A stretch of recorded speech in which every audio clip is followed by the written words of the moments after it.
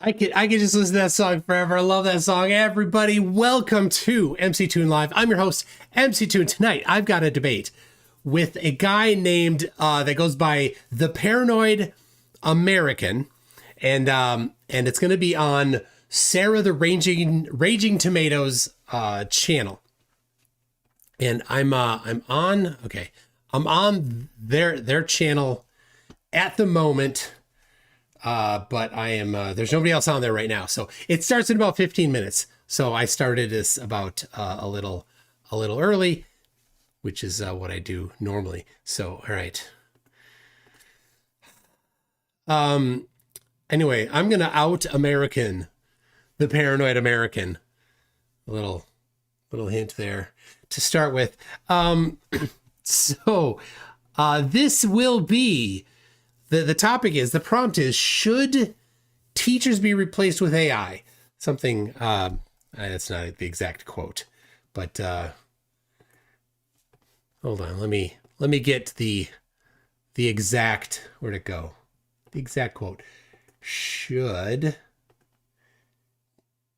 we, the prompt is, we should replace teachers with AI. And I'm taking, well, you figure out which side I'm taking. You figure it out for yourself there. No spoilers on it. Zoomy side, been a member for 44 months as Strap On. I didn't realize this was that kind of stream. No worries. No king shaming here. It's not that kind of stream. Zoomy, what are you thinking? Some people were wondering about the thumbnail. Well, AI generated the thumbnail, so whatever. You know, they're like, what was that? I'm like, hey, that was out of AI's mind. Puppy Cake, you have this in the bag, sweetie. You're such a good debater, smart and good at making everyone else seem so silly in their arguments.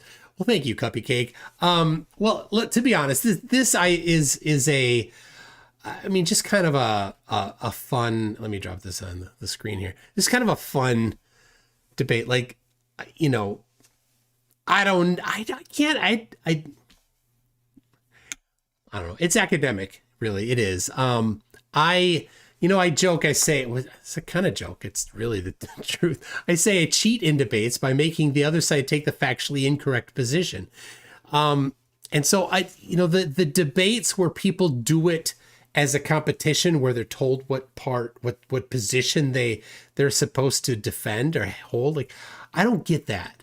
I just can't see debating seriously for a position you don't actually hold. I can see doing it for like sarcasm or fun, but not for like a competition. And so the position that I debate always, is the position I really hold. So that's what I do. Let's get this up here from Zoomy. Thanks, Zoomy. Let's see. Cuppy Cake. I love that name, Cuppy Cake. That's cool. It's not cheating if it works. So I don't know. Yeah, does this one have an absolute, like, factually correct position? I don't think it does. I think this is a lot of subjective things and ideas and stuff like that. And so it is for, in that case, a little different than what I often do. So, that's okay. I'm not super concerned about it. Cause it's just not that kind of debate. So, all right, let me get this. I do have the, this will be what you'll be seeing here. There's the, Sarah's chat there.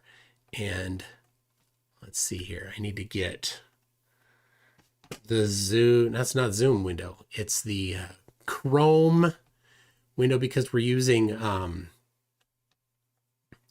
where'd it go? StreamYard. There it is. Schedule. We're using StreamYard. I didn't finish my set. I kept interrupting myself. So here you go. Here's the StreamYard.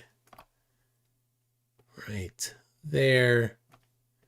that's what it will look like, but nobody's in there yet. So anyway, on Thursday will be the resumption of the postponed debate on Worldwide Debate Discord server, a Discord server full of flatties. And I have a very specific thing that I'm going to be asking and offering to the flatties. So that'll be the thing. Will they engage with the actual topic? Of course not. They never do. But it's fun to try to, make kind of poke at them like, hey, how come you can't actually participate in the topic? So, all right. It's a cesspool of ignorance over there. Let's see here. Now, there are pros and cons to both sides of this. And putting this together, I'm like, there are certainly things that, yeah. Tay says, hopefully it'll happen this time and you don't run into Witsit and Kai again. I was thinking I might just send a message to Kai to say, hey, if you're going to do another round with Witsit, could you just not do it on Thursday? That'd be nice. Okay, thanks, bye.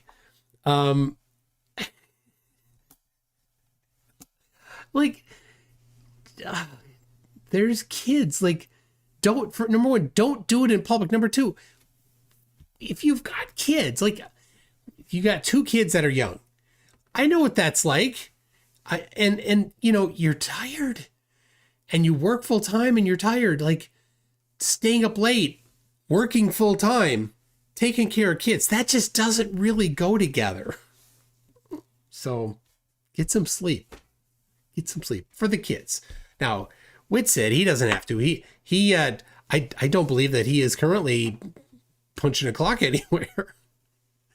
Maybe people on Discord, if you have ideas for what Witsit could do for employment, what is he actually qualified to do? Right? He's not qualified to do anything where you'd have to handle money, for example. He's never good with that. You wouldn't have to, he's not qualified to do anything where, even the little slightest bit of math is involved. He's not, for all of his bluster, he's not actually good at math. So if you have ideas, send them to me. And, I've been toying with doing a series of ideas for him and pictographs, maybe, here's what you could do as employment. So, if you have ideas, auctioneer. Yeah. Calder, got that one. That's a good one. Dishes. Yeah. Now if you put them in here, I won't probably remember them. So if you could shoot them to me on Discord, go to my Discord server and then, put them in there or something. If you don't DM it to me, it'll get lost. I know I get too many notifications to actually see any. So, here we go. Looks like we got some raging tomato coming there. Well, let me turn on my mic and see. Hey, Sara, how you doing? Oh, I'm still just backstage. There she is. She doesn't see me. I can wave all I want. She won't see me. There, now she sees me. Okay, I can't hear you though. It might be my fault. Let me make sure that I can hear. I can't hear you either, Sara. Oh, all right. It's not me. It's Sara. How you doing, Mr. Paranoid American? How you doing, Mr. MCToon? My name's Thomas. It's not a secret, but I do go by Paranoid most of the time. Okay. What do you want me to say today? It's completely up to you. Although okay. I legitimately, most people just call me Paranoid like it's my first name. Okay. Right. Even my friends. Okay. And you called me MCToon, which tells me that you're probably not a flat earther. Yeah, you've outed me. I guess I've described myself as flat earth apathetic as opposed to agnostic. Well, that's a fine position, I think. It's worked well for me so far for about 4 decades. I don't see any really reason to reverse course on that. Still nothing from Sara. No audio. Mm-hmm. You must be doing some audio routing? She's playing. So wait, what if I called you MCToon? What would I have said that you'd be like, oh, he's a flat earther? So flat earthers in their echo chambers think that I'm Scottish. Oh, well, doesn't sound Scottish. And they say MCToon, which I don't care about, but it's I'm MCToon like MC Hammer. You know, I'm a rapper. That's how I read it. Yeah. Yeah, I'm a terrible rapper, but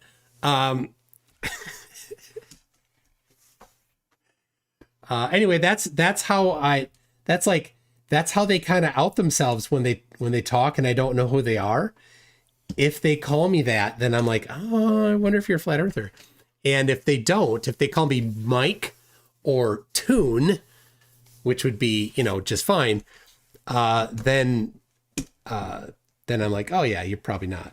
So, I mean, to be fair, I'm not a flat earther, but I feel like I have a similar origin story related to tonight's topic, and that's that I hated school.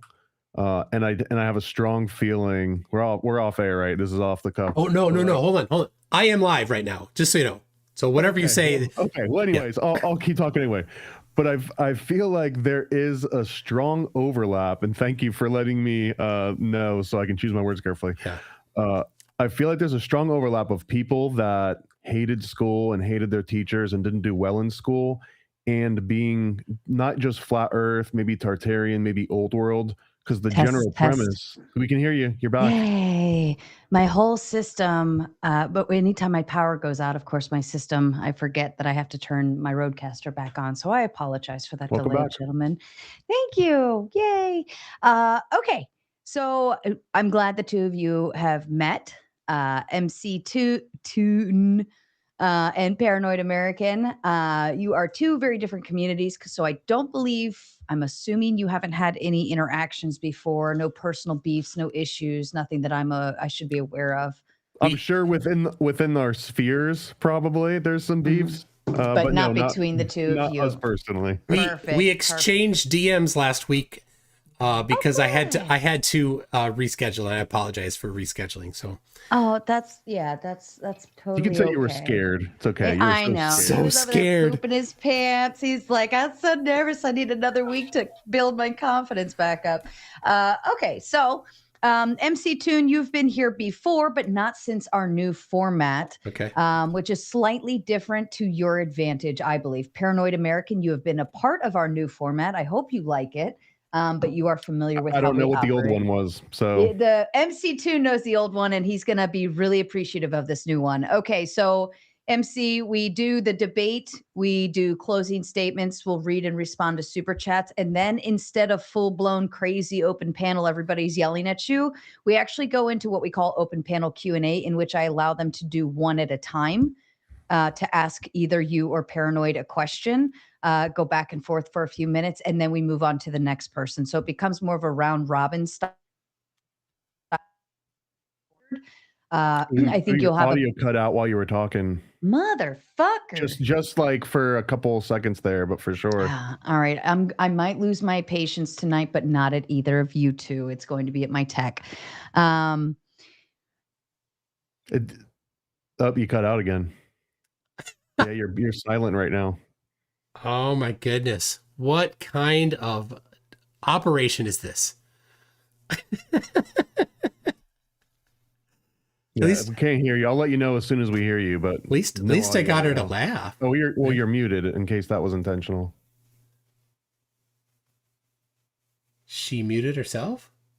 Yep. Now she's gone. Well, anyways, to finish that thought, I think the overlap is that there's some sort of like justification of, aha, I was right all along, and my teachers were wrong all along, and it's not my fault that I did poorly because I knew the truth and they didn't, or whatever it is. But there's something about being old world Tartarian / flat Earth that lets you like re-justify maybe a bad experience in school. That is exactly 99% of flat earthers' backstory. Well, I can give you the other 1% because it's a fascinating one, is that there's an overlap of religion, specifically, I guess, Old Testament, but like Christian religion, that God gave domain of the earth to humans. And once it's flat and all of the planets in the solar system are no longer real, it sort of also can help reconfirm that. So sometimes if you get somebody that both did poorly in school and has a very strong religious viewpoint, a specific type, then that becomes like double duty, I guess, if you're trying to debate flat earth against them, because now you're also pushing back against some aspect of their faith. Yeah, I think the Venn diagram is pretty much an overlap there. Yeah. Okay. Yeah. I'd say pear-shaped if we're gonna relate to the shapes of the Earth. Nice. All right. Oh my goodness, she's 2.5 minutes late to her own show already. What is gonna happen? Anyway, I'm live. Let me see here. Somebody said to super chat here. Astrokate says, computers are cool and all, but I'm a much bigger fan of old school AI, also known as actual intelligence. Yeah, there's lots of fun acronyms. My favorite one right now is atrophy instantly. All right. All right, let me see here if I had to change something, and there it is. I had my super chats go on the screen, but I had to set up the scene so that it shows up. Now, what's going on with the visual here? Am I talking to a jack-o'-lantern? What is this? Well, somebody carved this jack-o'-lantern for Halloween a couple years ago and sent it to me. No, I'm saving the big reveal. How about now? I can hear you. Yep. Okay, you can hear me. Okay. All right, Sarah, this is a terrible shit show. I gotta say this, Sarah. Yeah, it looks like you look like Farrah Fawcett. Well, yes. No, I was actually thinking more. What's her name from the TV show Bewitched? Like the coloration, everything. That's what the coloration and the theme looks like to me. So very good. Wait. The nose. That's the nose. Yeah. My nose. Yeah. Ah, shit! My stuff's going slow again. Hold on. That's not allowed in the 60s TV, please. Come on. I just did a restart. This shouldn't be a problem. I'm plugged in. I'm hardwired. Like, this should not. Okay. I'm going to try to get through anything. If for any reason I disappear off the screen, I am going to say my prayers and hope the two of you can moderate yourselves while I unfuck the fuckery. If you strangle each other, like Bart Simpson style, it wasn't my fault. It's the computer. Okay. All right. I will be wiggling my nose all night. Hopefully I can reach your bewitched theory here. Okay, personal beefs, moms, grandmas, your sister, your mother, your wife, your kids, all of those things do not belong on my screen, not in topic, not in conversation, not in anything of the nature. And I prefer they not actually be on the screen either for all of their safety purposes. So any personal beefs or issues that come about, I don't want them here. We're on topic. We were talking about AI tonight. I don't think we're going to have that issue since you don't know each other, but I always have to say it. I have to say it. Interruptions are my absolute biggest no-no. It's bad juju, and it just doesn't promote a good conversation. Between the two of you, I don't foresee that to be an issue. But if it becomes a point where we're interrupting too much, I reserve the right to put a 2-minute timer up on the screen, and then you'll each have to go back and forth with 2 minutes at a time. It's very boring, dull, and nobody likes it. I wouldn't recommend getting to that point.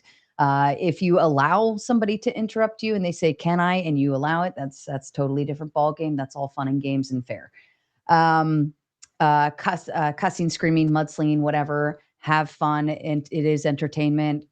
Feel free to do so. Call each other ding dongs for all I care. But I don't want to make the entire debate about calling each other names because that's not what we're here to do. But we have our entertainment factors built in as well. Let's see. You, Paranoid, have the affirmative position, so I'm going to put you over there. Therefore, I'm going to allow you to begin with your opening statement. And of course, MC, you are on the negative position. You do not have an affirmative stance. Therefore, you are second in line. When we go to closing statements, MC, you are first to go. Paranoid, you will have the final say. Then we'll move into reading off any super chats that come in. If you're not connected, now's a good time to connect. Paranoid, if you want to connect in. MC, I don't know if you're dual streaming yet already. I have started already. Yeah. Okay, you're screen capturing. That's fine. If you're connected directly into mine and the super chats come in, we'll read all of those. Then, of course, we're moving to open panel Q&A, as I was trying to explain earlier before I was rudely interrupted by my not working mic.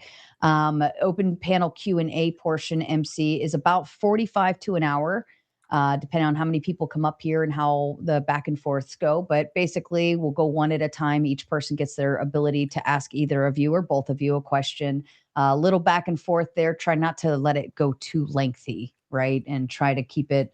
I try to give like 3 to 4 minutes per person because there's will be 7 of them.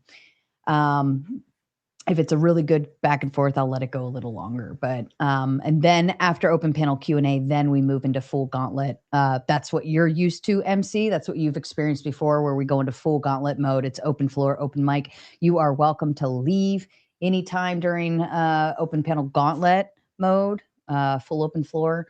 That's usually when things start getting degenerate and crazy, and it gets worse and worse throughout the evening. I might Irish exit just so I can get some sleep tonight. That's it. It is your time. You do with it as you will. I will not hold you hostage at any given point. At the very least, get me through the debate. Best case scenario, get me through the Q&A session. Anything after that, I don't give a shit where you go. All right. Any questions, comments, concerns? Yeah, Icy Spin says that your audio went out again, but he said it in a super chat, so it may not be true. What? I can hear you. You sound fine. Oh. It's a joke. It's a joke. I'm like, what? You guys always pick on me. Hey, yep. It's hard to get a read on a pumpkin now. Right? Yeah. You gotta wait for the reveal. It'll be worth it. Oh, are you out of the pumpkin. up? Well, if we were smart, we'd go over to his channel and go see what he's looking like. Oh no, it's not. It's not there. Dang it. All right, I just have to take a quick, super fast ladies' room break, and then we'll kick off. I'll be right back. Give me 60 seconds. Oh my goodness. I can tell you what. I'll switch it. So hold on. I'll switch it so you can see me a little bit at least.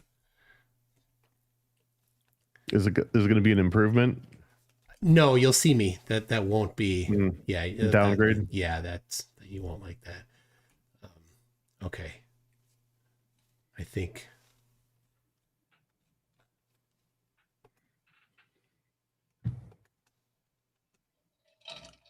And are you or were you a teacher?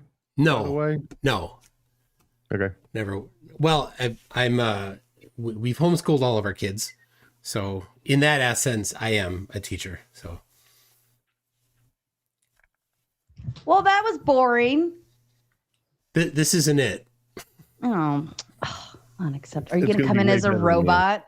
No. I hope so. I hope there's a better reveal than that. I think I'm overstating how awesome it's going to be. So it's going to be such a disappointment. Temper your expectations. Oh man, you led me to believe it was going to be something amazing. All right. Okay. I'm going to tuck the two of you backstage. We've got about a 2-minute intro. I really need to get a new intro. And then 30 seconds before the video stops, I will pop you both up on screen just so you know that's your cue. You got 30 seconds. Don't pick your nose. Last thoughts? Which finger are you going to pick your nose with, MC? Yeah, this is why I love you guys. All right. Be sure to have some fun tonight. Good luck to you both. Here we go. Luck. Who needs luck? Anyway, the background. Think about the guy's name. Not the paranoid part. Hold on, I gotta mute that. Okay, not the paranoid part. The other part. That's it. That's the one. Anyway, 2 minutes. All right, I gotta not listen to it. Ooh, what do we do? I didn't plan on filling this space here. Here's what's going on in her stream. So remember, down below is her chat as well. So you can go to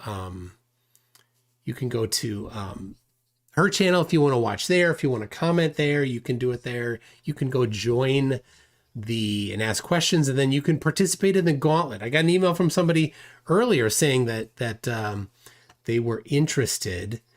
And I hope that it works out. The gauntlet might be, the gauntlet's a gauntlet. I don't know it's not that contentious. I don't know. I don't feel like it is. Maybe I'm completely wrong and people are going to be super pissed at me for having the position I have. I don't know. Yeah, Big Fish, you got it. You're on the right track there. Anyway, let's see. That was fast, Sarah the tomato. Did you wash your hands?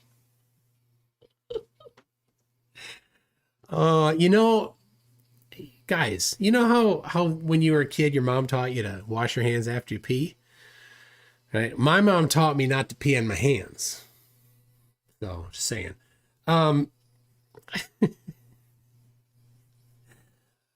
The gear animation was triggering because gears didn't mesh. Oh, was that? I love my OCD audience. You guys. I was somewhere. Where were we? We're at a restaurant. We're at a restaurant with my wife and aunt. Oh, I'll tell you later. Sorry, never mind.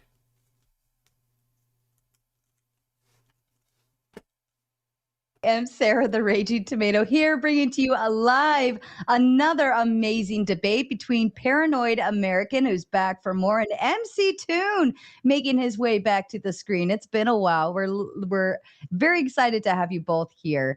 This evening, they will be debating we should replace teachers with AI. Paranoid American, you have the affirmative claim. If you'd like to make your opening statement, please. Wow, we're just going to go right into it. All right, let's do this. All right, well, let me just get one thing just completely clear, that this is not whether we 5-year-olds need adults. Of course they do.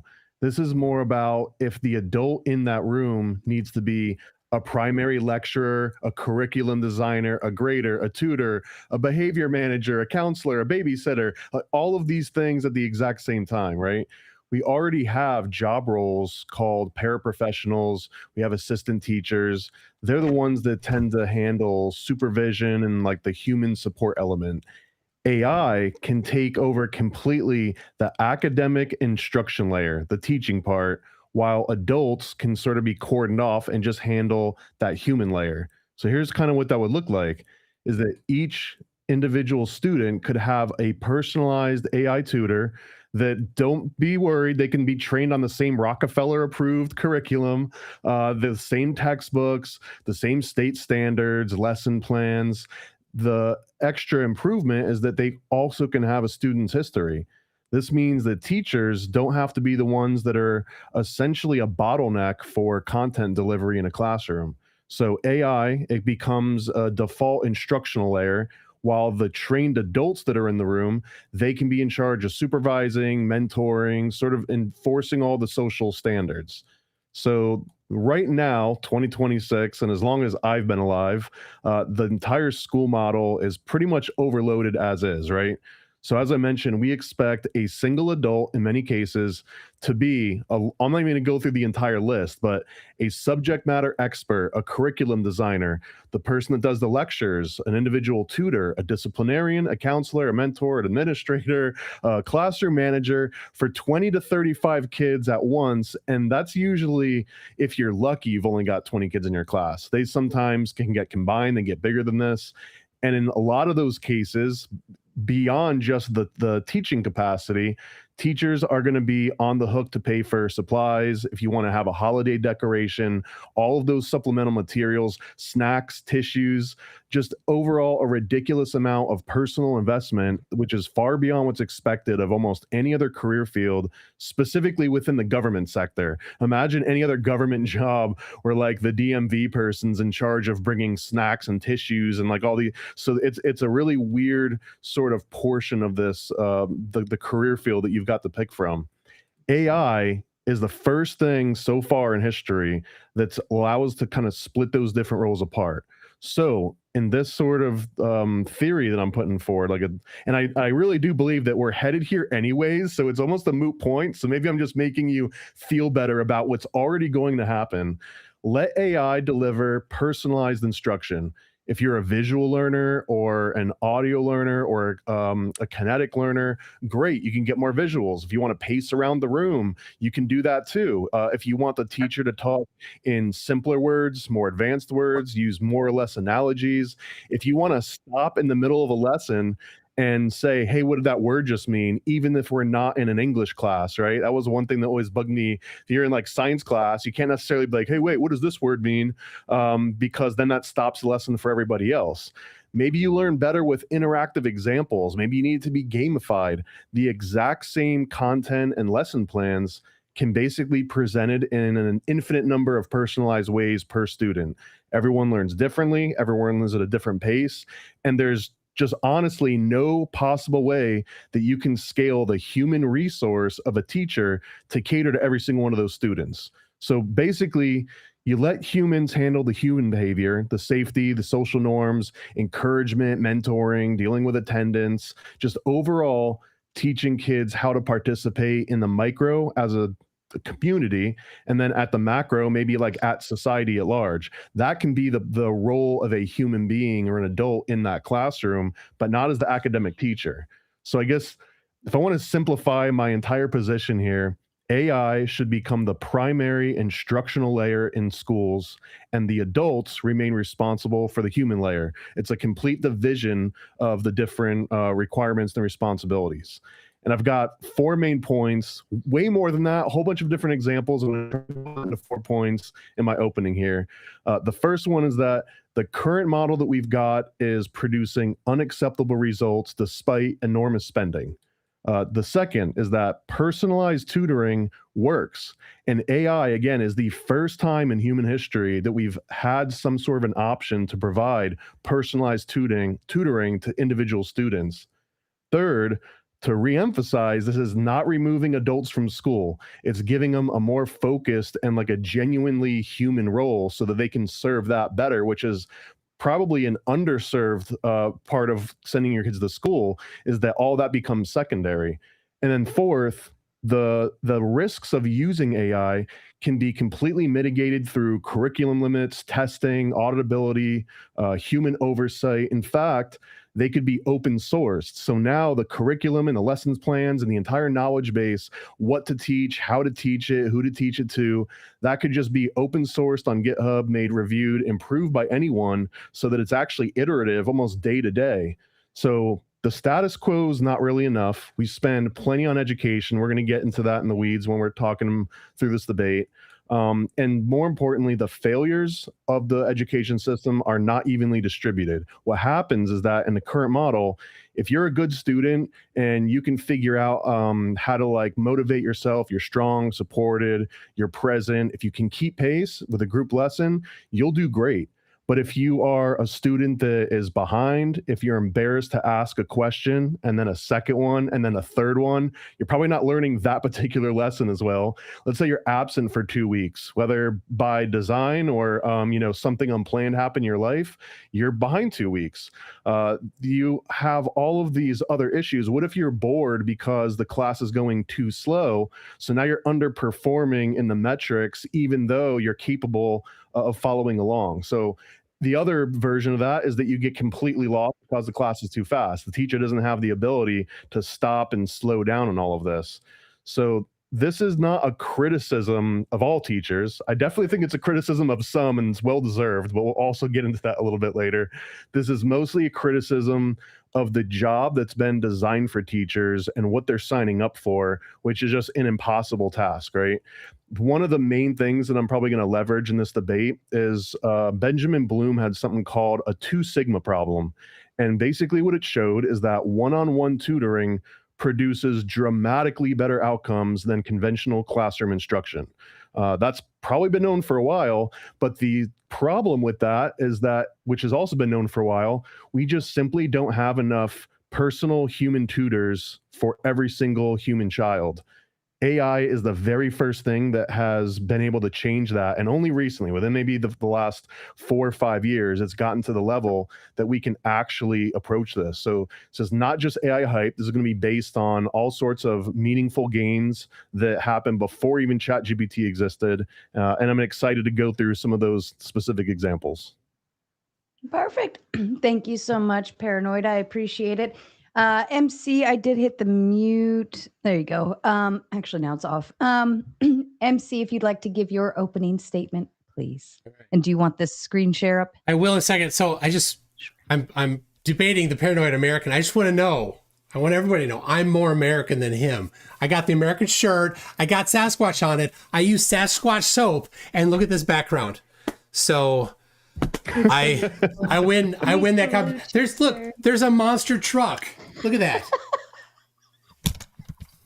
How many years did you serve? There you go. I took my earbuds out even. So all right. How many years did you serve? I did not serve. I guess I win on that one. No, my background. I guess that counts. That's way better than the years that I put my life on the line for your freedom. I'm kidding. Of course not.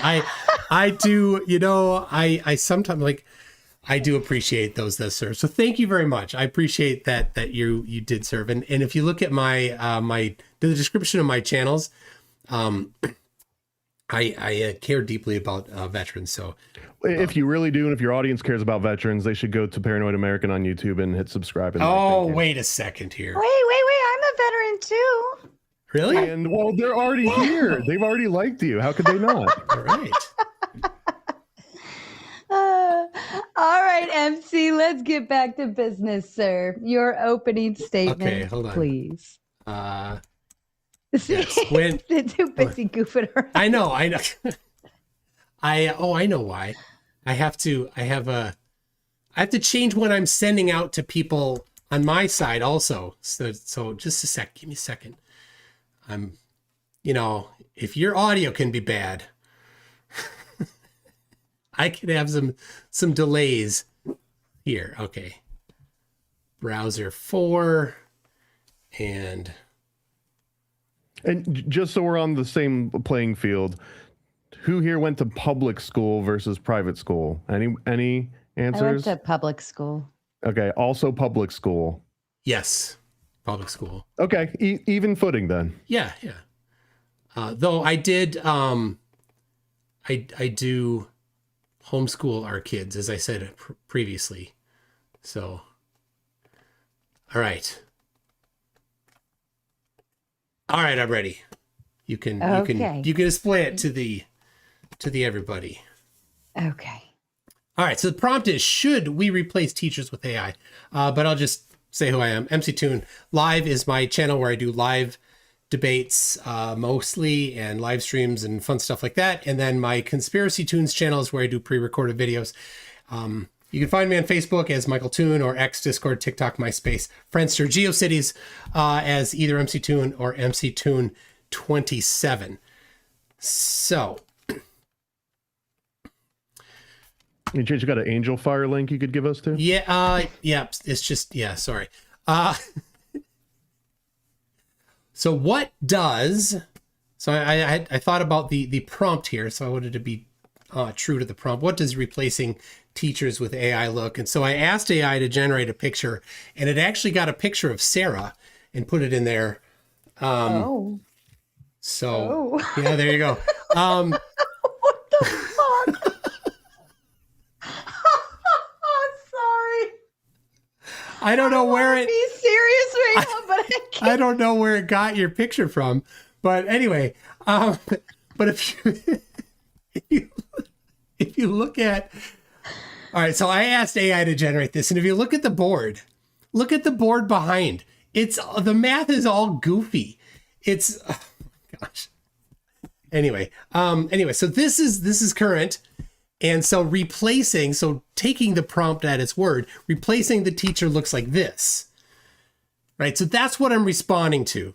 I don't think that I didn't take the prompt to mean, that it's, not having AI assisting, right? I'm not against AI assisting doing admin tasks or grading or lessons planning.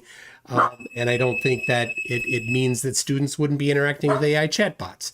So unfortunately, a whole lot of your stuff, Paranoid American, was kind of this stuff, and it wasn't true to the prompt. And I was worried about it, and I didn't know where you were going to go.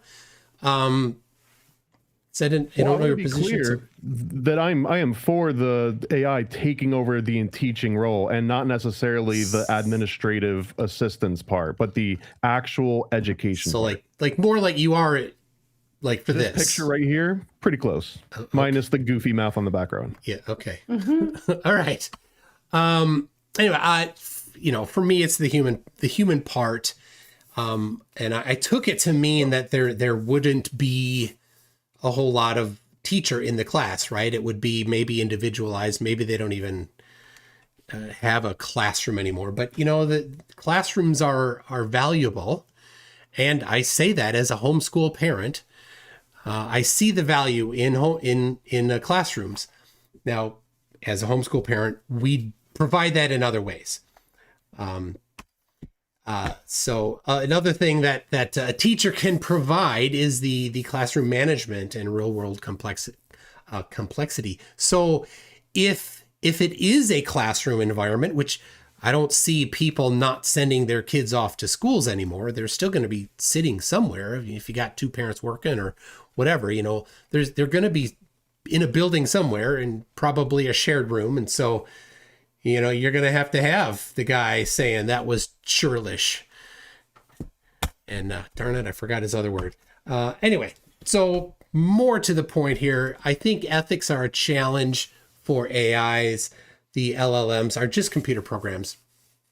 And there is no ethics built into them. And there's a whole lot of ethics involved in teaching. Not that all teachers get it right, but you can talk to them, and you can take them aside, and you can fix it. Because they're people that have motivations, and you can potentially, move them out and fire them and do whatever. For an AI, ethics can be trained in, but just manually. You can train them on, they did this wrong in the past. Let's train the next iteration of it to not do that wrong thing. In the meantime, you played an experiment on whoever was the guinea pigs that were being taught, and maybe had some things that shouldn't have been taught. And then it's so when you put the guardrails on, it's just about controlling behavior. The LLM does not have anything internally. It doesn't have any morals. It doesn't have a compass or any of that kind of stuff. No matter how it feels when you talk to it as a chatbot. Bias is another problem, and I think you kind of showed your hand by saying Rockefeller, but I would think that you'd be against this. Tell me if you disagree later, but what you feed the LLM is all that it has. But it's broad. So if you feed an LLM the story Lord of the Flies, it learns all of the things in Lord of the Flies, including all of the bad behaviors. And when you feed an AI, an LLM, all of the the writings of, the annals of human history, you get a whole lot of negative examples of how people get ahead by doing the wrong things, unethical things. And since an LLM can't distinguish because it doesn't have a moral compass, it doesn't know whether or not something in particular is good or bad in order to accomplish a goal. And we've seen that with Claude in some of the tests where they've done they have these lemonade stands and these kind of tests that they run where the AI has to do negotiating and contract stuff, and it just goes and screws the vendors because it doesn't have a moral compass, and and the goal is to make as much money as possible. So screw everybody. These counter examples are seen as the LLM in training. Anyway, there's the bias. We've got then, I clicked to the wrong screen here. There we go. Pacing. You did cover this, so I'm not too much in a disagreement here, but different students learn in different ways and at different paces. And so if I'm taking the classroom where there is a bot at the front of the classroom versus an individualized thing of some sort. And so I think a chat bot would not necessarily have this exact pacing issue, but the example is a student is bored and needs to be challenged, but they might get lower grades in that topic just because they're bored and it's beneath them and they find it dumb and not challenging or engaging. But if you just look at, well, they got a D on this, they have a pattern of getting Ds, we better move them to the lower class. Well, that's the wrong thing for a student that needs to be challenged more. So a human can see this. And again, if we just replace the human with the robot at the front of the room, that will be missed, and then that will be an opportunity that was squandered potentially. Privacy and security. Now I work in computers. I write software. This is a huge problem. Cybersecurity is getting worse and worse. I don't see it getting better, unfortunately. But if you take large systems and you put more and more stuff into it, and AI are basically cataloging the interaction in order to know whether or not you should do something for a student or what you should do with a student or whatever their issues are. That's all just now categorized and stored, and it's a huge target. And who is notorious for having bad security? Well, governments and schools. And so large databases with years of profiling done by AI. I am not comfortable with that at all. And I'm hoping paranoid people wouldn't either. Prompt leading, you see this, people who have entire YouTube and TikTok channels dedicated to making AIs say things that they want them to say, which has nothing to do with the actual answer, because an LLM predicts text. It tells you what you want it to tell you. So if the student is engaging in questions, it can wind up teaching the wrong things. And this may be unintentional. I think a lot of the time it's unintentional. I see people talking, well, the AI told me this. I'm like, well, what was your prompt? I'm like, yeah, that was the problem. You asked it a leading question. It got the idea of where you were going, and it told you what you wanted to hear. Anyway, computer programs, no matter how human they feel, cannot replace real personal and emotional value with human beings. Do not replace teachers with humans.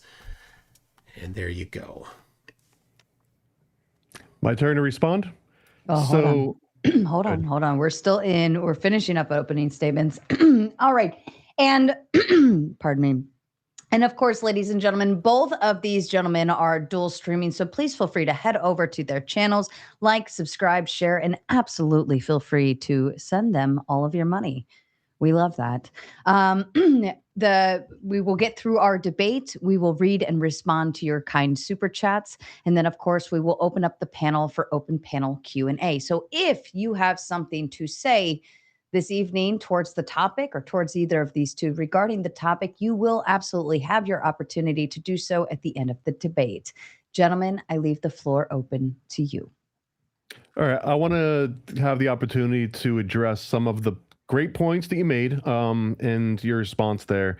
So I guess the first major thing that both of us need to figure out what like the level playing field is that I'm definitely not saying that kids go into a warehouse and there's just laptops set up and like a big video security system and like a loudspeaker yelling like, hey, number 352, sit back down. Like that's not necessarily.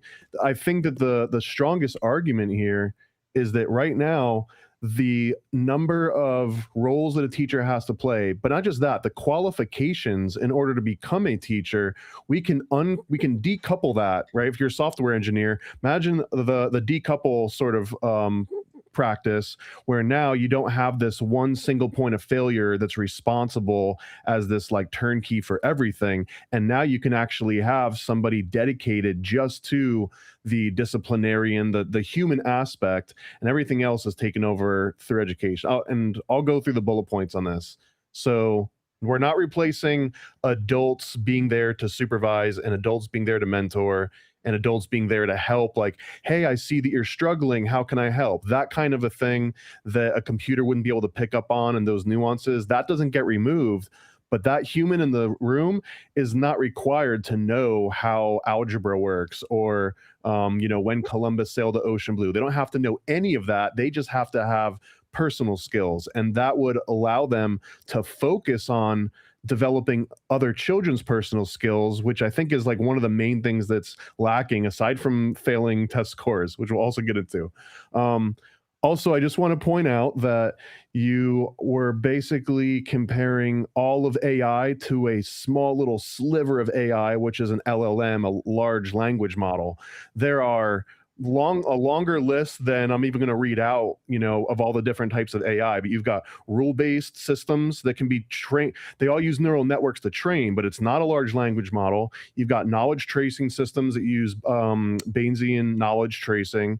You've got adaptive assessment systems. You've got recommendation engines. Here's maybe a more practical example. You go on Netflix, or there was something called the Music DNA or the Music Genome Project, and it's really great, like a Pandora or Spotify of, hey, you like these artists, so maybe you'll like this artist. That's also a form of AI that could also be used to like, oh, you're engaged by this type of teaching and this type of content. Well, here's more that you'd be interested in.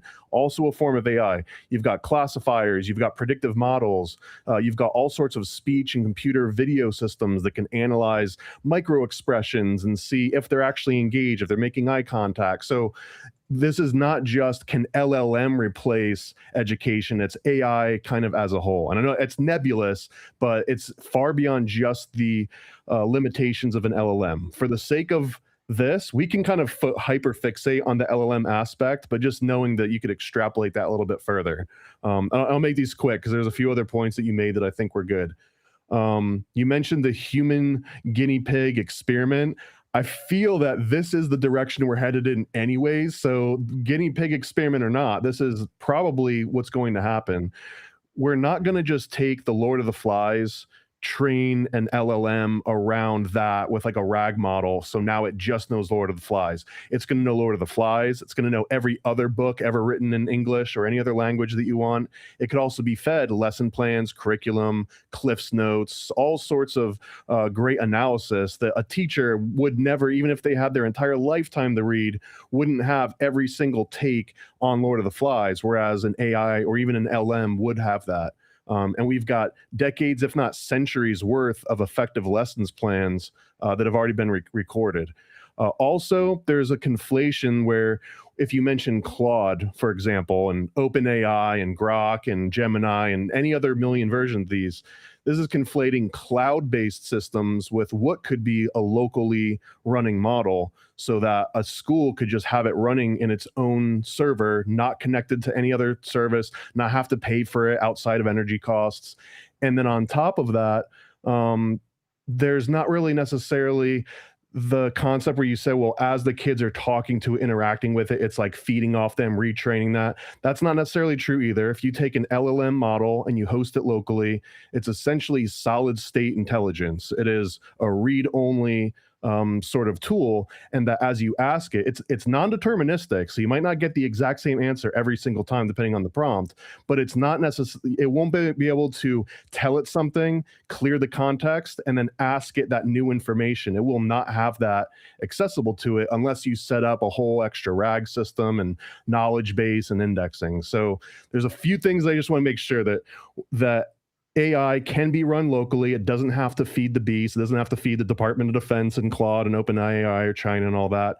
And it doesn't necessarily mean that kids are going to have to give identifying personal information that could then potentially get leaked or cause some kind of security issue. In fact, I believe that this type of AI education system could be fully open sourced, so anyone in the world at any time can review all the code, all the instructions, criticize it, improve it, make modifications. If you're a home schooler, you can make like your own version of that. There could be homeschooled editions of this. So possibilities are endless, but I just wanted it to kind of address some of those specific things that you had brought up. Okay. All right. The challenge a little bit here between is going to be that I was responding strictly to the prompt, and you kind of just came alongside with a lot of the things that I think a lot of people do agree with as what AI could do as an assistant in many ways. So I don't disagree with many of those things. No, we're done here. This was great. I mean, you guys in the next one. It kind of is, and that's why I said I was worried about what your take was going to be, and that you didn't quite. Anyway, not to the point. Anyway, I am familiar with AI and other systems. This is the book that I used in college. When I took AI in college, also for the Uber nerds here, I took this class. Man, if that doesn't get me some nerd street cred, nothing will. You started with nerd street cred. The books are just an added bonus. Yeah. Okay. Well, just to out myself too, software engineer for going on 25 years. I started making AOL progs and fishers back in the mid 90s. Nice. Anyway, so I am familiar with the broader history of AI instead of just the LLMs, but I mean there's the only thing that are on the horizon for putting in front of a student in a classroom is LLMs, and when I took these classes, it was right around the corner was what it's gonna be awesome, and it's just keeps going and going and going for decades. That AI, the promise of it is around the corner, but only when the attention paper came out really was the kind of the knee in the curve for LLMs getting the ability to kind of do the things that we're all seeing them do now. So is attenuators. Yeah. So is there that coming for some other system other than an LLM? Well, the last 40 years says we have no damn clue. So we don't know if something else is going to actually be the thing that could be something other than an LLM. So I don't know if that gives us anything. I push back a little bit on that and say that classifiers and gate detection, micro expression detection, all of those were being developed far earlier and getting more attention, at least in the mid 2010s. Some of the big trends in the industry was that you could have a video feed, and as people walked by, you could tell how long they were looking at something, if that made them happy, if it made them sad, their age, their gender, all of that was trained on neural networks and has really nothing to do with LLMs other than the fact that they both get trained on neural networks. So I will concede for sure that LLMs have been the most novel, the most approachable, and the most understandable to a layman. That I know what a chatbot is. I know that if I feed in human language, it'll feed human language back out, especially if you can do a speech to text. Now I can talk to it and it can talk back to me, even though at its base level, it's just translating the text and then spitting the text back out in audio form. I guess I would, maybe as a tangent, but I don't think that I can be easily convinced that humans aren't doing the exact same thing that LLMs are. So when we say it's a predictive, text engine where if I say a word, the very next word that I'm about to say, in my brain, I'm thinking, what word makes the most sense to say after this word, which is pretty much exactly how an LLM work, even though it might be slightly rudimentary at this point. It seems like it would be the exact same process. I don't think that is for or against this debate. And in fact, I think that maybe it would be more productive if the debate shifted to how much of the academic portion of a teacher could be fully replaced by AI if we both agree that a human being should be in the room to monitor for all of the other human elements. But when it comes to learning, when it comes to here's what you should be learning, here's how I'm going to teach it to you, here's how I'm going to assess how well you're doing at it, that 100% of that could be completely offloaded onto the AI, and that the human individuals in the room can solely focus on the human things. I don't know even how that would look. But that's not really. We can spell it out. I've got a whole list of, I think, good examples that we can use as just discussion points. Well, I think that's not this debate, though. I don't know. I mean, let me say, so you did mention, I gave Lord of the Flies as an example, not as the only thing. And then you took off of that and you went to, we're going to bring in all of the other writings. And that was my point, that all of the other writings include a whole bunch of morally bad things that the AI is unable to morally identify as bad. And so we'll say, well, here is a technique that gets to a certain end. And a lot of what an AI, an LLM is doing is telling you, it's predictive. It's telling you what you want it to tell you. And so if you're in some way asking, how can I get this thing? Then it's not going to include at its base any moral compass in that, because it doesn't have that. There's no capability in it. So 2 pushbacks on that. One is that I definitely don't think, this is maybe my own hot take, but I don't think that teachers should be the ones that are advocating morals to kids. If you're reading Lord of the Flies and you're like, yeah, we should kill Piggy, then there might be bigger issues than the teacher can solve from like a moral and ethical standpoint. That aside from that, I do want to say that there are, you're probably familiar with something called like an adversarial AI. For example, you can set up an adversarial LLM. So as part of the system prompt, if a kid says, hey, should I kill Piggy? Should I kill the fattest kid in my class? Because that's what they're out to do in Lord of the Flies. And it's, I'm morally ambiguous. I'm learning. I don't know if that's good or bad. What should we do here?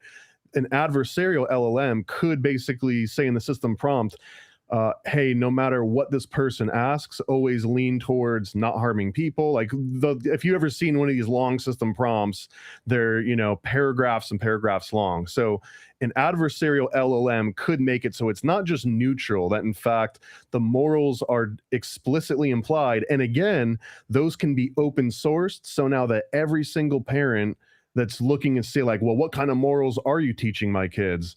Now you can see it. You can read it for yourself. And if you disagree with some of it, or if you're like, well, you know what, I'm not going to teach my kids that dinosaurs existed, you just delete that little line from the system prompt. And now you've got your no dinosaurs existed homeschool version where they also get to learn Lord of the Flies. And I guess on that same point, you don't have to teach your LLM for this specific, say like a 5th or 6th grade English.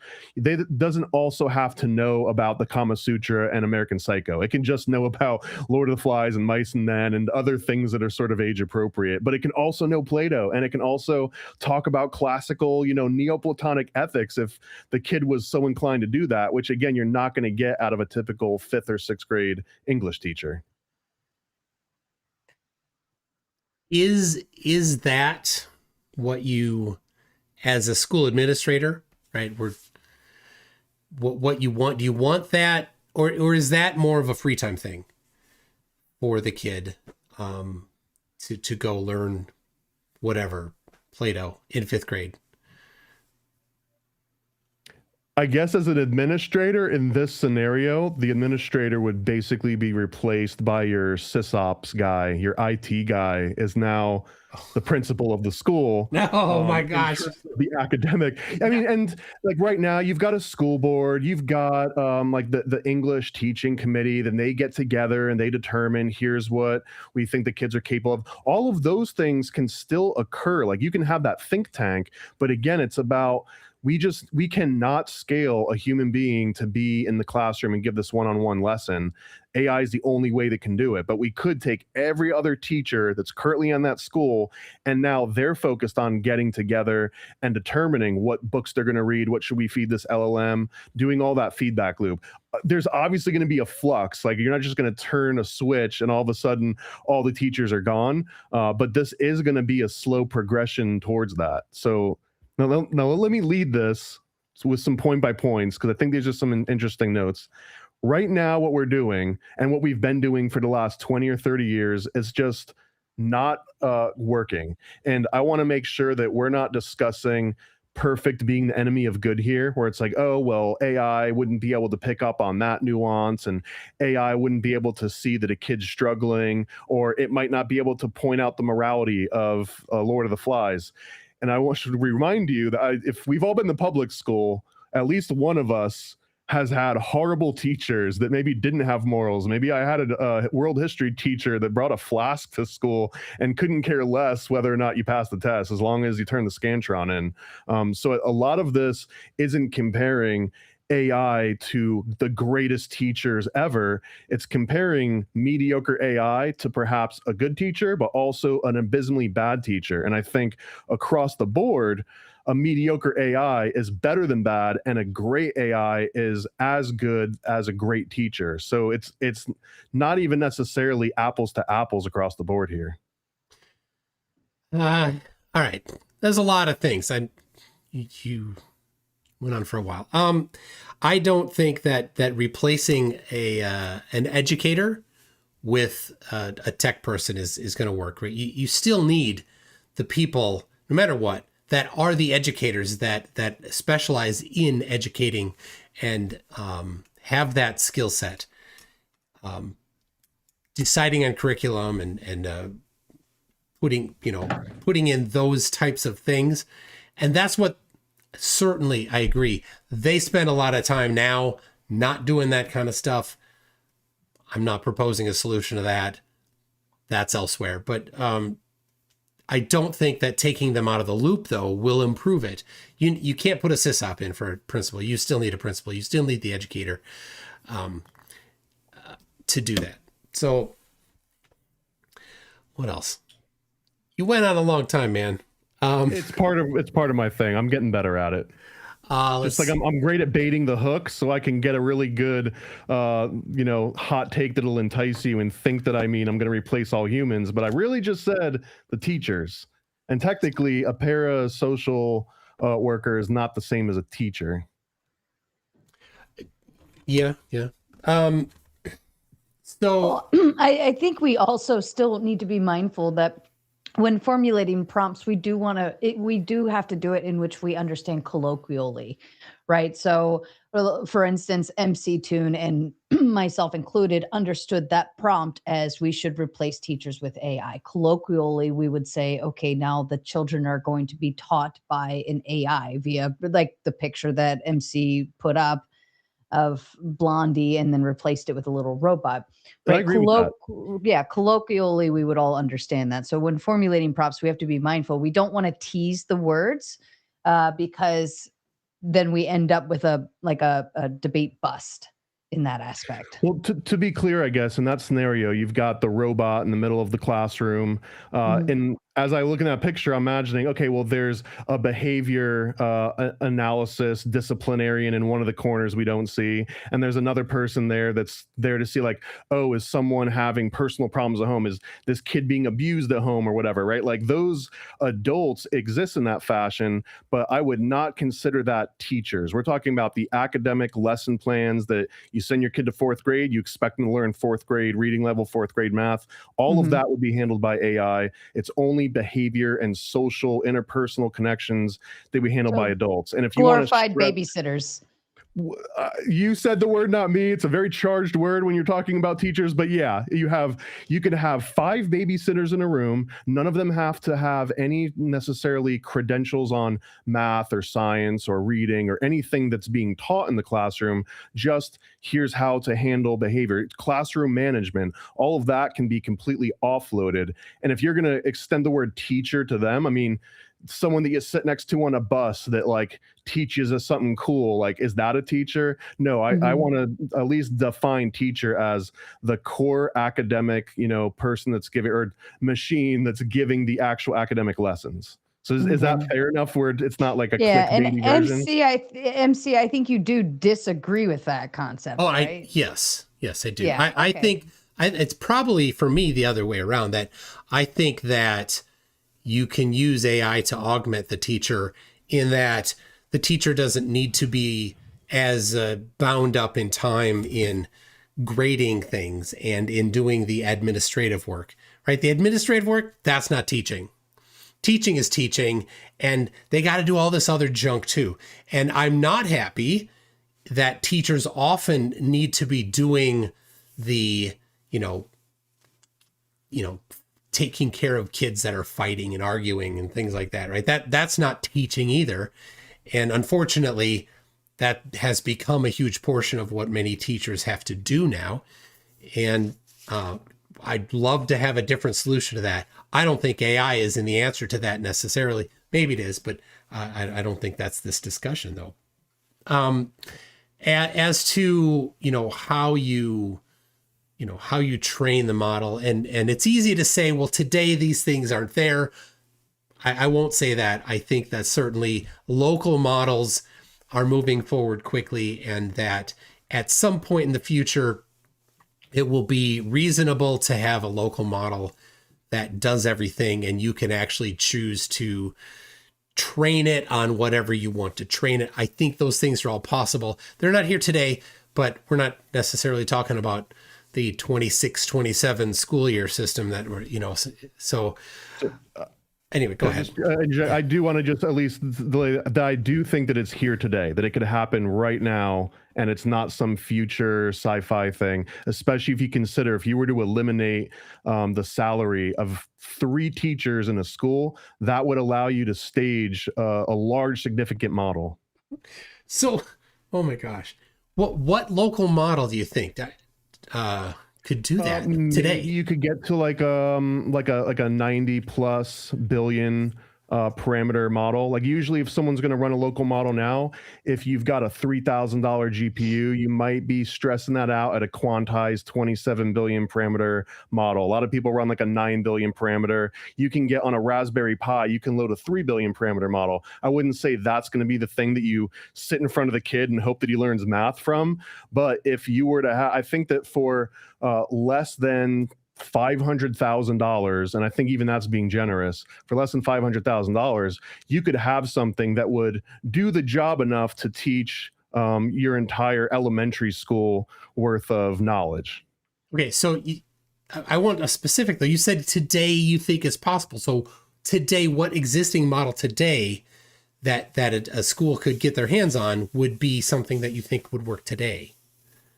I think any like 80 billion or more parameter model, there's so many. If you go on Hugging Face, you can find ones that are explicitly trained in English, some in math, some in physics. So you could find, depending on what your grade level is and what the subject is that you want to learn, could be that model. And the same way that one teacher might have a break period during some classes, you can unload that model from memory and load a different model in. So it's not like you would even necessarily need to have a $500,000 system for every single model loaded. So, well, all right.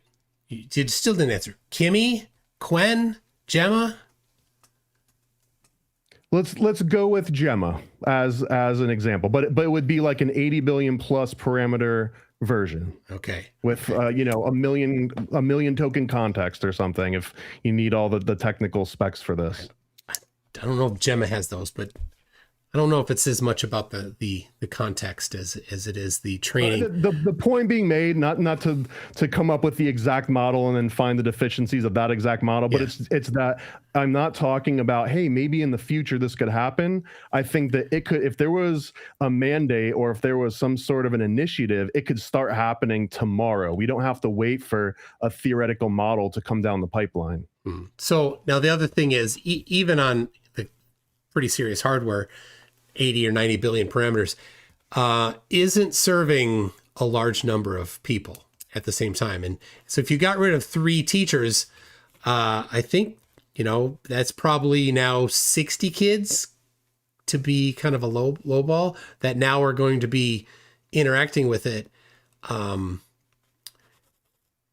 so I don't know. It's not really critical that whether or not you could today. I don't know if you.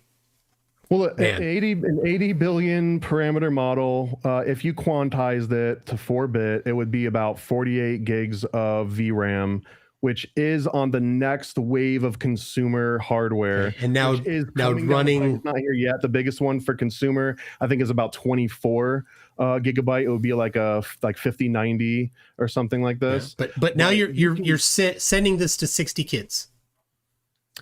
Correct. So each kid, and you're not sending this to 60 kids.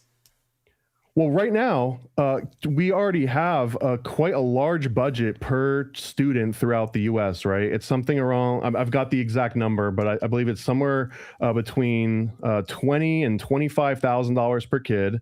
They also already have, most of them, tablets or laptops. So this wouldn't even necessarily be, all right, now we got to save up all this money and buy all this new equipment. Well, yeah, they're going to keep using they're going to keep using all that. And so they're going to fire 3 teachers, and they're going to take that money and they're going to buy hopefully more than 3. 60. Well, I mean, you could only fire 1 teacher for the classroom that they're teaching. So let's bring it down to the bottom. You're going to fire 1 teacher and you're going to teach 20 students simultaneously. If there's only 20 students in the class instead of 30, you're going to simultaneously teach 20 students off of whatever today's AI can give you. Simultaneously. I don't think you're doing it for a teacher's salary. Well, here's a counterpoint to that. And this one is, I'll say, hypothetical, not that it couldn't happen. This has happened, but this isn't part of like any kind of mandate. But a large reason that children in the United States were computer literate between the 80s and the 90s was because at some point, Apple, Steve Jobs, decided, hey, I want kids growing up and knowing how to use Apple computers. So he made sizable donations and put Apple computers in a large number of schools, maybe not in equal distribution, but a large number of schools. There's no reason to think that a similar initiative wouldn't take place for all sorts of other, the same way that someone might want to put like an advertising in, like every time you start your lesson, it gives you a little Claude logo or an OpenAI logo. So it's not necessarily you've gone the other direction now. Money is to fire the teachers. You've gone the other way now, though, because you're like, we're going to do local models and we're going to do it. All right, we're going to feed it just what we want. But now you're like, oh, we're going to have some. Well, no, that doesn't imply cloud hosting. That just implies that the company that built this particular model and fine-tuned it and whatever, set it up for the school system, that they could give it. Just the same way that when Apple gave their computers to the schools, it's not like the schools had some kind of subscription service where they had to keep paying Apple now to keep them in the schools. All right, but Gemma's the only one that you said, and Gemma. As we talk, if you want, I can come up with an entire list of models that I think would be appropriate. Let's go with Gemma though, for just the sake of conversation. Okay, well, I do you think that Google is going to now pay to have Gemma in provide the hardware? You can download that locally and upload it into any VRAM. And then but they have to provide the hardware. The hardware for this isn't cheap, and right now it's super constrained. So hard to get. Well, that's what I was just saying is that you can load a 24 gig model, basically a 40 billion quantized model, into a consumer $3,000 computer right now. So that means that every single kid in that class of, let's say 20, for now all of a sudden you've got a budget where each of those children could potentially have this, but that would be going forward because now the kids in the next class can also use those exact same computers and the exact same VRAM, but it would just unload whatever model was from that previous class and load into new ones. So this is an ongoing, and not to mention, I want to get into this too as we talk, but this would overcome, I think the average burnout rate for most new teachers is about 4 years. So this would overcome that burnout rate as well, where you're not spending money training a teacher and then losing them immediately. Well, all right. But that still doesn't scale, because when you go from one class where the teacher is AI to the next class where the teacher is AI, you still need all of that hardware for the next class. You don't get to reuse. It's all simultaneous. Well, that's why you would fire all of the teachers in the school, but you're not getting rid of adults. You could still bring back in classroom managers, okay, which wouldn't need to be paid at the same level as a qualified teacher that's got a master's degree and all sorts of other specialized training. Well, I mean, start with the elementary.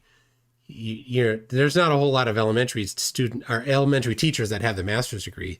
And they're not getting paid that kind of money, right? You're talking high school, where you're starting to get babysitters for sure at that early. Absolutely. So you're not saving money by firing teachers and pouring all of that into the hardware. You are proposing to get rid of the teacher that has a bachelor's degree in elementary ed, and then replacing them with a rather costly bunch of hardware and some additional staff, 1 or 2, 3 other staff. I don't know, right? It sounds to me like it's still a net increase in money potentially. I definitely don't see it as such, because a classroom of 20 kids, if they each had a dedicated $3,000 system, which by the way, they already have $25,000 being spent on them per year in addition to all of the other expenses, but that would be $60,000 for that class. And that means that teacher is no longer needing to get a salary of 60, 80. If they're in California, maybe it's like in the low hundreds. But now that computer also can be running at all times for all of those kids and across all of the different classes. I don't see where the cost prohibitive aspect of this comes up. And in fact, the cost of this go down substantially as you scale it higher and as time goes on.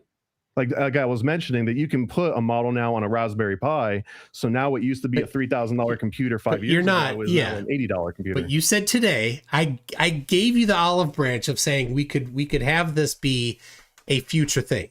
But you didn't want that. I don't need the olive branch. You said, okay, so it's not a Raspberry Pi. We're not having the Raspberry Pi do it. We're not having the 5 years from now Raspberry Pi do it. We're having today's hardware do it.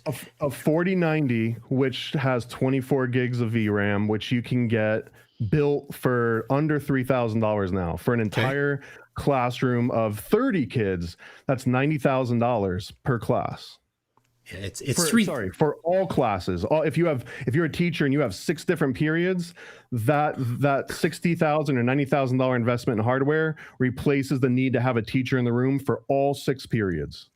No, it doesn't, because I want to know why. Because every classroom that has a teacher in it also has students in it, and so now you're only getting, there's no scaling. You don't get any scaling. You have a classroom. You just have a whole bunch of classrooms. And so if you have an average student per teacher ratio of 20-1, right? You have every classroom has 20 students and 1 teacher. And so now you get rid of the 1 teacher and you bring in $60,000 of hardware. And then every single classroom has that same thing. There's no scaling that happens. I think we're missing a connect somewhere, because if I've got a school that's got 20 teachers, I get rid of all 20 teachers, and now instead of just getting 20 computers, if I had 20 teachers, I'm going to get 400 computers. Yeah, but you have 400 students. $60,000 per teacher. But you have 400 students. Yeah. So the scale, it's still the same ratio, the same amount of. Explain to me though where I'm missing the math. Let's focus on one classroom right now, right? Yeah. A single teacher that teaches English, and she's got 20 students per class. And let's just say she's overworked. She works 5 out of the 6 periods, right? Whether she had 2 periods, 5 periods, 20 periods in a day, she's only going to have a classroom capacity of 20 children. So at any given point, those 20 kids are only going to have to be using 20 computers for that particular lesson. And when the bell rings and the next class comes in, they're going to use those same 20 computers all over again. So it's not But cumulative. those students are now going to math class, and the math teacher has been replaced. And so Correct. you need the 20 computers in the math class. Yeah, So- absolutely. So you didn't get any scaling in that. You still need to provide the same amount of hardware per student. I really don't know if there's any issue. I agree with you, but the scaling is that you replace the math teacher, $60,000 in computers gets rid of $60,000 to $80,000 salary. It's almost a 1-for-1. Those children now get individualized tutored lessons that goes at their same pace, and though that hardware is going to last more than just that year. We're talking about removing a teacher from the classroom. That is 1 year of their salary.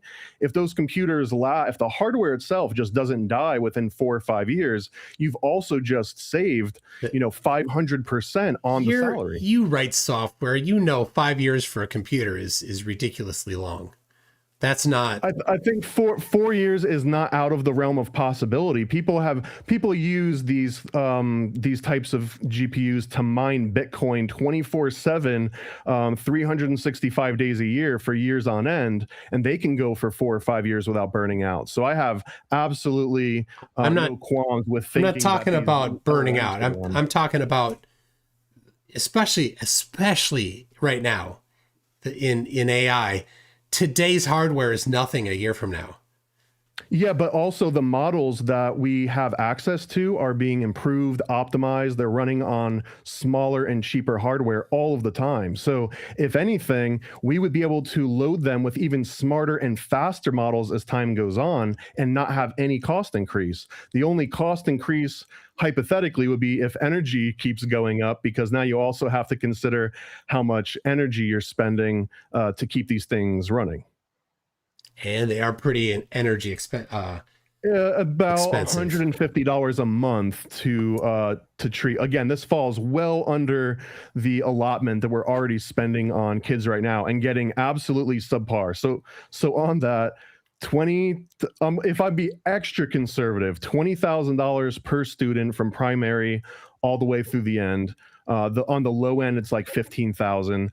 We're at the top of GDP spending. We're at like 5.8% GDP compared with an average of like 4.7. So we're already overspending. We're below in our budget on education. Yeah, you've lumped a lot of things into that, and you're only proposing getting rid of the teacher while bringing in additional staff. But the buildings are still there. You still have to hire the janitor. You still have the lunch ladies. You still got all of the facilities and logistics. They don't go away. So correct. You can't just say, well, we're just going to take all of the budget and then that doesn't work that way, right? The kids are still going to go sit in a building for 6 hours a day, whatever they are. You still got to bus them around. And none of that stuff is changing because people aren't going to just go and homeschool everybody, right? Go ahead, people. Go do that. I'm for it. That's what we do. But, I understand the reality of this. Now, and I also understand homeschooling isn't for everybody. Whatever. Don't take how I do it as what I think to be the only way. You also noticed or noted earlier that you can't just get rid of, these specialists that specialize in teaching and making lesson plans. But I was thinking, don't you homeschool? Are you a specialist in teaching and a specialist in creating lesson plans? Or do you find, like most homeschooling teachers do, there's already a curriculum and resources that you can derive from, right? Well, so clearly you don't necessarily need to be a specialist. And I would extend that even if a teacher needs a bachelor degree, even if they need some sort of teaching certificate, in personal experience, sample size of one, completely anecdotal, but I'm going on good faith since you also went to public school. I had teachers that just taught from the back of the book. Like, they didn't know when Columbus sailed. They didn't know the difference in like when the Great Reformation happened or why it happened, or necessarily the difference between Protestant and Catholic even. As long as it was in the back of the book and they could give us a Scantron, and the Scantron answers were also in some teacher guide. A lot of teachers have the opportunity to just kind of completely coast and not fulfill all these extra human obligations, which is why I commend you for realizing that and becoming a homeschooler, because that basically proves part of my point that you don't need some academically trained, certified, Rockefeller institutionalized teacher to make sure your kids understand. And in fact, I think most homeschooling stats probably outperform public education by a pretty wide margin. Yeah, we went the opposite though of an AI teaching it, and went the opposite of a 20-to-1 parent student to teacher ratio. We went 1-to-1 or 3-to-1, 4-to-1, whatever, and so it's actually the opposite of having it be, basically 20-to-0, where there's no actual teacher there anymore, right? So it's not analogous. I don't think. I'm not saying that you have to have that specialty position. Yes, we buy curriculum and we go through the curriculum. Absolutely, that's what we do. But I teach math and science. My wife teaches basically everything else. I specialize in that. She right? And nowadays, especially if anybody knows the homeschooling, maybe it's just the Midwest. I think it's probably not. There's a whole range of homeschooling.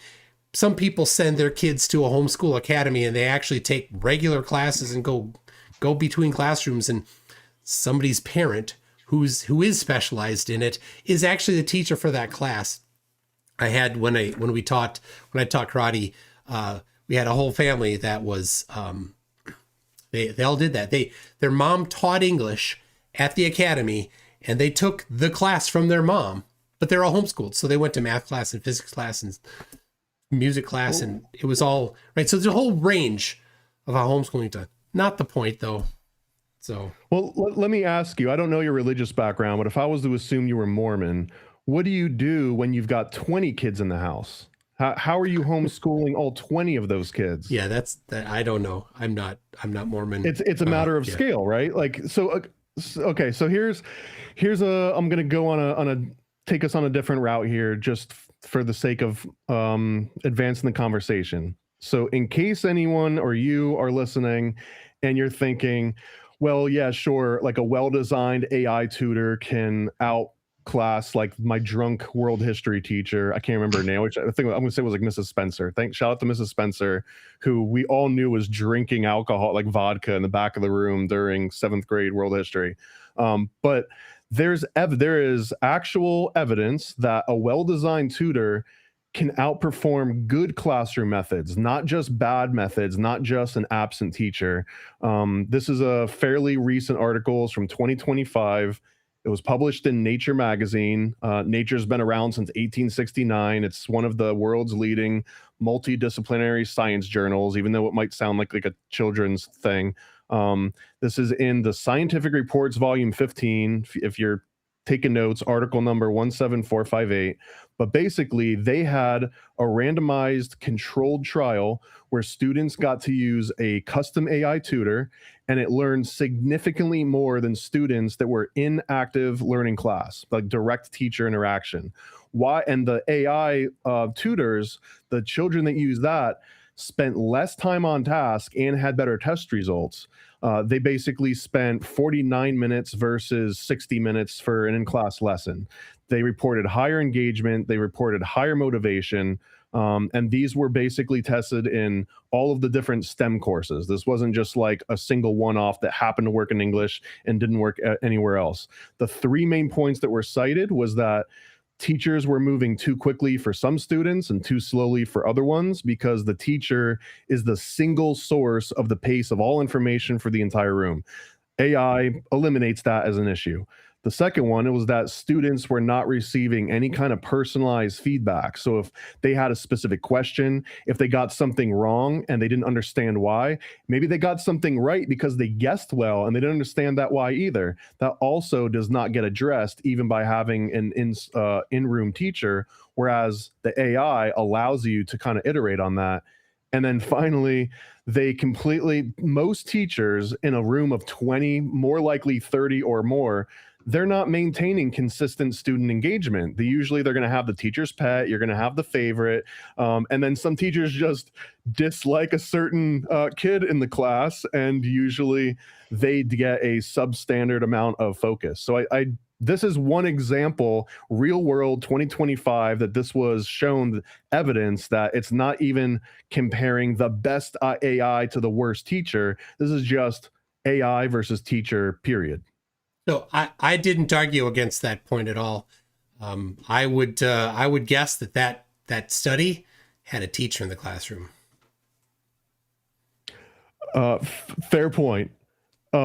Here's another aspect of it that right now, I think that we're in agreement on this, but a teacher, again, we're going to go with public school, not homeschool, not private, but a public school teacher, they do right now have to be a subject matter expert. They have to be a curriculum designer. They have to be a tech worker. You got to figure, if the kid doesn't know how to use the Chromebook, now you got to troubleshoot the Chromebook without sending them out of the classroom, right? They've got to be a counselor. They have to be a disciplinarian, a babysitter, a social worker, all of those roles being added on top of the fact that teacher salaries are basically lower compared to any other upper secondary educated worker's average salary. So we're expecting far more work, far more hours, far more personal investment with way less pay. And I guess the issue here is that this is not a recipe for success. It never will be. And in fact, we've got all of the evidence over the last 10 years. Right now, I believe that it's math and reading for 12th graders graduating are lowest than they've ever been recorded since the US started recording these kind of metrics. So clearly what's happening right now is a dysfunctional model, and AI seems to address the main pain points of why all of that is not working. Well, I don't disagree that there are problems, certainly, in the educational system.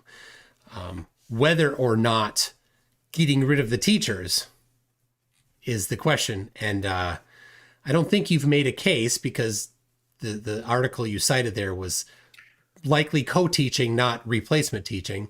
So awesome. I love that. Let's do that. I think that's a great idea as a possibility. But you still have the teacher there. And so things like they need to be a tech coach, right? That's not replacing, that's not the point, right? And whether or not they can tech support the Chromebook. Okay, well, go solve that the right way instead of by having the teacher do that.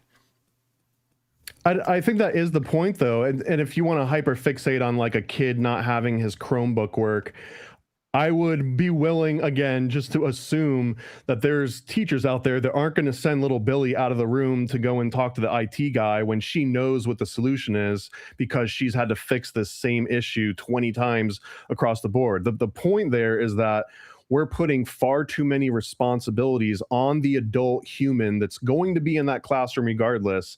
We're just oversaddling them with things that are not conducive to helping them actually be the educator, to actually do the teaching part. Here's a different study that I think does address what we're talking about, maybe a little bit more directly, right? This is basically a support for, again, decoupling the concept of instruction from social order. So in Rand Corporation, which is basically a nonprofit global think tank, probably also Rockefeller adjacent if you care about that kind of thing.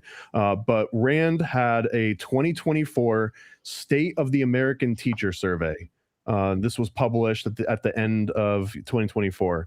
And in that survey, across the board, teachers topped their ranked stressors, the main things that either cause burnout or cause them to lose time in the classroom from actually teaching. And at the top of this was classroom management. Managing student behavior was the number one reason that most teachers said that they got pulled off track or just wanted to stop teaching entirely. So again, it's not just a hypothetical, like, yeah, well, teachers shouldn't have to do all these things. Teachers themselves are saying, I'm not able to teach. I'm spending too much time managing behavior, which is not the academic lesson of teaching. So we could have a person in the room to do the one thing that teachers are complaining about. And again, I'm sorry that I'm sure there's teachers out there to like, thank God, finally I can just focus on teaching because now we have a person in the room that'll do all of like the relationship stuff. Well, bad news is that you're getting fired and we're replacing you with a computer essentially. But that person is also going to be in the room to manage the behavior. I mean, you've identified a problem and proposed a solution that may or may not work. You still need somebody in the room. Well, I believe I've identified a problem that's consistently getting worse year after year for over a decade with no other viable solution in sight. And here, for the first time in our lifetimes, we have a viable solution that can scale and that can directly address most of these issues. I haven't seen the case made for that. Okay, well, I don't know if you're familiar with the case that I mentioned earlier, the Benjamin Bloom 2 sigma problem. It's a pretty standard one. If you weren't directly looking at like educational techniques, I'll forgive you if it never came on your radar. But basically, the Benjamin Bloom 2 sigma problem is a problem of scale. It's the math is very simple. It's that if you have one-on-one tutoring, you will produce exponentially better outcomes than a conventional classroom where you've got one teacher and many students. That's just a simple fact. If you have specialized one-on-one tutoring, you will do better than if you have to share the teacher with other kids. AI is the first time that we have a way to actually address this 2 sigma problem. There's never been another solution to it up until in your example, LLMs. I'd say LLM plus the other 50 plethora of things that could be incorporated. But now we have LLMs at the level that can actually address this 2 sigma problem. Well, I'm not disagreeing with having that be part of the curriculum. But I'm just saying getting rid of the teacher isn't going to do it. You have the teacher, you have the AI that right? They're already, many of them already using iPads or whatever. It can be right in there, absolutely, part of the stuff, but there's still the teacher. And you haven't in your examples found examples yet. Maybe there's some that exist, but found trials where they did not have an actual teacher in the classroom. They've replaced them with administrators and behavior monitors. Right? That's kind of what's left then, right? You've got the guy at the front of the room, sitting there like this, it's just a proctor, right? It feels 1984. It feels like 1984 to me if you're doing that. I see where you're coming from, and I completely understand. I also think that part of your responses here, though, are comparing an ideal to it's ignoring what's actually happening in most classrooms right now, and you're presenting an ideal. The greatest scenario for sure would be this teacher that can cover all of these different topics, and it's the one that has this personalized instruction. But again, going on my anecdotal firsthand experience, there were classes that I went in, the teacher wouldn't care if you slept all day. They wouldn't care if you got anything right or wrong. Just turn in the Scantron, turn in the homework, let me get my paycheck. So in those scenarios, which are very real, shout out Miss Spencer, AI would objectively be able to at least have metrics that were measured that even if it's doing a crap job, it could be improved far beyond what my drunk world history teacher would have gotten into. So I believe, again, that it's not a let perfect be the enemy of good. Let an actual viable solution to these very easily definable problems that teachers themselves are reporting, and have something that can actually solve that for under budget, for something that would actually pay for itself within 1 year and then continue to last for another 4 or 5 years. So now if we did have extra budget, we could now you can have 3 or 4 different people in that room for more individualized, like social training as opposed to the educational layer? I don't think you've made the case for budget very well yet. Okay, here we Maybe go. your math teacher was at fault here. Maybe that's what we're getting at. The math, I think we agreed on. The math, no. $3,000 right now, which is only going to get cheaper as we go on. I don't want to be circular on this, but I don't see how you've shown me my math didn't add up at some point where I was like off by an order of magnitude. My math is working out exactly the same as your math, but for some reason you're putting out like, oh, well, that computer is going to break down after 3 or 4 years. Great. Even if it does, you could still buy a brand new computer for every single student in class every single year, and it would still be cheaper and better. I don't know if you've paid attention to how much money the Frontier models have been paying for their stuff. Holy crap. But all right. This isn't about the budget. This isn't about the budget. This really isn't. So I don't think that's fair point. That's it's not about the budget. Topic.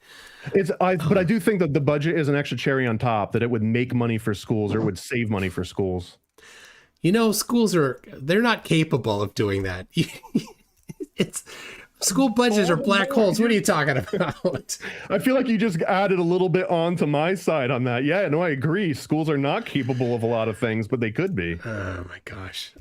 Here, let me go to another. We're going to step away from budget, if that's okay, unless you've got a different point. Budget. Yeah, not budget. So right now, here's another very real issue. Teachers are incredibly hard to find as is. And this has been getting worse and worse since COVID, and doesn't seem to be a trajectory that's reversing itself. For example, even if you love the current teacher model that we have right now, which you shouldn't, and you're wrong, but if you do love the current model, the labor market is simply not producing enough fully certified teachers to maintain it. And if we've got a system that depends on a scarce human resource for every unit of instruction, we simply cannot scale. Here's some statistics, so I'm not just saying words, right? NCES, this is the National Center for Education Statistics. This is the 2024 to 2025. So last year, 74% of public schools had difficulty filling at least one teaching position.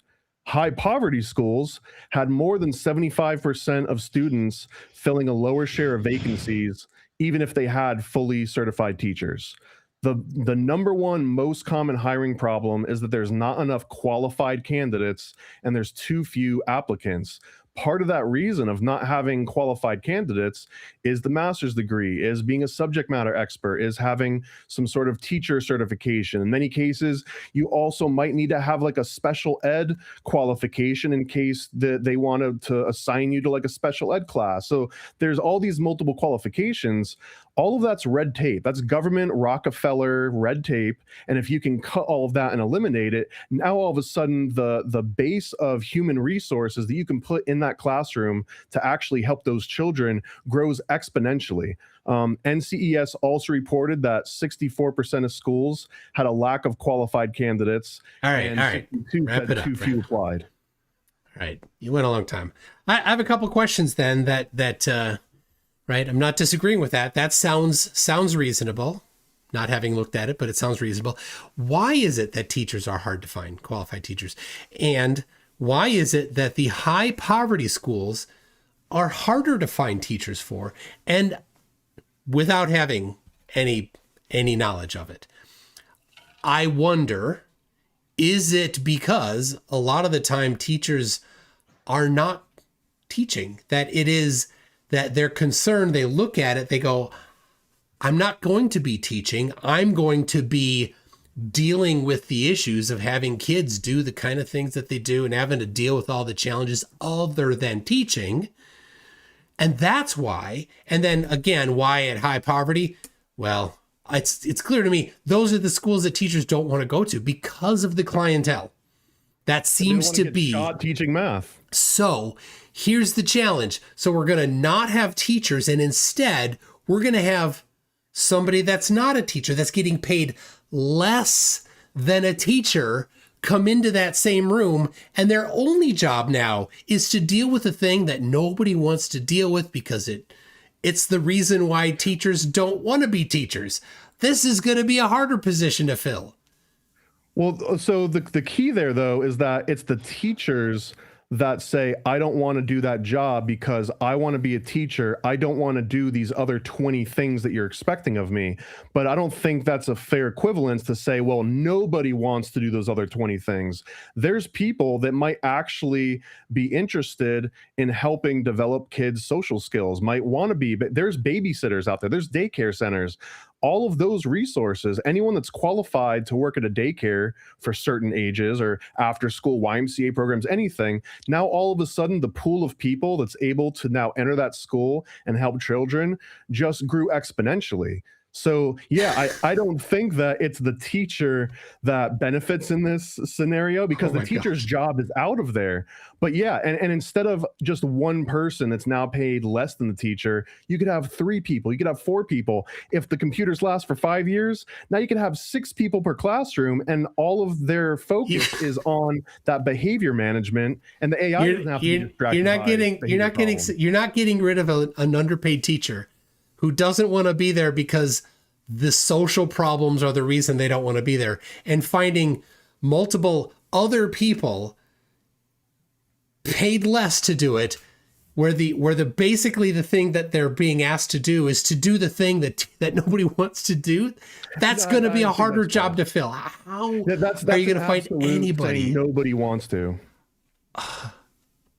I not nobody. Yes, I'm using a generalization there. I get the hyperbole, but we're also in a moment where AI is offsetting many of people's jobs. So once the AI replaces the teachers' jobs, it's also replacing people in other industries. So now you have a huge workforce that is looking for jobs. So yeah, it might be underpaid, but now there's more roles opening up. You've been listening too closely to Dario. I don't think he's right about that, and I think the market has took him seriously for a while. And people don't know Dario, the guy that's the Anthropic CEO, has said white collar jobs are going away, and so CEOs and decision makers at companies are like, oh, well, we better stop hiring because whatever, AI is going to do everything for us. And then they stopped hiring, and then they found out that their production went down, and it was a problem. And now they're hiring again. Maybe some are, some aren't. I don't know. It's still the market is still in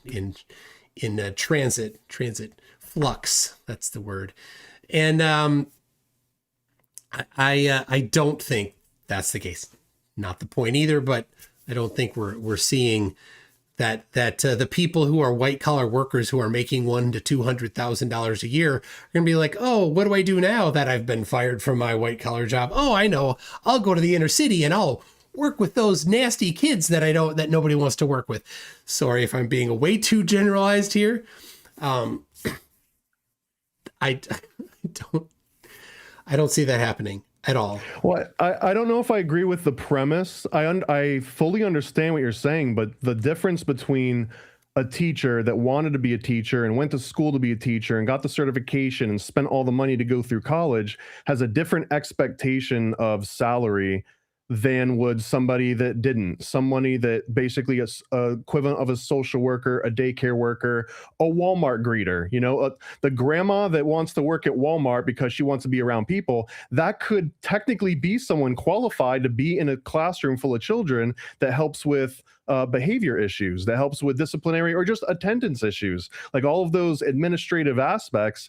For every teacher that you get rid of, I fully believe you could replace them with at least 2 or 3 different people that didn't need to be a teacher, that didn't need to have that expensive education. So Paul Schober just looked it up. Average teacher salary in the U.S. is $67,000. Don't know how accurate that is, but now $7,000 left. But you just proposed taking that $67,000 and splitting it up amongst 3 people. So now you've got 3 people making $22,000 a year. To replace the teacher that was making $67,000 a year. That didn't scale. We're not getting the people that 3 people in a classroom for $22,000 a year. That's not going to happen. I would disagree. It does scale. It scales specifically because you could throw money at it to scale. Right now, hypothetically, if you were like all teachers are now getting paid $500,000 a year, maybe, but the pipeline still requires them to go to school, get the education, get the certification, enter that pipeline, and then get into the school system. But you can literally throw money to just have more people in the classroom for management, throw more money at the models to get bigger faster. So if we want to get beyond budget, who cares budget? Let's say if our focus in this country was to improve education across the board, then why would budget even have to come in? Because truly you can't scale humans, you can scale money. Yeah, the reality is we're not going to get away from budgets. That's just not going to happen. So, but you were making the point that you're going to take the 67,000 per year teacher and put 3 people in their place. That was your position. Absolutely, and for 22,000 apiece. And your response to that was, let's just spend more money. But hold on a second. Your premise started with, we're going to save money by firing the teacher, hiring 3 people for the same amount of money, and then, oh wait, oops, the money was a problem. Let's just spend more money.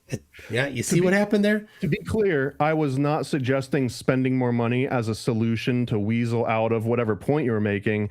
It was that you said that you can't scale that. Absolutely, you can scale it. You can scale it by throwing money at it. However, you can't just scale qualified teachers. You can't just turn a knob and all of a sudden you've got 200% more qualified teachers that are applying for these roles. There would be a very long pipeline for them to get up to speed and then have to apply to those different jobs. Whereas you could throw money at it. And if we want to go back to the budget aspect, it would still be a savings. Because again, if you assume that 4 years, which I think is hyper conservative, but if $60,000 in hardware can last you for 4 years, the first year, they're all paid for by getting rid of that $60,000. The second year, now you can have 2 full-time adults in the classroom in addition to all the computers. So now you've got 2 adults instead of 1. The next year, you can add another 2. And in the 4th year, if the computers still haven't shut down, which they probably wouldn't have, now you can have 6 different adults in addition to those computers that have taken over the academic layer. So now 6 people to help manage a classroom and 1 AI to help manage the academic aspect. To me, that sounds like the math works out. You have more people. It solves all of the issues that it seems like you had a problem with. Did I carry a 1 somewhere where I shouldn't have? You said you write software, but do you actually ever? A lot of software engineers don't, I suppose, but I've dealt with the hardware part of it too. Like, I know how long computers last. They, like, 4 years in, you're like, this guy's getting pretty old. It's time to move on. Right, but you're describing that if you need that 4-year-old computer to run the latest software, the latest games, latest everything. If you have a solid state model that loads into VRAM and just sits there, you don't need to upgrade to the newest and latest and greatest and have new 3D capabilities or any of that. Once you have a model that loads into a card, that's it. If that computer were to run for 100 years, it could maintain the exact same efficacy that it had on day one. So it's not the same as you need to keep upgrading your computer can stay up with times. I mean, the same thing with school books, right? There's some schools where they only get a new book every 10 years, despite the fact that new information might have come out. And sometimes they just kind of like blot it out, like, oh, this got changed. Let's go ahead and cancel out this part of the school book. It's the exact same premise. I don't know that's even the case. Even in topics where there isn't a lot of change, like history from 100 years ago, right? There isn't a whole lot of changing of that. They don't keep books around that long. I like, that was one of the problems I had, and I have, is this, and I don't know. I've got a handful of books that I tried to sell back when I was in college, and I didn't sell back because they changed the book next year. And why? No reason, whatever reason. They just don't keep the books around that long. To make money. And well, the schools don't make a lot of money on the books.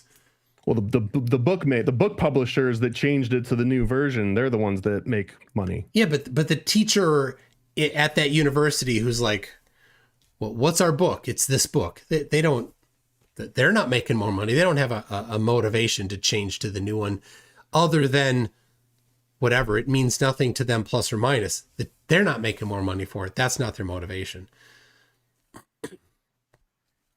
Right? I assume you went to university. I did. Yeah, okay. Which is, I just got to say, tech school and to university. Hold on. That's different than most of the people I debate, by the way. So I appreciate that. Thank you. Wait, don't worry, MC. I would only put you up with the smartest ones. Don't worry. Oh, so you won't ever host a flat earther? No, I will. I refuse flat Earth debates. Oh, good. I refuse. Wow, really? That's a new one. Yeah, absolutely. There was only one exception I was willing to make, kind of as a favor, but outside of that, I refused. Who was that? To host flat Earth debates? It was actually Project Shaney. Paranoid had recommended somebody. I forget who it was, and I was only going to like to debate. I believe he was a flat earther. Project Shaney? Well, Project Shaney made the recommendation. I forget the guy's name, but apparently he had already interacted and engaged.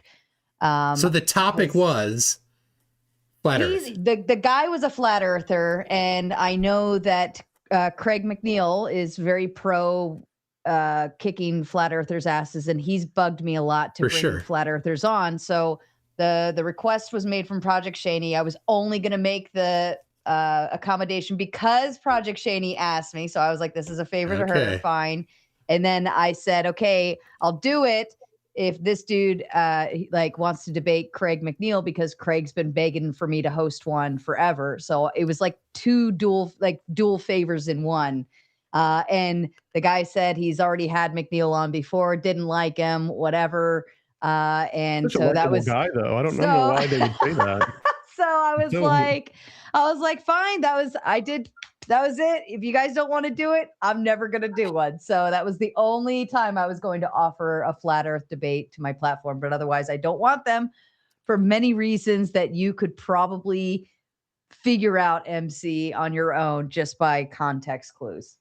Yeah. Well, let me just steer back. I guess we're getting close to wrapping up our final statements, but I'm curious because I know the last time I was on here for debate, I feel like factually my approach was very strong. It was all objective facts, but I realized too that part of this format, it's competitive. It's almost like a competitive sport. So sometimes even if you maybe lost a point or if you're conceding on something, there might be a little ego where it's like, okay, they made a point, but I'm not going to concede anything because I don't want to see as not being the winner of this, competition. So we started this out, and MCToon, you mentioned like, well, I thought you meant just replace all humans entirely or all adults, and not that you might also still have these assistants in the room.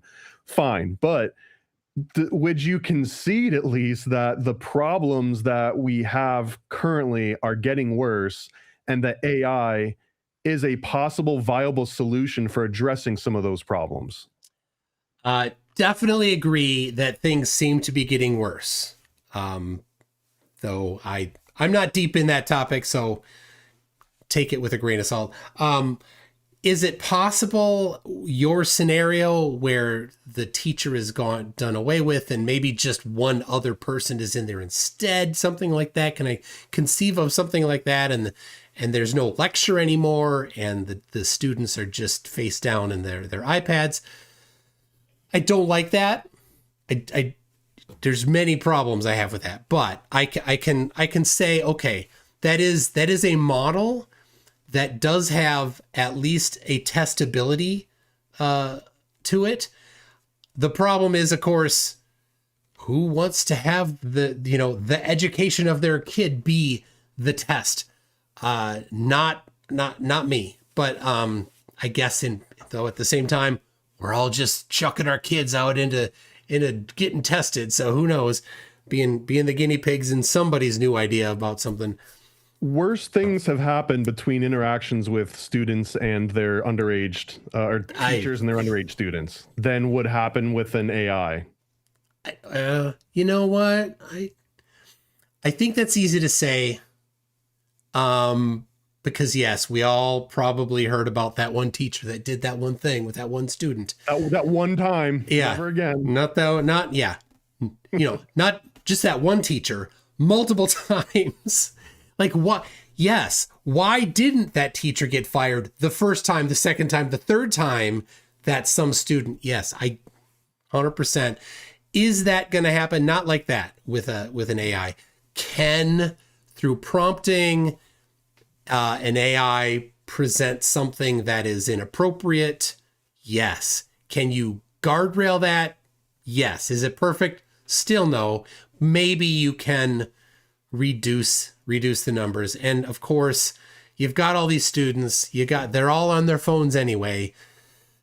There's only so much you're going to do to guard them from all that stuff. They have access to the whole internet. They're going to get all that stuff or not. It's going to be more about parents and family and their social engagement than teachers in a lot of ways. Not always. Certainly the captain, my captain teachers are going to have their amazing moments, but I believe he had a relatively small class too of like 15 people. He did have a small class, yeah, and I think small classes are great. Hey, that's throwing money at the problem, and I think that's, if you're going to throw money at a problem, well, that might be one of the ways to do it. And there's a whole lot of bloat in the school systems. I don't think that there's going to be administrators who are actually going to be able to solve that much, but I guess to go ahead. Oh, yeah, I was going to say we can move into closing statements and then go ahead and move forward if you'd like. Sure. I just want one extra clarification. It's not even that you pushed back on this MCToon, but for anyone listening, it's like, oh, this would never work. I just also want to clarify that this isn't just sitting kids down with a worksheet and access to ChatGPT and like, have at it, kid, do the best you can.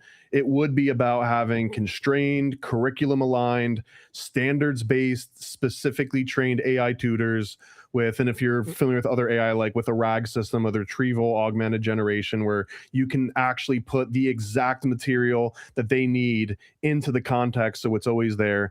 Plus, here's an extra benefit, is that there's a lot of parents, and I know that's not a qualifier, but there's a lot or a quantifier, but there's a lot of parents that don't necessarily know what happens in the classroom, and they wonder, like, what are the teachers teaching my kids, if at all? What happened during this sort of conflict? Well, at least when it comes to the what are they teaching my kids, an AI system could have a full assessment, audit log, all sorts of that.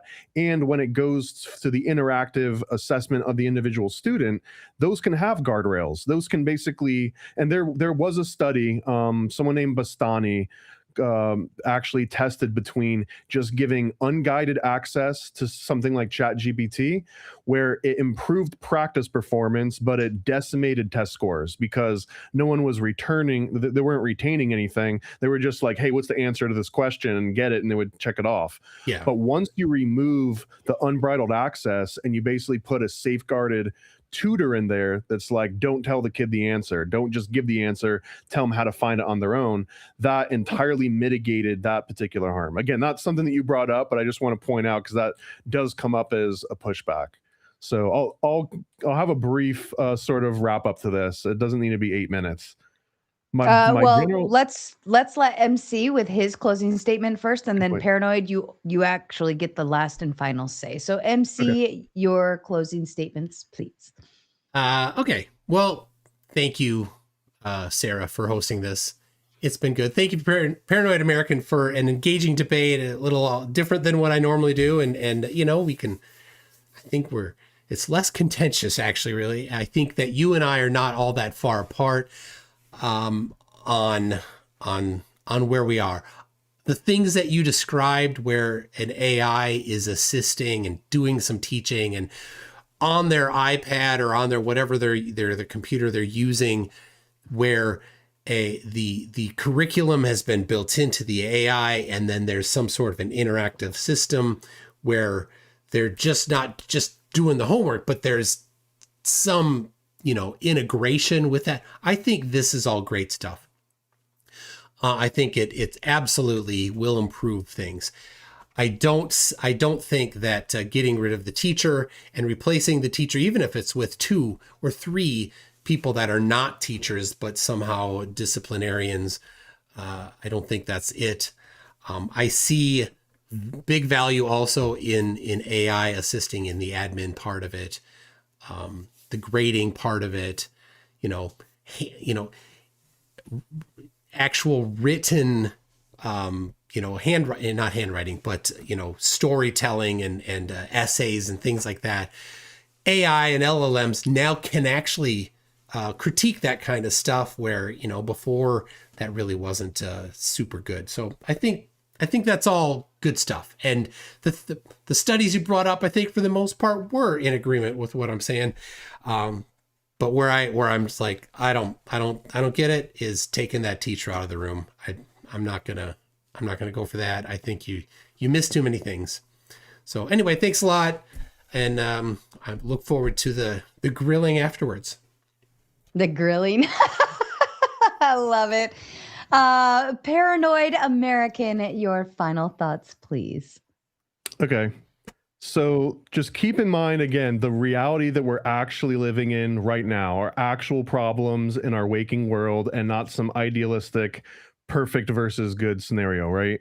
Right now, we're spending more and we're getting worse outcomes. We've all agreed on that. Teacher pay has fallen in real terms over the last decade, over the many different decades.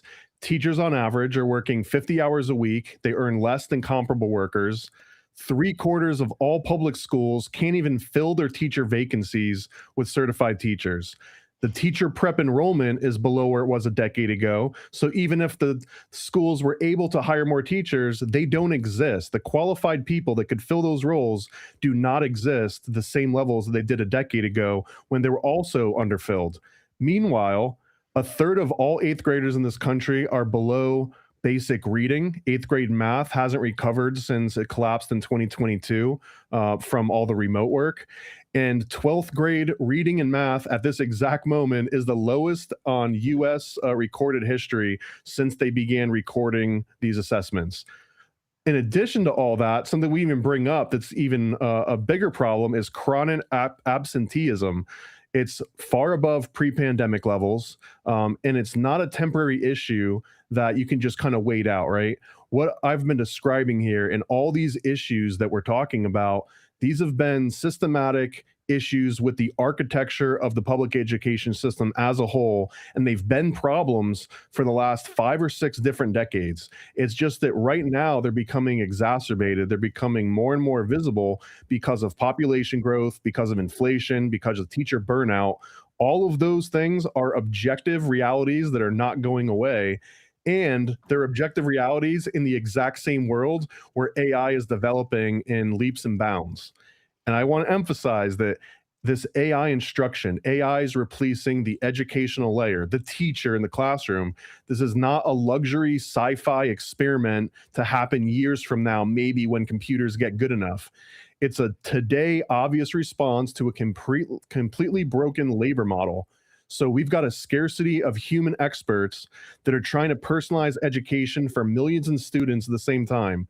We should move teachers out completely of this impossible all-in-one role that we're burdening them with and basically replace the instructional layer of teachers with personalized AI tutors.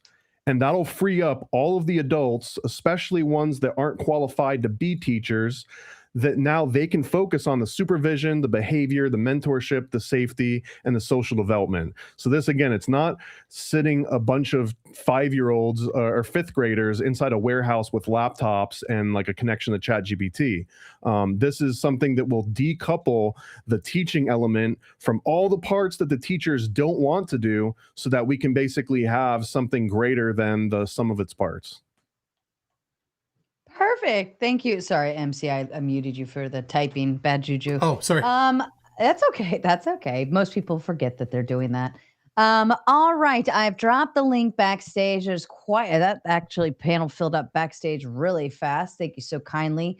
I've got James with his new membership here at the Raging Tomato. Justin says anyone pushing AI is either a Fed or a complete moron. Sam Altman says AI will eventually destroy society, but we are not there yet. Either of you have a quick thought to add into that? What about cancer research? Is every single person using AI for cancer research or protein folding? Are they a complete idiot or a fed? And just to tack on there, I also believe that AI will eventually destroy society and humanity as a whole. I don't disagree with that, but I feel like we have the luxury of living in this tiny little blip in history before that happens. We're the first and the last ones to maybe get some benefit out of it. So why not extract as much value as we can before it basically melts us all into bone paste to be reassembled by like nanobots into like war weapons? Fair enough. MC? You know, that what he said. I don't think that is. I actually don't think it's going to destroy, but I could be wrong. I don't hold that position strongly. Too many times. Fair enough. Tom Carpenter says with a big fat red dono tomatoes in the chat. You all know it's my favorite color here on screen. He says, Tom told me to tell y'all to send Sara to #Vegas already and something about a goal.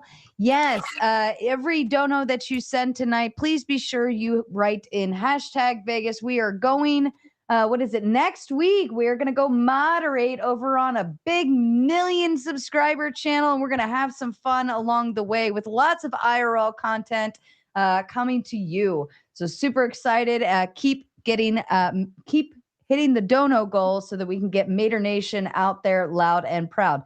Andy, my favorite philosopher of all time, says when you say AI solves the 2 sigma problem, you're reducing education to technology, information transfer alone. Is that what really education is? The 2 sigma problem is just that if you have a 1-to-1 assignment of tutor to student, then that outperforms one student in a classroom where they have to vie for the attention of the teacher. Like that's just an objective way that all public education works now. Even if you only have 5 people in the room, if one person needs help, the other 4 are not getting that active attention. So all the 2 sigma problem is that if you can give personalized tutor instruction to each person, then they will learn more. So it's not just reducing it down to is that really what education is? I'd say education, yeah. I mean, one person can sit down with a book and learn something from it without any teacher around. Technically, that is education, right? You can read a book and learn. So, I mean, the education as a word, I think, is maybe too broad or too vague to start determining whether or not the 2 sigma problem is an oversimplification or not. And really quick to correct you, Sara, that last message, it didn't say goal. It said go. Thank you. And to you, MC, any thoughts here? I'm not super familiar with that particular topic, okay. So isn't Sigma, does that come from like project management? Like that's where I'm thinking of Sigma. That sounds like that. I don't like. I gotta imagine that's not, because that's what it sounds like to me. This was Benjamin Bloom. Benjamin Bloom is the one that had the 2 sigma problem. Who is Benjamin Bloom? That didn't extra credit. You can go and look up Benjamin Bloom's 2 sigma problem. That didn't help. Damn it. Knowing whether or not that has to do with project management.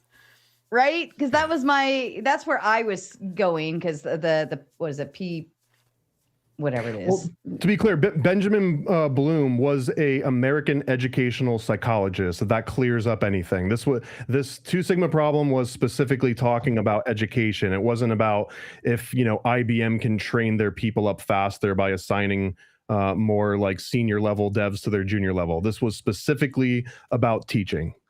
Okay. Aunt got me backstage. He said Sigma 6. That's what I was thinking of with project management. Tom Carpenter says with the big 50 sitting here for my first time thinking, why in the heck ain't these folks hitting the goal, and figured I better move it on up. He's going to move it on up. Yes, he did. And you guys have officially hit your freaking goal. JD comes to the final 50, says hashtag Vegas. Hell yes. And remember, for every hashtag Vegas, Mr. Tom Carpenter will match all the way up to the first 1,000 for this Vegas trip. So keep it going. It's for a good purpose, ladies and gentlemen. And I got geared out. I got shirts with scanner tags on them. I got a book bag with the scanner. We're all ready for Vegas. Shout out to you. All right. And I had one final thought to you, Paranoid, because, and then I'll bring on our panel. They're all backstage. You mentioned how the teachers burn out after the first 4 years, right? And typically they turn over. Well, the burnout comes not from teaching, but from dealing with all of the other bullshit, right? The dealing with the kids are fighting. There's some crazy ones in there. There's some specialty cases going on. They're tired. They're this, they're that. But you are actually taking out the main piece that the teachers got into teaching to do. Like they want to teach, they want to help students learn something, and you're putting them in the very thing that actually burns them out anyways. So not only will you be turning over what MC said is the technology, but then you'd also still be turning over these teachers' aides of some sort as well, because they would still be experiencing the very thing that causes them burnout without the reward of teaching and watching the light bulbs go off for the children, right? I don't see it that way, because again, it's the teach. Imagine it this way, that you wanted to go and work at Walmart and you really wanted to be a cashier, and they were like, sorry, you're going to be the greeter, right? You might get burnout because you showed up thinking you were going to get this one job, and now you have to do a completely different job. So this analogy isn't that you get rid of the teacher and now you force the teacher to do the thing they hated the most. I'm saying you get rid of the teacher entirely. They're unemployed. They go back home. They're watching soaps during the day. And instead you bring people in that want to do the part that the teachers hate. They want to have the personal connection with the kids. Maybe they want to do some of the discipline, maybe make sure that they aren't crazy for that. But it's more about hiring people that want to do the job that you're hiring for, and not trying to swindle someone into a job of like, you're going to be a teacher, you're going to change these kids' lives. Oh, and by the way, you're really just going to be a glorified babysitter that gets yelled at by parents all day and you're going to hate it. You might be able to say like, hey, we've got a position open. Do you like to get yelled at by parents? Do you like to discipline problem children? Maybe no one applies to that, but at the very least, you're not hiring someone that's capable of so much more and then completely stunting them and tying their hands behind their back. So in my mind, it still solves the problem. It doesn't work out better for the teachers, because now the teachers are like, oh, I hate all the classroom management stuff. Thank you for bringing people in to do that for me. And you're like, well, actually, this is your last day too. We don't need you at all because you don't like the stuff that we need. And I'll add in one fun fact. They actually have teachers' aides that come in, at least at our schools here. We are out in the county. I feel like we might be a little more spoiled here, but for every one teacher, there are 2 aides that run in and out between the classrooms and help during all of these teaching sessions and so on and so forth to help assist with that. So that problem has already been resolved. And now you're just replacing the teacher with AI in your aspect. And shout out to 5 Leaf Clover giving out 5 Paranoid American memberships. All right, gentlemen, are you ready to meet your panel? Can I answer one other question that came up when we were talking way earlier? Someone said, Sure. who do you sue when AI goes wrong? Oh, yeah. I don't know, the school board, same as you would now. There's the answer. The what? The school board? You'd still sue the school. If something goes wrong inside of a school, when there's a human teacher involved, you sue the school. If something goes wrong when AI is happening in the school, you sue the school. Okay, and then who does the school fire? Well, it depends on what went wrong in the AI.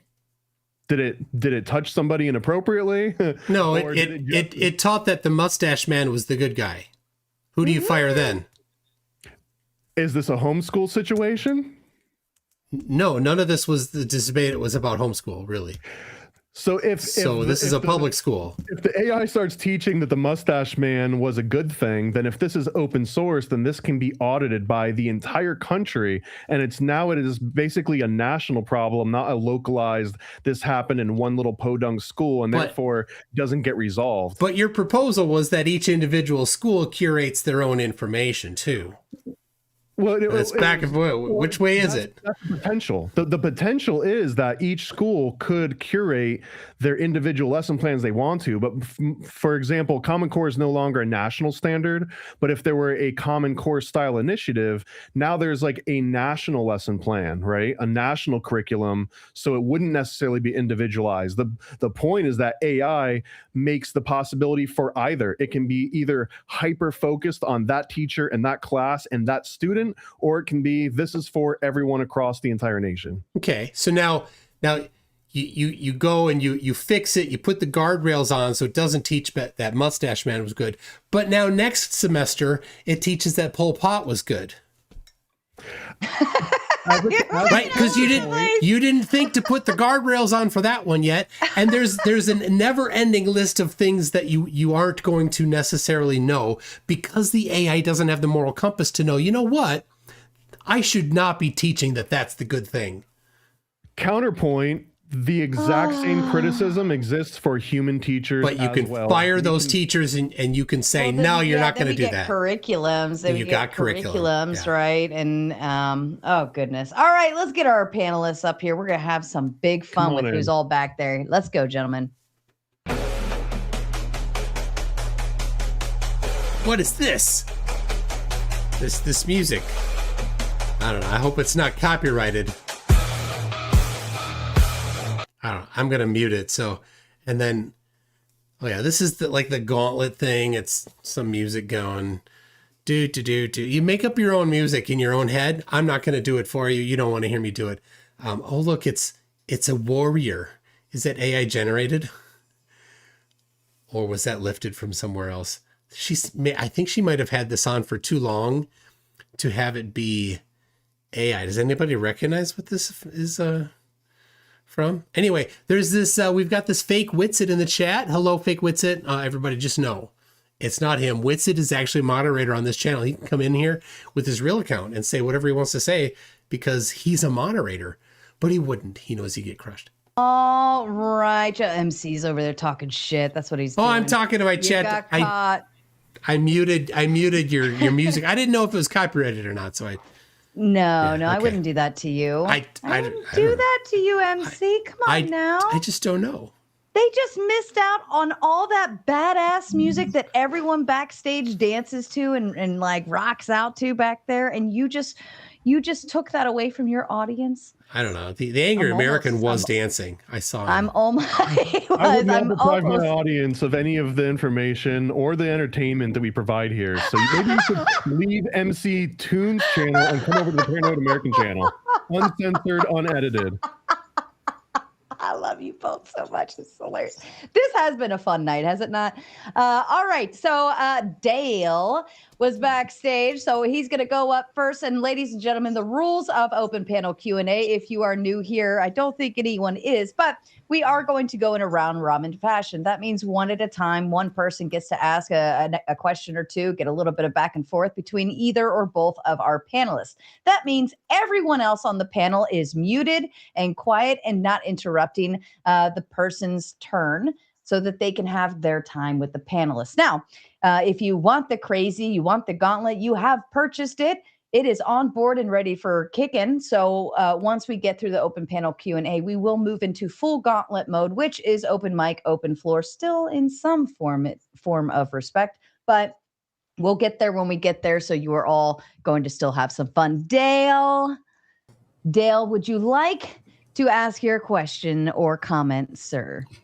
Well, hey, Miss Sarah, I'm glad to be here. I ain't never been on nothing like this before. I talked to my brother Tom. He told me about y'all, and I figured I'd come in here. He said, you know that Miss Sarah, she's a pretty little thing, and she's smart as a whipper too. And I got to tell you, one of them's true. And here's the thing. Here's what I want to say. I think Mr. Paranoid American over there, he ain't got things figured out. Because Where I grew up down there in the hollers of West Virginia, I mean, we had all kinds of things we had to deal with. Well, one time I had this dog named Danny. When they asked you about your first pet's name, that's Danny. That's my pet. And he'd wander off in the woods, went running around all the time. He went out in the woods one time and was gone for over a week. And then my brother and I was looking out the window in the shack we lived in. That's because that's where we lived. We lived in the shack. And so I was looking out that window, and I saw that dog coming down the road. And my brother went running out there to get him, and he picked him up because he was hobbling as he's coming down the road. And when he got him back to the house, we noticed his paw's gone. And I don't mean his daddy. I mean his paw. And so we figured he must have got caught in a trap somewhere. They got a lot of them fox traps out there. They put that fox urine out to lure them fox in. And that's what made me think of this story, because that's kind of what Paranoid American did here tonight. He put that fox urine out and lured us all in there with the big prompt, and then he scaled it all back so it was something he could support. But here's the thing. The issue is that he came back, and we went hunting in them woods. We went looking around till we found that fox trap, and we found his paw. Figured that's what it was. He chewed himself out of there, you see. But here's the thing. My daddy, we had a farm up on the hill, and on that farm, we had grown all the crops that we'd eat. And them deer's coming in there and eating our food. And they kept coming in there and eating our food. They had the whole freaking woods to eat, but they come and eat our food. And so my daddy took Danny up there and he chained him up to a tree. And after he did that, my brother went up the next morning so he could feed him his dog food. And he came running down that hill. He was screaming and hollering. We didn't know what in the world he was talking about, but he's just yelling. We had no idea what was going on, but he come down that hill, and we finally got out of him. He said, "Daddy's dead." We went up there, and sure enough, he's laying there on the ground. Turned out what happened is that tree my dad chained him up to got hit by lightning that night. And Danny got electrified. Well, what's the moral of this story? Moral of the story, you can chew your foot out of a trap, but the lightning's still coming for you. It's still coming for you. You ain't going to escape. So here's the lightning, Paranoid American. I got to ask you a question. Simple question. Do LLMs even know anything? I think you'd have to define what you mean by no. But if we're talking about could it hold a conversation as well as a human, I believe so. You can have a conversation with it. Now, if you want to get some true insight, some creative new thoughts that maybe you never heard before, then it becomes a little bit harder to debate. But I think that we are far beyond the Turing test, which is whether or not I can tell I'm talking to a human person right now. I think we've blown beyond that. So yeah, I mean, an LLM can know something in terms of that you can ask it questions and have a full conversation about it. Well, those of us back here in the holler of West Virginia, we don't put no clout in that Turing test. That Turing test, crazy old thing, just say, "Oh, does it feel like a human to you?" Well, my goodness, a dog can feel like a human to you when it comes up and licks you, especially if it licks you in the right spot. But anyway, the point is that when you're trying to figure out if an LLM actually knows anything, you got to ask what's in the LLM. Do you even know what's in an LLM? Do you know what's in it? Mostly it's mathematical weights that determine the next probabilistic action based on input and output, and there's but ain't no words in there. There are not words in there. It's usually mostly numbers, correct? It's a bunch of, there's like this, freaking token dictionary out here, and then there's these embeddings that are in there and all that stuff, and then they do this high vector mapping thingamajigger. And then what they end up with is they get this whole big neural network, they call it, because they trying to model it after a human brain, right? We got our neurons and we got our synapses between our neurons. And so they try to figure out how to model all that stuff together, and they try to make it look like you and like me. But thankfully, I think they'll make it look more like me than like you, because that way they'll have a few more neurons. But the point is that the reality of these LLMs is they don't know anything. But the worst thing is, and I don't think most people have even realized this. I haven't heard y'all hit on it all night long. LLMs don't even know they don't know. And that's one of the most amazing things as humans that we have. We have the ability to instantly know that we don't know. For example, if I ask you right now, what was the name of my second dog? Your immediate response is, I don't know. But an AI would say, well, given the context of this conversation, I'd assume your dog was probably named something like Hobart. Just hallucinates it and makes it up, because an AI don't know how to say I don't know. And they still don't today. These ones that you say so highfalutin and good, they still don't know how to say I don't know. We got to put harnesses around them things in order to rein them in, because otherwise they're going to go all crazy on us and hallucinate all day long. You agree with me? You know what I'm saying is true. I want to thank Sara for not putting me up against Dale. He would have absolutely wiped the floor with me. Versus what MCToon was like an underhanded softball pitch at like a little league game. So Well, I respect that. I respect that. Jeez. I just got to say one more thing, and then I'm going to pass it on, okay? Dale, go ahead. Just one more thing. I'm going to pass it on. And this is the last thing I want to say. I just want to say, here's my prediction to you, Paranoid American. AI is going to be ready to replace you before it's ready to replace teachers. And that's all I got to say. I'll pass it on.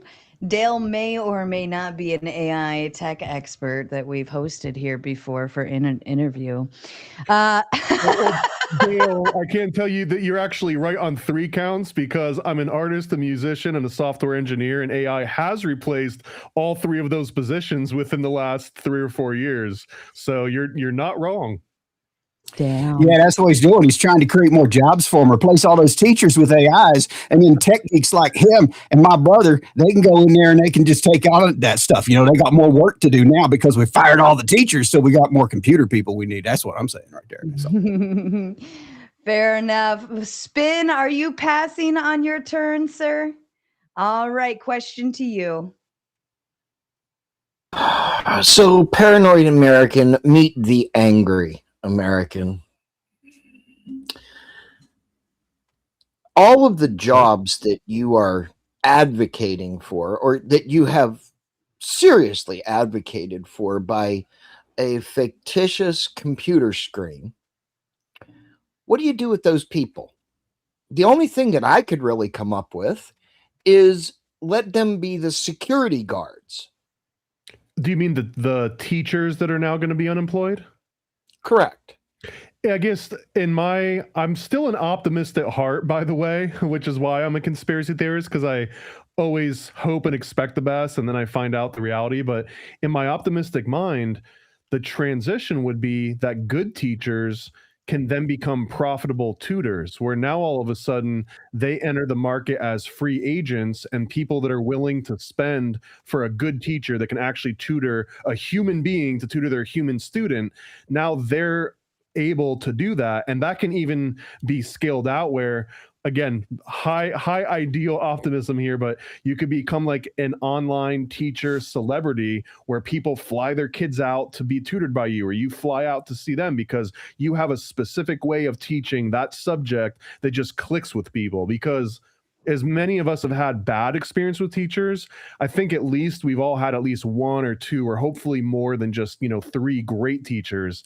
And those teachers, sometimes it's random, like in just some podunk town, you've got someone that taught math better than anyone that I've ever met in the rest of my life, including college, right? Now, all of a sudden, if you can give them wider exposure, they can be making far more money and be causing far more advancement in kids that actually care about it, not just people that happen to be geographically lucky and got them. So I don't think they just immediately are homeless. I think that they can actually elevate what they're doing. Now, it does eliminate all of the bum teachers, and I don't care what happens to them.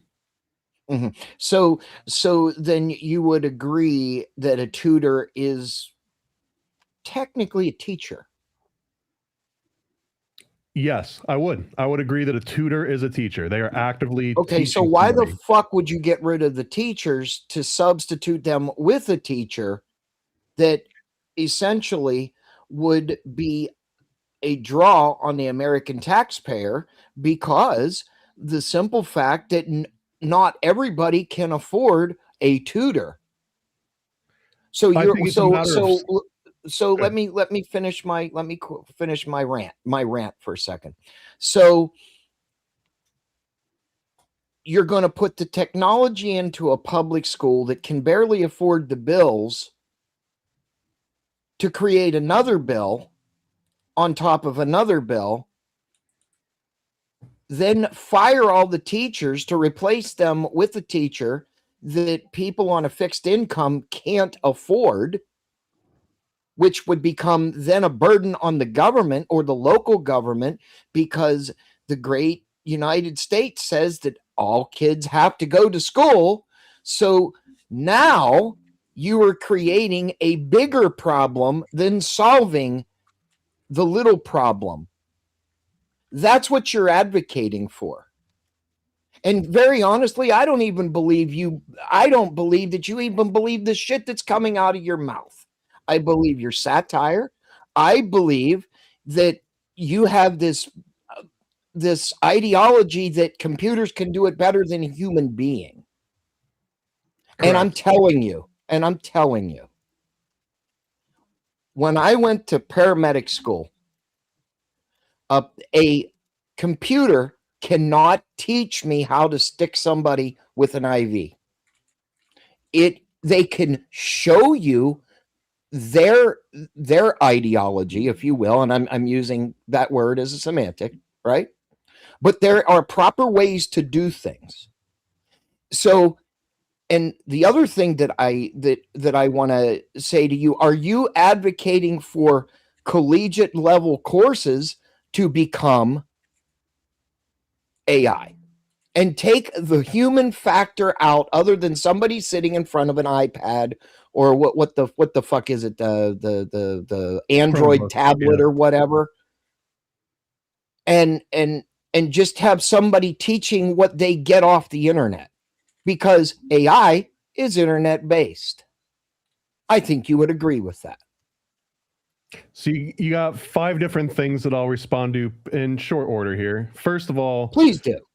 I'm incredibly sarcastic, and it's not always easy to tell if I'm being serious or not. For this one, I 100% am being serious. I do believe this with all my heart. I know that it would be incredibly experimental, but I do believe it.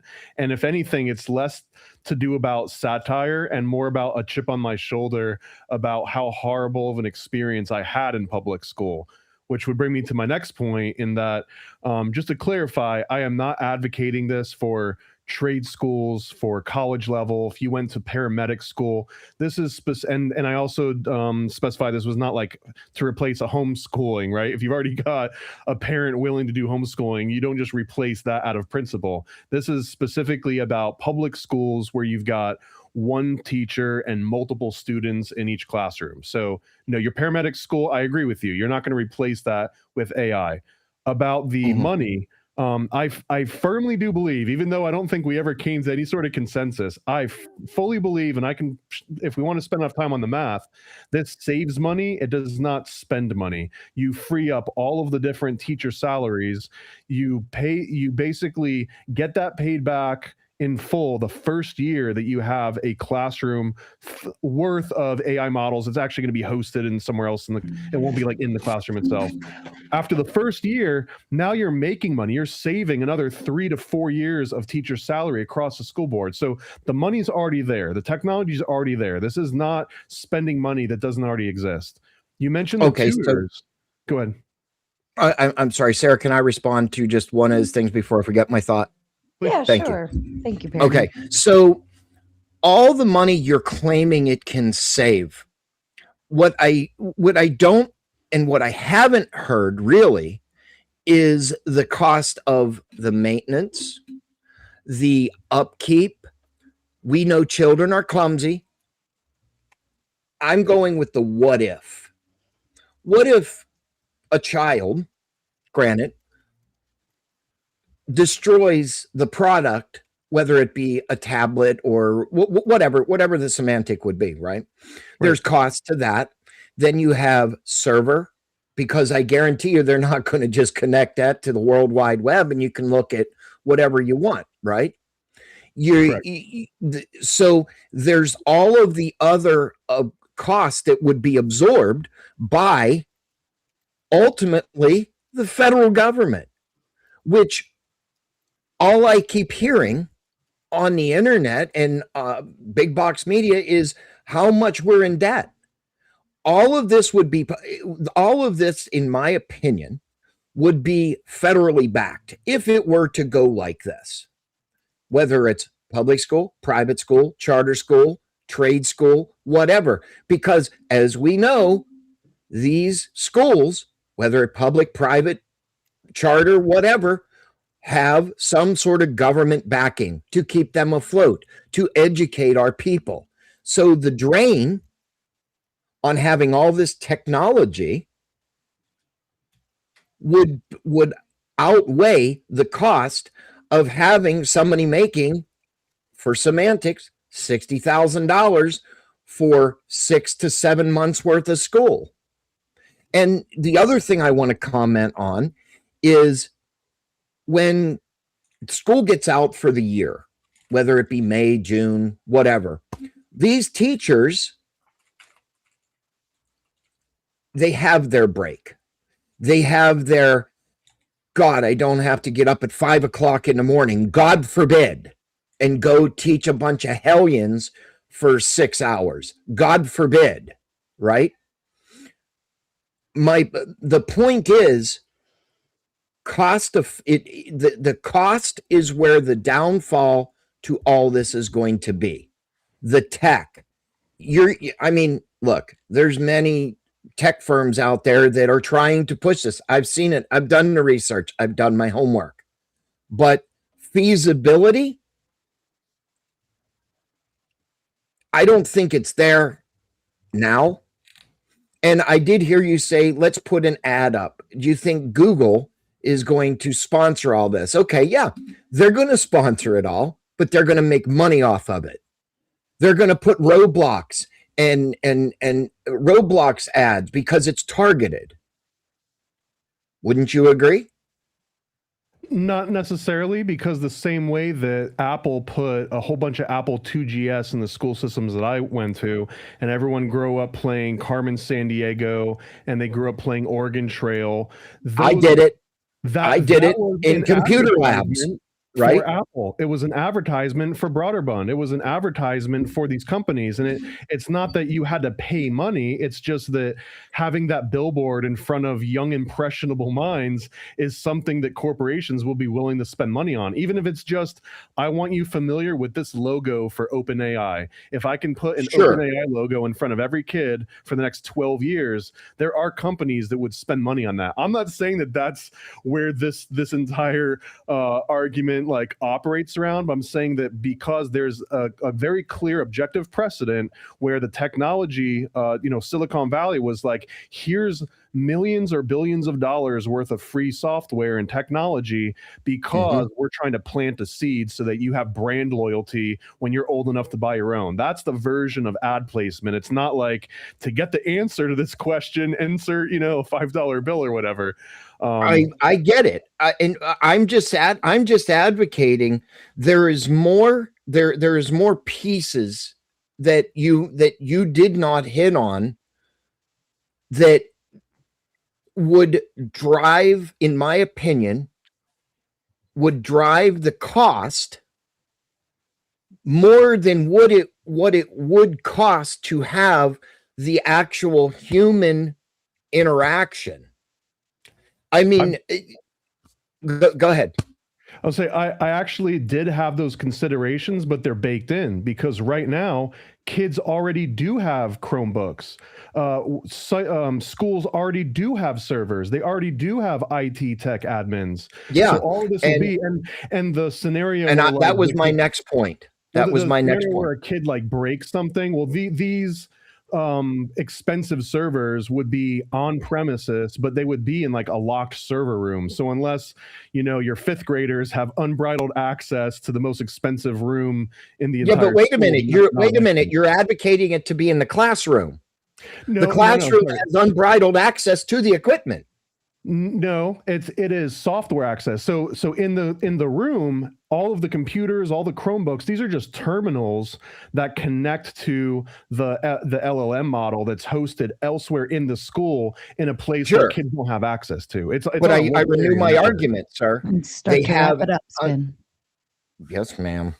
They have unbridled access to the terminal, which needs maintenance, which is going to need whatever else. Already is the case. Kids right now across schools in the entire nation already have those terminals. They have Chromebooks that they have to bring to class. They bring them and home. They break them all the time. Oh yeah, of course they break them on time. But you're not raising a new issue that would prevent AI from being a solution. You're just talking about a problem that already. So I probably have about 2 minutes. So McLooney-Toon over there, I just have one question. Okay, 30 seconds. I just have one question for you, McLooney-Toon. You homeschool your child. Yeah. You use a computer, correct? Yeah. No, Okay. not much for the homeschooling. Okay, so you're actually buying books and you're putting them in front of the said child, Yeah. and you're saying figure it out. No, it's more interactive than that. Okay, thank you. I yield. Okay. Thank you so much, Spin. Excellent. was line of easy. questioning. I want to answer just one of the last questions that or comments he had, and that's Dude's hogging the mic here. I'm good at it. But that poor kids already don't get tutors, so that it's a non-issue that if the teacher leaves the classroom, well, now poor kids can't. They already can't get private tutors, so it's a moot Yes, point. at the government's expense. That's what I'm trying to tell you. You're inflating the cost, but you're not giving a solution of the cost. The cost for all of this bullshit is going to be 20 times higher than just paying a teacher to come into the classroom and teach the little snot-nosed bastards like we did. We're all adults here. Fuck all this bullshit. And you know what? Sarah, I'm done. I'm done. Thank you, Spin. I appreciate it. Vibe, let's move on to you, sir. Yes, I used your word, Clay. How you guys doing? Okay. Just enjoying some fresh. Are you on the right mic, Vibe? Uh-oh. Can you not hear me? You sound like you're in a tin can or something. Let's see. Headset Bose. Yeah, I'm in the Philippines right now, so I'm on jungle Wi-Fi. Okay, so your shit just sucks. That's all. Go ahead, Vibe. Ask your question. Yeah, it could be. It could be. I have to say, we'll have to get into He's it popping in and out for me, Sarah. Like in and out, in and out. It's fine. Sarah, Go ahead, ask your question, Vibe. If you want to go to the next person, I'll switch over to these headphones and see if it's better. No, just go. I think you're all right. hear you. Just go ahead and ask your question. Okay. Yeah, I'm definitely going to dig into Angry Man because I think he's got a lot of misconceptions on how all this stuff works. But to our panelists, starting with Paranoid here, you were mentioning this is something that we could do right away today. And based on the prompt, that would mean replacing teachers today with AI. And I mean, do you actually think that's possible, or without any restructure of the school, or do you think you have to redesign the whole school system and how the whole education program works? So, for example, if kids are now all of a sudden learning at their own pace, and there are some charter schools out there, they're doing 2-hour a day AI teaching sessions where it's just 2 hours. They're seeing a huge uptick in performance of students, but that is being reported by the schools, so I don't know how accurate that is. But in this particular example, kids can now move at a much faster pace than they were able to, especially when the curriculum is designed specifically for their learning habits, which means the grades almost become irrelevant, and the kids are all going to accelerate at different rates.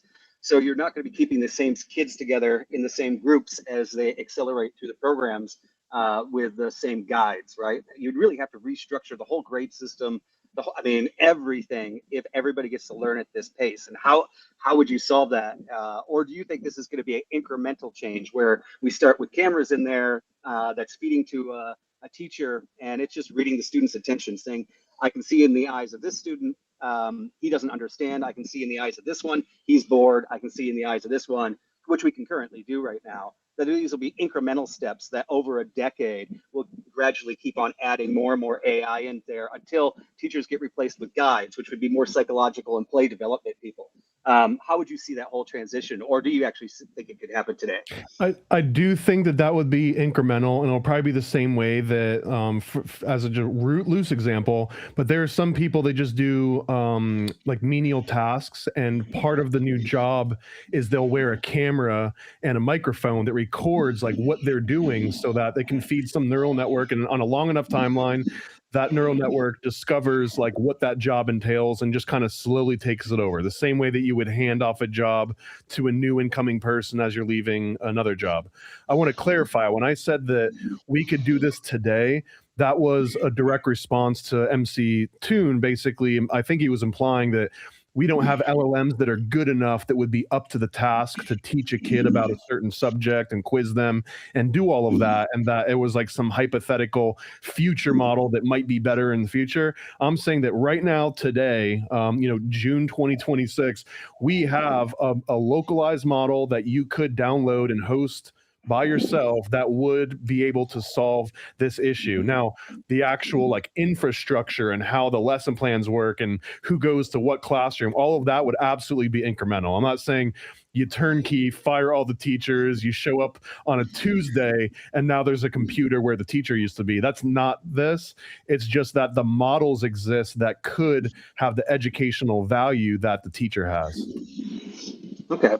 Yeah, and I was going to say, like, I think it's just a whole restructuring of the whole educational system if we were to replace teachers today, right? It's just not. It's The not original feasible. method was basically church-based and community-based, where all of the kids in a certain town would all go to one big room with one teacher, where you've got, like 16-year-olds learning again next to 11 and 12-year-olds. And in those scenarios, they also kind of self-segregated into like, here's the fast ones and here's the slow ones, and they would learn at their paces and that sort of a less structured way. But it's not that these drastic changes to how the education system hasn't already happened and we can't weather the storm. And in fact, I think when they introduced like some of the public education guidelines from like the 1970s, you've seen an objective trajectory where things are getting worse and they haven't gotten better since then. So even if you were to disagree with any of these takes, status quo and doing what we're already doing is already proven to be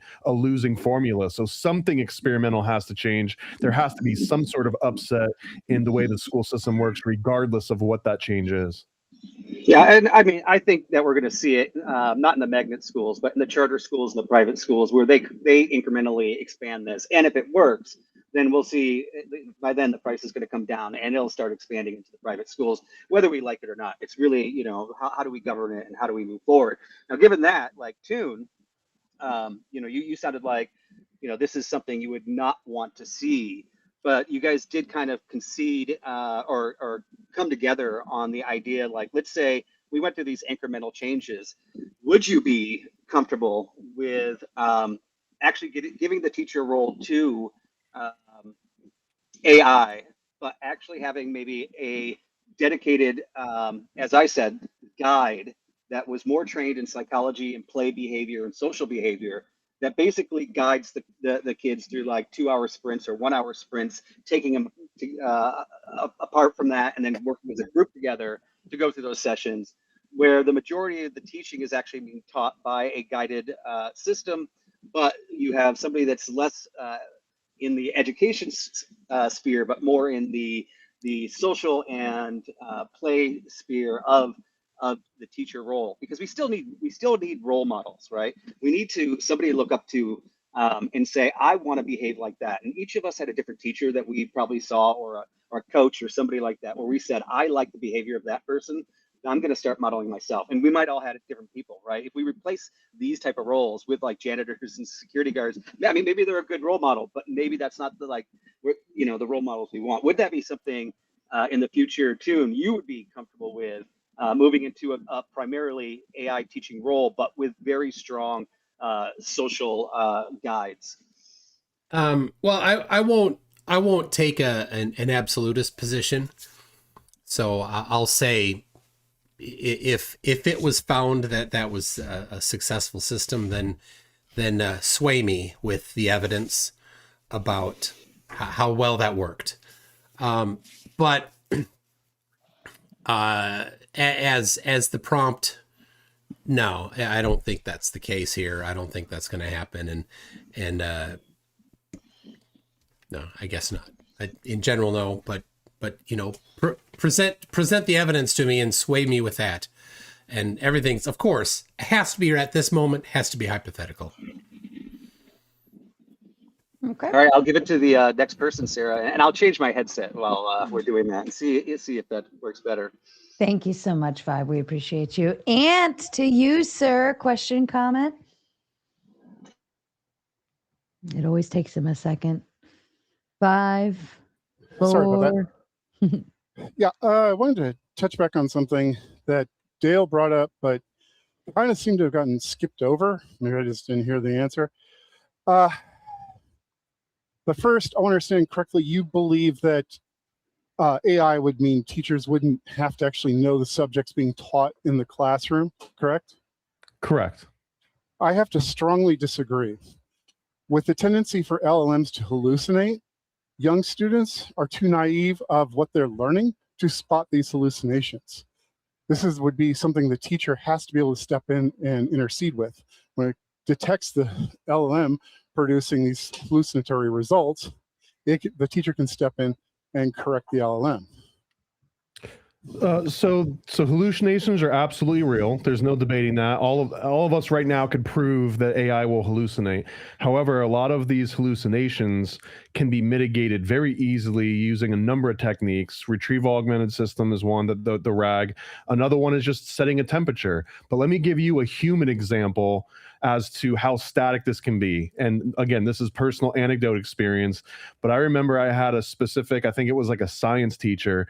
The entire science class, like every single day, aside from labs that we were self-guided labs that we did with a team and not with a teacher intervening, the entire classroom consisted of showing up, and he had an overhead projector where he had written in cursive notes from like 12 years ago, and we would just sit down and just write down his notes verbatim, and you would go home and you would just read them over and over again and memorize them, and then show up on every other Friday and take a test, and that would be a Scantron test, and that was it. So in that scenario, we had no feedback from that teacher, no interactivity, that he didn't even have an option to hallucinate for us, because he would just be like, write down what's on the overhead projector. So in that scenario, we can definitely make an LLM so stupid and so strict and static that it would do the exact same job as that science teacher. But it also has the ability to turn that temperature up. Temperature meaning, I think, a vague way of describing that would be like how much randomness or how much creativity you're allowing the LLM to have. So you can turn that temperature all the way down so it becomes more deterministic, meaning less hallucinations, all the way to the point where it can just spit out a script the same way that a human teacher would. So I would almost argue that you can match that static approach that my science teacher example, but you also have the ability to sort of tweak it and get it to be a little bit more open and more flexible while mitigating those hallucinations. Like in a properly trained system, you can mitigate a large majority of those. You don't mitigate hallucinations by restricting information, because part of the problem that causes them is it has low fidelity or low confidence information to begin with. And then it's trying to piece something together confidently based off of that. That's the problem. And that's not solved by taking information out. You actually need more information in so that it doesn't have to choose from those low confidence tokens. If we're talking about an open-ended LLM where a kid can ask anything on any subject, yeah. But if we're talking about like this month's lesson is going to be on 14th century sort of like Europe, then you can absolutely have an LLM that is so laser focused with RAG materials that it won't eliminate 100%, but it will greatly reduce the chance of a hallucination if the questions are all oriented about the very thing that it was trained on. I agree. Like if you start asking it math questions and theoretical physics, yeah, it'll just make stuff up and hallucinate. You don't even have to go that far. Like the top models still struggle with topics of law and research. They can go from 17 to 80% hallucination rates on those topics. That's not something I would trust to be, not have a teacher overseeing. So I'm saying. Are you talking about top models that are specifically fine-tuned in legal precedent, or are you talking about top model like the latest Opus or the latest generalized like Codex or GPT? I can look up the list of the models they're referring to. Well, because the main question here is, are we talking about a model that was specifically trained on, and so that it is an expert on like legal matters for lawyers, or that you can open up one of these generalized AI LLMs and ask it a legal question, and then that'll hallucinate?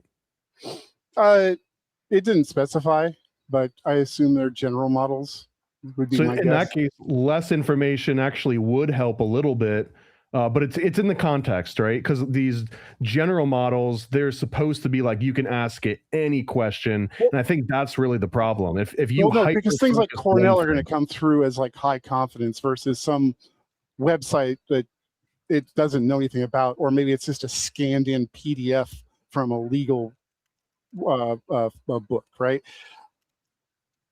It's still gonna do fine even with the lower confidence information with high confidence sources if it's available.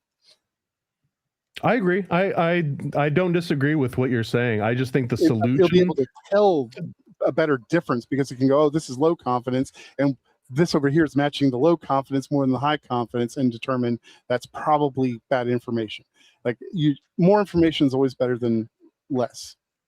Well, more information within the context that you're curious in. If you feed it a whole bunch of like 1980s music trivia, that might not help you on your math test. Or math might be the wrong example for an LLM, but it might not help you on your history test. No, I'm not suggesting it would. But you also have to understand too the other problem. Kids are smart, they're clever, and they hate authority. They're going to, and it's well known that you can jailbreak LLMs. That's not going to be very long until children figure out how to jailbreak whatever LLM the school's using to produce all kinds of crazy and wild content. I would argue that would be a net positive. That actually means that now there's emergent learning occurring where they're developing valuable skills that are relevant in the real world in real time. That's something that you might not get out of your social studies class. Or it's just something they read off the internet. I mean, even so, I feel like they're demonstrating an actual usable skill. So if the worst thing that happens is kids learn how to jailbreak LLMs, that's great. That's actually better than I would expect out of a typical public educated school kid right now. Well, they already do that though. They already. I mean, Napster for Pete's sake. When we were kids at our age group, like we had Napster. We figured out how to even cheat codes. Like we figured all of this stuff out already. We were there without AI. Anyways, I thank you for your time, Sarah. I guess you can move on. I can see the rest of the panel. That was a good question. That was Clay, a great question. Thank you, you, sir. All right, very good. Thank you, Paranoid American and MCToon for being here. Thank you, Sarah, for hosting, as always. Forgive me, I do want to ask something particular to someone who wasn't able to be here. And I just want to go down the train of thought on it, just to kind of get your take on it, Paranoid. Primarily, it seems that money seems to be the issue. I want you to touch on that a little bit, but before you do that, I also want to hear a little bit about your experience within the education system as well. But then after you tell us a little bit about that, if you could, with the financial stuff, I guess the best way to do this is to kind of go through it. Kind of wondering, like, if you take away the funding for the teachers, essentially now you've gotten rid of that's kind of like a social safety net, right? So that we have the ability to teach the children. Now you've taken that funding completely away, right? And if you do that, then that's gone, okay? But then comes the question, if it's burdensome to have all of these teachers monetarily, right? It seems more as a criticism of the whole system, right? So you're talking about administration, and the compromise of the educational outcomes, that monetary thing, right? So taking all that funding away, that's kind of general, right? But then you're proposing a solution, and if you're proposing that solution, it seems more that you are just more or less attacking the education system on a whole politically, as opposed to really focusing why it is that these things are happening. Now, me personally, like I said, this is somebody else's thoughts on this. I don't care about the money. I want you to spend as much money as possible if it gets the right results, personally. But it does seem as though the money seems to be the issue in this, and it seems that it's more aligned with perhaps some personal vendetta that you might have against the teachers and what they're capable of doing versus the actual money. Great observations. I would say I also don't care about the budget. I think that we've shown, first of all, we've shown we're willing to spend more on education than any other country in the world, right? But based on ratio to GDP. So we're already spending more than anybody else. And like you, if we have to double that, triple that, quadruple that, I'm enough of a conspiracy theorist. I really do think that someone, the government's just like turn the money printer on and it's just printing out money, and now we have the money. Like, let future generations deal with the inflation that it causes. But to me, it is a non-issue. So I don't see that any of this is bound from budget reasons. I'm obviously happy to entertain that discussion because it's a very real issue that usually holds things back. But let's just say that's not an issue. There is a very real issue with scale. You just won't have enough human beings willing to go and do one-to-one teaching, teacher to student, by throwing money at it. Even if you had the money to do that, there isn't the amount of human beings that are willing to do that. And the only way that you could entice them is that you'd have to start spending way more than 60 grand a year. You'd probably have to up that to like 150, 200 plus. I mean, we're just guessing at that point. That becomes completely economically unviable. On the other hand, I think that the approach to replace the teachers, let's say an average school has like 30, 32 teachers. If each of those is making $60,000 a year, I think that was the average that we brought up earlier, that's roughly $2 million a year in salary just for the teachers alone. That's not including the administration and the janitors and the lunch ladies. All of them get to keep their jobs, right? So now you have $2 million to basically stage a local AI system. And if it doesn't break every single year, which it absolutely shouldn't, then if that lasts for 3 or 4 years, well, now cumulatively over the course of 4 years, that's $8 million that you have to invest. And it keeps growing. It keeps getting faster. It keeps getting better. So I don't even think the budget is an issue once you actually start doing the numbers. But again, I think it's a moot point because I don't care how much we spend. I would rather dump all the money we can and get this problem solved, to get smarter kids and a smarter younger generation that can like lift the country up.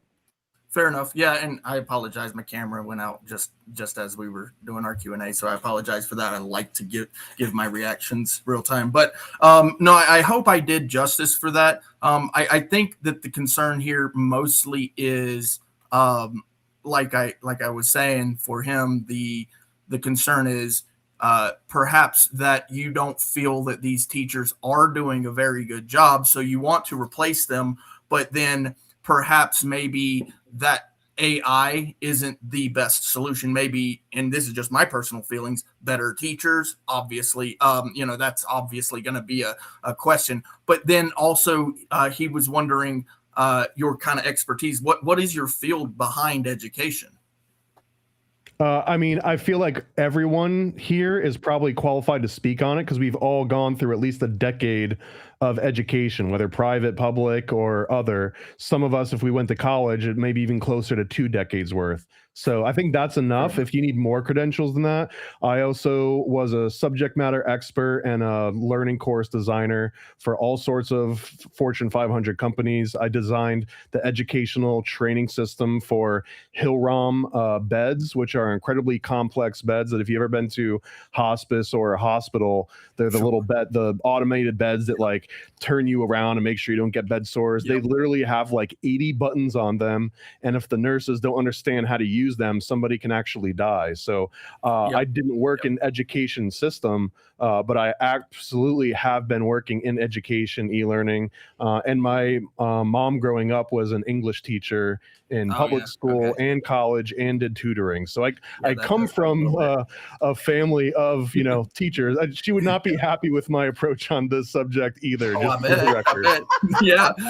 Okay. I'm glad you gave that as well. I know that was his curiosity. But actually that kind of goes into a little bit of my curiosity too, because I'm wondering when it comes to the, the teachers themselves, right?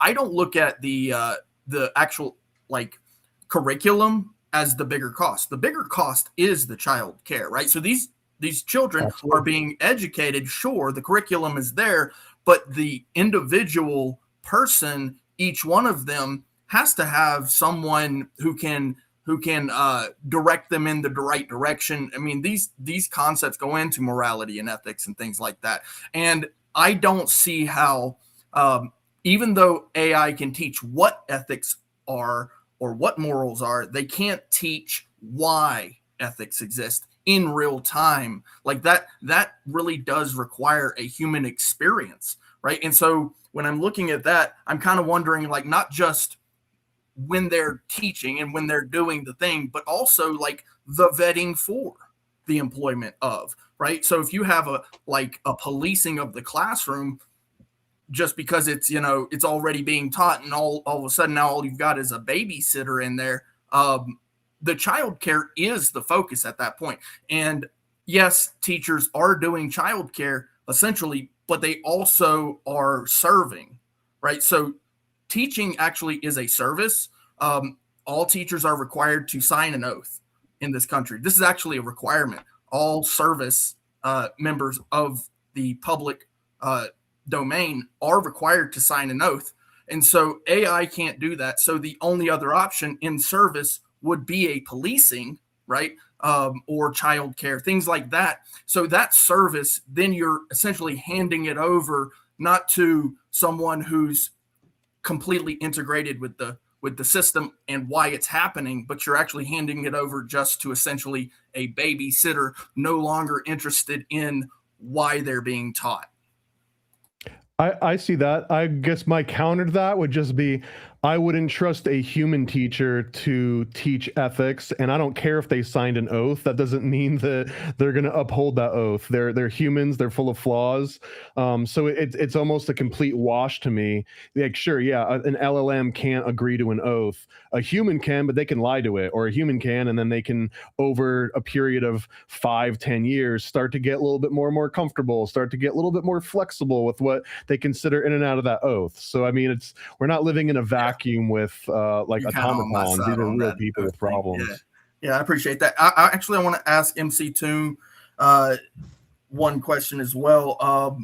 When it comes to the idea that we just don't know what could happen, right, in this scenario, that from my perspective isn't always the best perspective to have. Just because I don't know what's going to happen doesn't mean I shouldn't necessarily integrate, right? And I think you actually answered the question of integration. You're not really opposed to integration. You just want the right type of integration, perhaps. And I think that's accurate. I see you shaking your head. Yeah. But then, would you agree that data storage is cheaper than labor?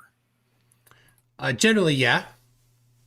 Okay, fair enough. We use that. That's really all I got for you. We use that concept at work all the time, right? We can go and optimize some code to be more efficient, or for a lot less time, we can go and cache something and that takes an extra amount of memory. Like, well, yeah, that's a lot cheaper.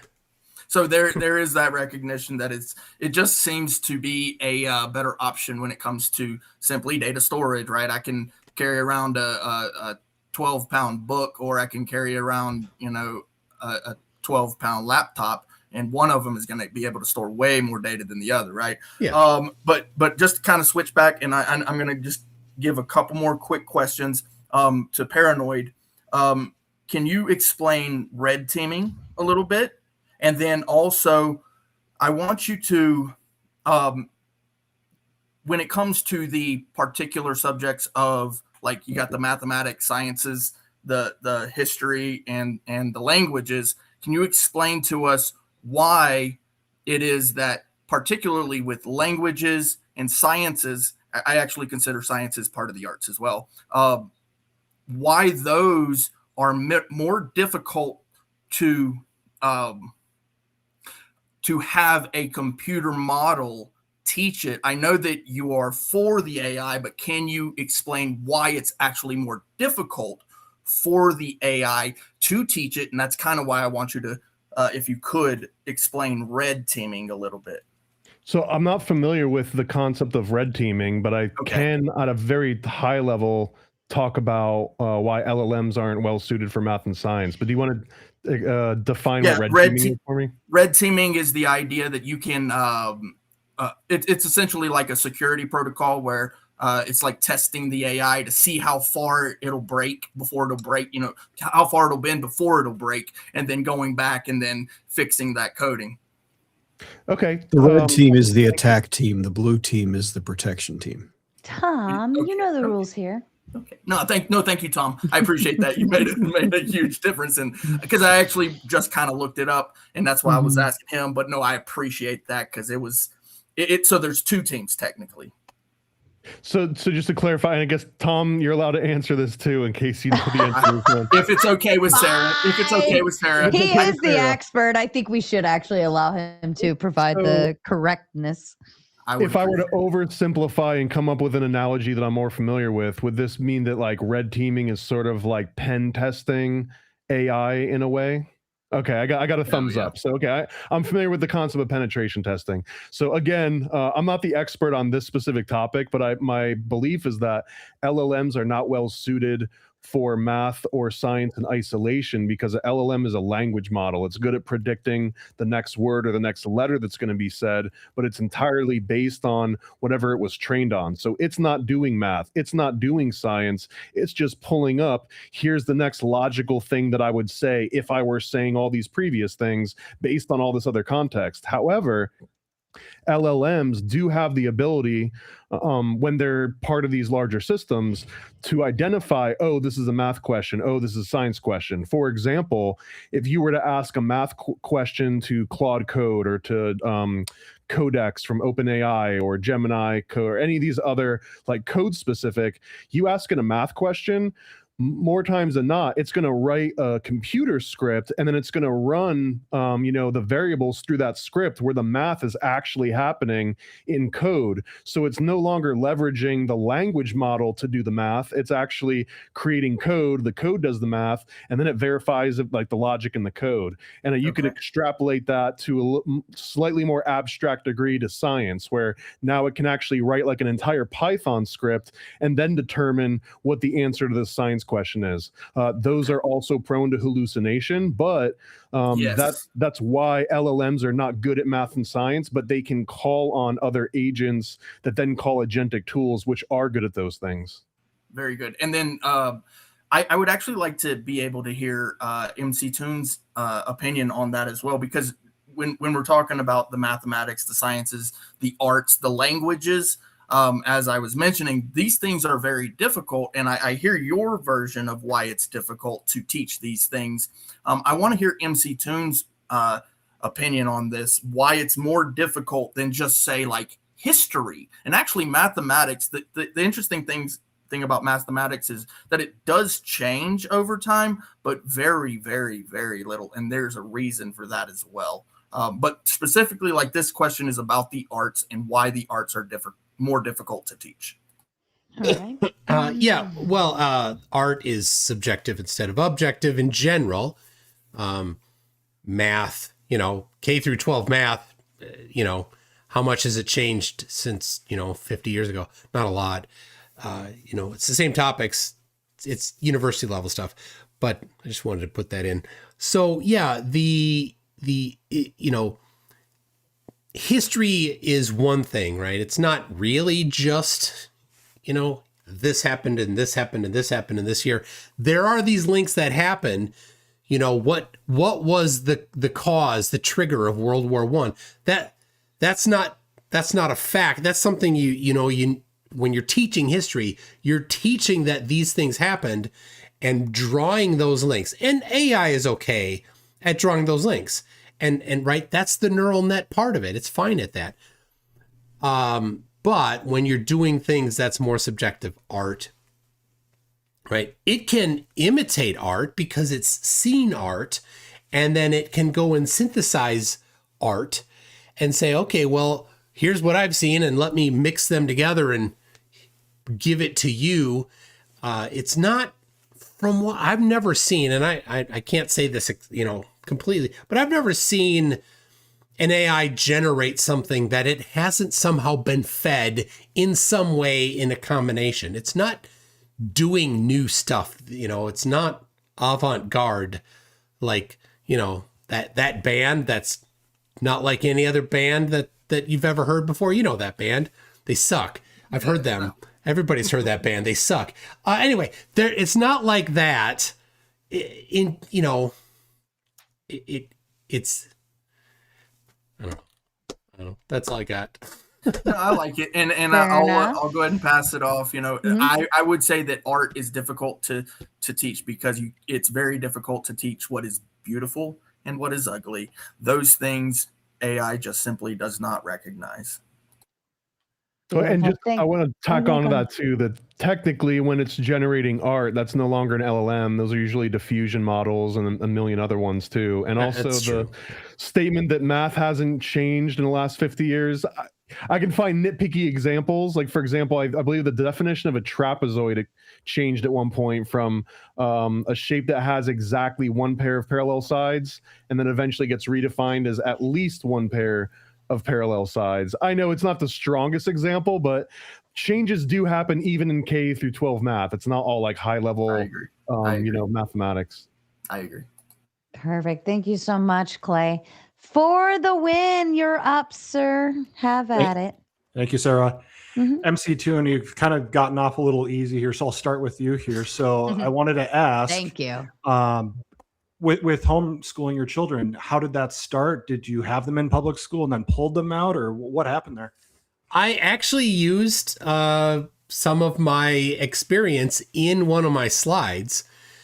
So our first kid went to kindergarten and first grade, and in first grade, he would be given math homework, right? Here's your math sheet for the day. And he was behind on reading. So they'd give him the math sheet, and we put this together later. They'd give him the math sheet, and on the top of it was the instructions. Now, he was behind in reading. The math, they didn't figure this out. They didn't put it together. He was not doing the math. He was failing the math stuff or doing poorly in math. And I'm like, he's pretty good at math. He really isn't having problems with this first grade math stuff. Why is it so bad? Well, so then my wife is spending hours every day going over the math with him. But it was just that somebody needed to read to him the instructions, and he wasn't doing it because the pace for reading wasn't what he needed. And so he's good at math. He was getting bad grades at math. And it took a human, my wife, not the teacher, not impressed myself. I wasn't impressed with that. My wife, to figure that out. An LLM would never figure that out. He's getting bad grades at math. Well, he put him in a slower math, pace. Anyway, that was first grade. At the end of first grade, my wife's like, this, we're struggling. This isn't going well. How about we homeschool for a year? Let's see how it goes. Get his reading up to par or whatever. And I'm like, oh yeah, all right. Well, for a year, fine, whatever. Well, at the end of the first year of homeschooling, which was second grade for him, he was reading for fun. I was buying him Redwall books. I got him in the end. I got like the entire Redwall book collection. He chewed them all up. The kid who couldn't read in first grade is behind in reading in first grade. By fourth grade, had read through all the entire Redwall series.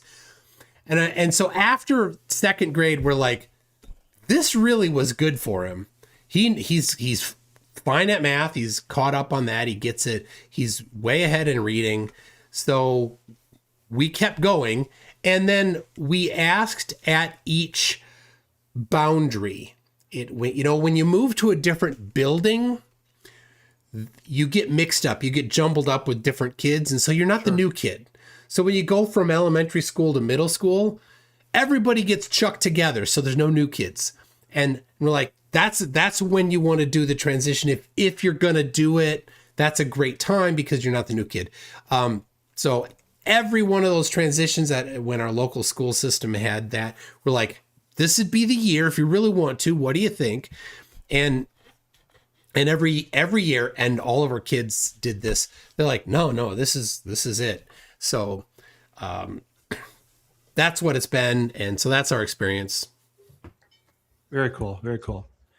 So Paranoid, you've talked a lot. We've hounded you a lot here tonight, so I'm going to do some extra hounding now here for you. So I'm ready for it. I like it. He All right, loves cool. it. So with Ant, you had said this is what you expect out of your typical public school age kid.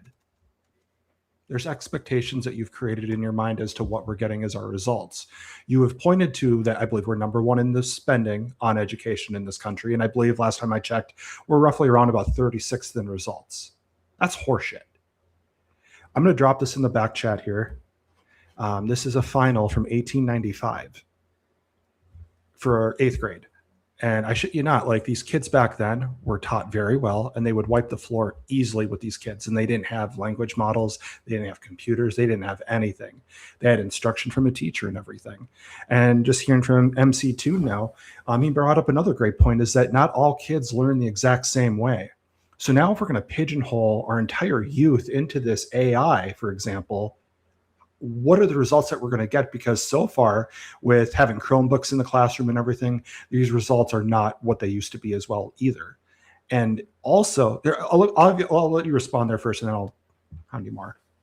Well, I would push back on pigeonholing. I would say this is the exact opposite of pigeonholing. Right now, you're going to force optimistically 20 to 30 kids to learn from one teacher the way that that teacher decides that they want to teach. Their teaching method, their disciplinary method, just like the tonality of their voice, all of that, their pacing. All of those kids are essentially being pigeonholed into dealing with how that teacher teaches. Once you create AI as the instructional layer, now you can have 20 or 30 different variations teaching the exact same content, but catering it in 20 to 30 different ways, which is something that a human being simply doesn't have the time or capacity to scale. So I don't think it's pigeonholing. And I also would say that it's not fair to say like, oh, well, they've had Chromebooks and Chromebooks have led to not a huge improvement. I think that this is because the ultimate problem is the teacher. The teacher was the problem, and the Chromebooks didn't replace the teacher. The Chromebooks just replaced the books. That's all that they really they replaced the pen and paper as well now too. Pen and paper and the book, yeah, and now no one can draw in cursive or write by hand anymore. And again, I'm not going to debate that 100 years ago education was stronger, tests were much more difficult. The norm might be that you spoke 3 or 4 different languages and you were multidisciplined. That's long gone. And why is that? Why is that? Can we just get to where a 7th grader can read at a 7th grade level? Once we can get back to that baseline, then we can talk about rewinding the clock to the 1800s where people were, multilingual. Well, it's not about just being multilingual. I think it just starts simply with the building blocks, and that I think you're a fellow conspiracy theorist and such like that. There's been a complete dumbed downness of our country and everything. And I think it's done for a reason. This is why we are where we are. This is why we're getting 36 for results. And now you're substituting, well, now that we have these computers, let's just double down now and go full AI with everything. I think we're truly going in the wrong direction with everything, with all of that. We need to go back to the basics of things. And it starts with like MCToon's kids where, if someone's not a good reader, well, get more direction in the right avenue with that from a teacher and such like that helped his son. So I went, go on. Oh, to be clear, I just want to make sure I'm not misanthropic. I don't think that I want all teachers to be replaced because of a chip on my shoulder. I do have a chip on my shoulder, but that's not the reason. I don't think they should be replaced. I just think that it's literally just a scale problem. If in some wild scenario, we could afford to have a teacher for every single student in every single class, I would be more in favor of that than I ever would be in favor of putting AI in that role. I just don't think that we're ever going to live in that reality. So on a pragmatic standpoint, AI is the only real viable solution that fixes all these problems that have come up. Every other solution is really just like, well, let's just see if it gets better. Let's just raise salaries a little bit. Let's just do this and that. Like there are all these incremental small tweaks. But you just showed that, again, in like the 1800s, before we had the current version of schooling, everyone just kind of went to like the local church, the local community center. And I think part of the big reason, and this is conspiracy, they're dumbing us down. I didn't bring that approach because it would be harder to defend with all that extra baggage, but it's that true. The old forms of schooling was community based. You wanted your neighbors to be smart. You wanted your kids to be friends with the other kids in the community. You wanted like all of that to help your town out so that your town would become better. I think the way that school works now, everyone is so isolated that there's really no, like, the teacher's not thinking, I'm raising the children that are going to be the next wave in this community, therefore I've got this extra social obligation. They're like, oh my God, when is this class period end? I hate these freaking kids. So it's like a stark difference between the incentives of being a teacher in the 1850s versus the incentives of being a teacher in 2020. Sure. So you brought up the Scantron. Fucking worst piece of shit ever. I agree with you. I was a shitty test taker myself and everything. I understood all the concepts and everything. And then when it came to take the test and everything, they would just tweak, like on math, like ever so slightly off from whatever your homework was. And you're like, what the fuck is this? They didn't teach me this shit. What the fuck? It was just bullshit. It just pissed me off and everything. And a lot of kids had that same problem with things. So it was just very frustrating. But I really do believe, like, I went to private school from preschool through third grade. And we learned like phonics, the building blocks, the true building blocks of everything. And I think it really starts there. And I'm just kind of sitting here thinking about things where, well, there are things that private schools are doing that we could just replicate in public schools. Why do we have to have more money being thrown at private school for kids to get better education when we're already throwing the most money in the world on it right now? Like, that's kind of asinine to me. Even if it's not rhetorical, but part of the answer is that if you go to private school, then it means that at least somebody in that equation, the parents or the kids, they want to be there, or that they've got some incentive to be there. When it comes to public school, it could literally just be the place you have to send your kids to, otherwise you go to jail, right? Because it's basically state mandated. So one of them is forced, and it could just be like a passive daycare situation. In a private school, somebody in your family has an incentive for you to actually pay attention and make use of that, because they've made like a monetary obligation in order for you to even be there. So it's a little bit night and day. And just to tack on to I loved Scantrons, and part of the reason I think that I have this thought about like AI replacing teachers is teachers could kind of be boiled down to three things they were useful for to me. One is they could answer a question that I had where the answer wasn't in the book, and there was no other option for me to do that. You know, go to the library and hope you pick the right book. So asking a question directly to a human being, that was essential. The next one would be if I got something wrong, they could actually be like, oh, I see that you did that. You carried the one and you weren't supposed to do that. Having that direct feedback on why I got it wrong, that was helpful. And then finally having some sort of objective third party, as much as they didn't always feel objective, to grade and do the assessment. All three of those things can be solved. In my limited view, all three of those things can be solved by AI, no problem. The only reason that I even spent money to go to college was because I had questions that I couldn't find a tutorial or a book or a Wikipedia article on that answered it. And I was like, I got to just go and hire a professional teacher and go to school so I can ask them these like highly niche specific things that I wanted to know. If I had an LLM, I might not have had to go to school to do that. What year did you graduate high school? 2001. Okay. I was 06. So like they just shoved it down our throats. You have to go to college. You have to go to college.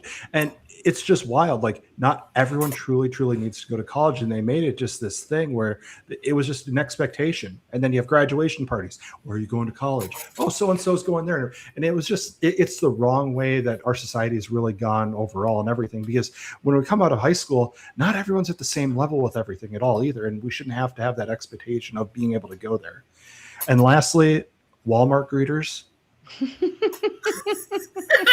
The point there, though, is that a Walmart greeter is... Dude, my Walmart greeters fucking sit in wheelchairs and they're just fucking retards. I'm sorry, Spin, but they're fucking retards. And it's Some just of them have just been aged out of any other viable career field, and they just want to have social interactions with people. I get, in my experience, maybe in the town that I grew up in, but it was like the grandma that had been a teacher for her entire life, and now she doesn't want to be a teacher anymore, but she's also bored. She just wants to smile, and that Walmart greeter could probably be getting paid as much or more doing the same thing, making kids feel good about themselves in just a different environment. So I mean, I know it's not the perfect analogy, but yeah, Walmart. I know. Good. I know what you're saying, but that's it was a funny analogy with it. And I mean, I'm pretty sure the last time I went to a Walmart greeters in fucking wheelchairs, prick. All right. Last time I walked into a Walmart, the guy was drooling, just sitting there. I'm like, hi, I'll do your job for you. I don't know what the fuck I'm doing here walking in right now. This is awkward. Can I have your receipt? Can I have your receipt? Thank you so much for the win. And last but certainly not least, LLM Degrader. If you'd like to ask your question or provide a comment. Yeah, thanks for having me. Sarah, Paranoid. I have a long question for MCToon and then kind of just a quick one for Paranoid American. So for MCToon, it sounded like you are for, and I'm a software engineer. I build with AI, you guys. It sounds like you are for some sort of AI implemented in the education system. I thought I heard you mention that earlier on a brief. Yep. Yep. So just a second. With that, I think I don't quite understand how such a solution would not simply converge into a system like the one that Paranoid has suggested here. And if it did converge into that, would you be okay with that? Let me kind of explain how that happened. So, like with the current context, we see all sorts of jobs or tasks being automated. We, three of us have seen this for engineering. AI is being integrated everywhere. And in this case in particular, we see in the education system, we see two parties who are very incentivized to use AI. They're the teachers who are burdened with their workloads and would likely look for any sort of relief. They would offload to AI, and students needing to assimilate to this AI native world are really going to use AI, or maybe I don't know. If we imagine that they both do use AI, then Paranoid system might just be some sort of formalization of this end state. I don't understand how, if we implement even a tiny solution, like where we, if I something like what I think you might have done, like integrate a tutor, or we integrate a small application into the education system, then teachers would be more incentivized to rely on more and more, and they would be trying to, I don't know, deal with their burdensome public education. Maybe they have 20 kids, they're all rowdy, and they want to focus on that. And they just lean more and more, oh, it's easy, the LM teaching intuitions to the children. I'm going to have to do that. Going to the point where they just offload essentially their entire workload to this system, and they no longer need to do the teaching portion. If we get to that point, then what is between this system and where the system has gotten to and Paranoid's suggestion? Sorry, were folks able to hear me? It sounds like your mic's kind of just tapping slightly in and out. I'm still picking up what you're putting down, but that we're kind of like having to fill the gaps mentally. Just so you know. I think I understood fully what he was asking. Yeah, it was still context clues there. You should be fine. Basically. We got it. Okay, one system would converge into the other. So what do you think about that turn of events? Do you think that this would happen? If so, why or why not? And would you be okay with it? Could it happen? I see that it could. I see that teachers could could just take the easy route, yeah. And yeah, I wouldn't want to see that happen. And like I said to whoever asked earlier, I'm not going to have an absolute position on this. If there was an actual system that tried this and they had actual results where there was no teacher in the room anymore and it was just the AI, and then we could look and evaluate the results and see if the hypothesis put forward by Paranoid here was confirmed or not, then well, we could at least have a data point. We don't even have that data point yet. But would the teachers tend toward that? I suppose they can. And that goes to the just like all the other questions, how do you stop the teacher from teaching the thing that they're not supposed to do? And how do you deal with this? And how do you, right? If the teachers do the wrong things, that's a management problem. And we have people that are managers of teachers, the school administrators. That's their job, is to manage the teachers. So you go back to them and you say, make sure you're managing your teachers. And the fact that there are some teachers that are bad teachers and haven't been managed well doesn't mean that that you get rid of the whole system or you swap out for some other completely untested hypothesis. No, you fix the problem. Mm-hmm. That does make sense. Yep.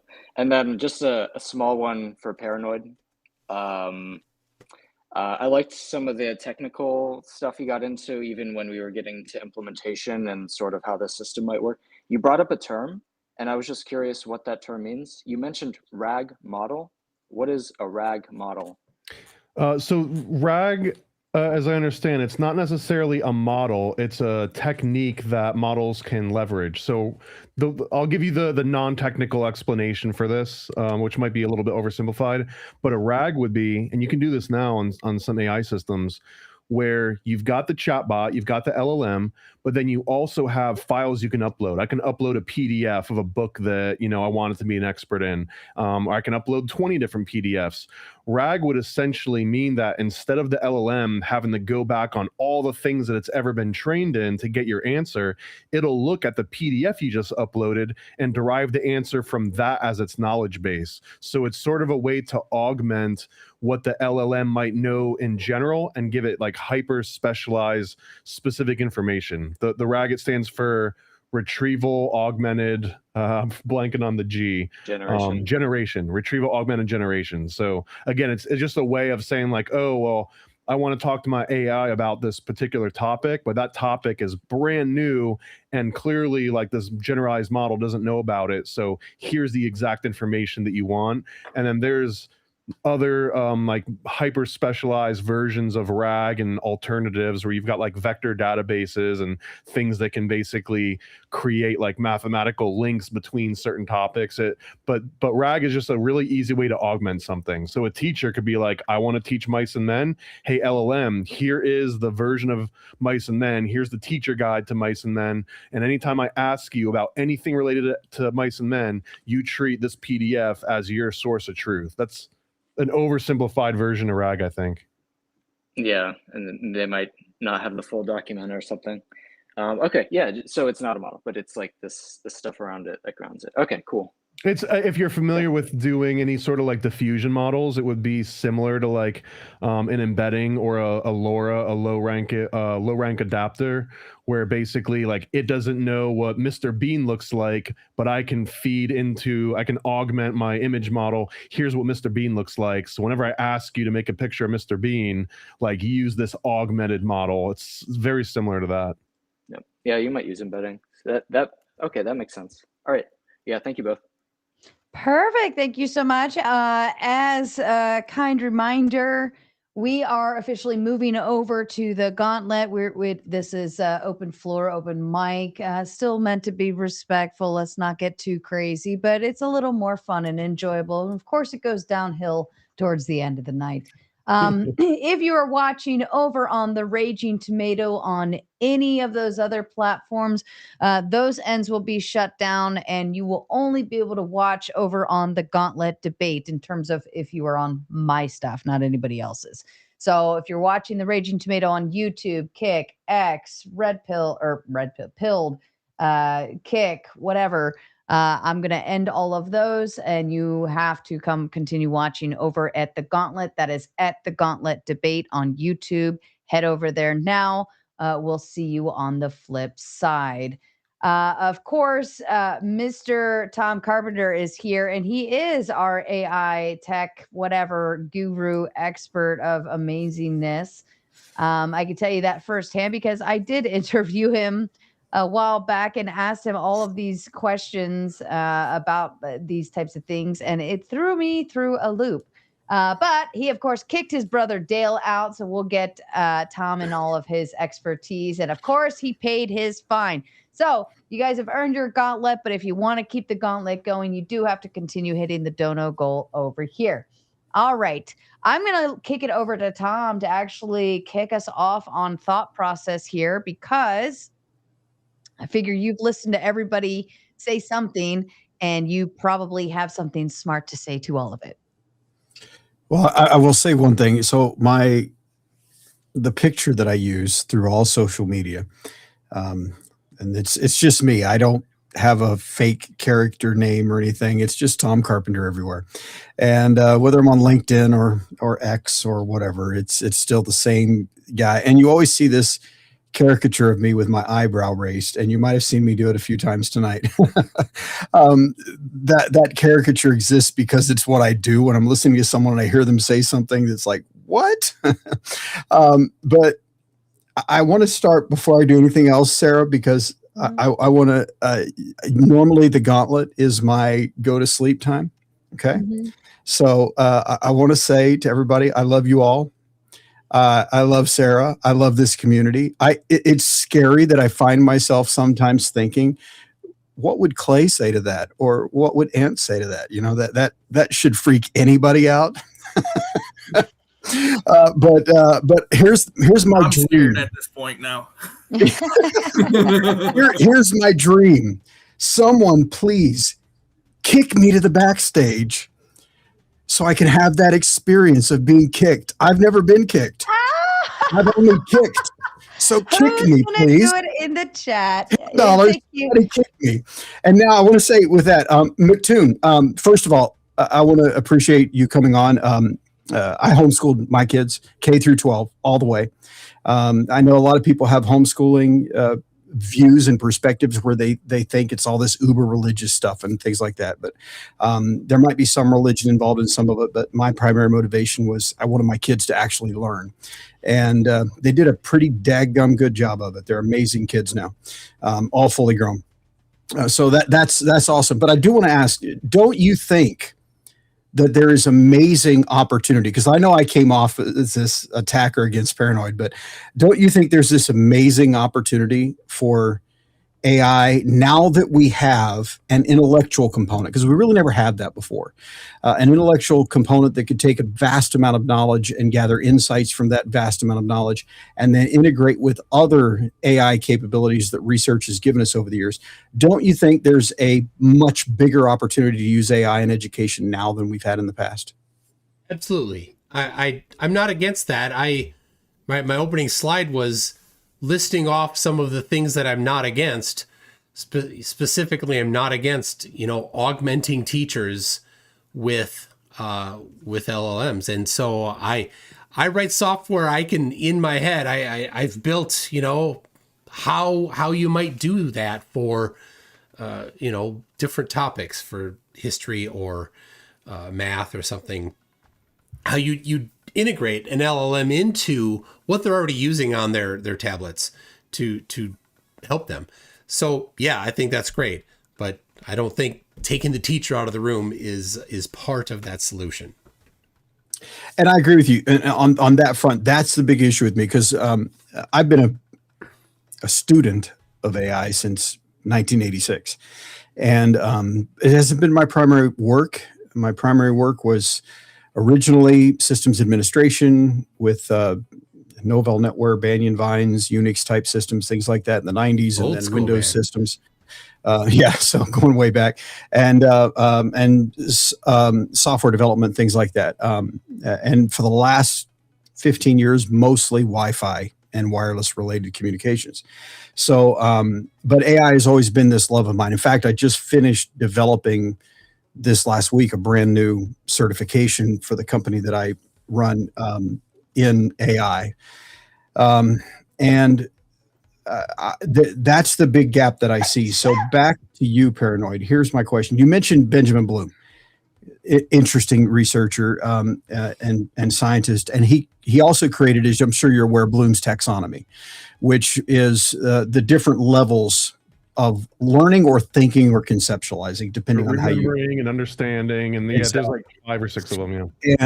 And it's been updated. There's an enhanced, updated Bloom's taxonomy. There's been a lot of critique of it over the years, but it still holds pretty steady as at least a way to think about the different levels of understanding. Recent research over the last 3 years, and some of it as recent as 6 months ago, has shown very clearly that LLMs, just as one part of AI, and I grant we can integrate multiple AI components, but LLMs particularly do amazing at Bloom's taxonomy level 1, but they literally fall off a cliff at level 2. They simply, in all the research, just plummet in their ability as soon as you get to level 2, which means they're good at teaching fundamental knowledge, but they absolutely suck at teaching anything beyond that. Because they don't, it goes back to what I jokingly talked about as Dale. By the way, Dale is a real person. He is my brother. He lives in me all the time because I did grow up in West Virginia, and Danny was my dog, and he did die by a lightning strike. But so he's my alter ego that comes out now and then.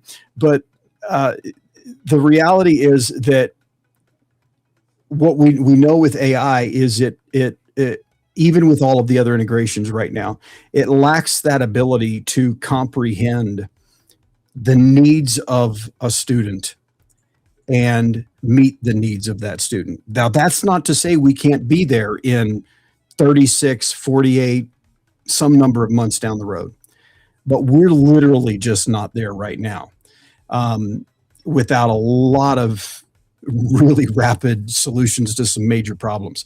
So how do you address that issue, the issue of going beyond Bloom's level 1, and the issue of the fact that when you look at all the history of educational research, because that's actually what I do now and have for the last 15 years. I run an adult education company. Effectively, it's an IT certification company, but we certify individuals mostly in wireless communications technology, and so I have to study a lot of what works in education. And what we know, for example, John Hattie's research of 300 million students, we know that one of the key factors in education is the dialogue that takes place in the classroom. He puts that at ranked, I believe, if I remember right, it's either number 3 or number 5. One of those is the most important things in the educational process. So how would we address that? Since we can't rely on just giving them a chat, we have to have all these guardrails around it. How do we deal with that if these security guards, and I'm kind of saying that tongue in cheek, these security guards that we have in the classroom with them are not also educated as teachers to be able to have that dialogue? So I absolutely agree. I'm actually glad that MCToon didn't bring this up, because it would have been just like a Achilles heel sort of argument. But that particular aspect of having a teacher in the classroom and having like that social experience. Here's another example that I think we'd be missing out on. And I know this almost sounds like a bad example, but for me, it's imperative with like the social aspect of it.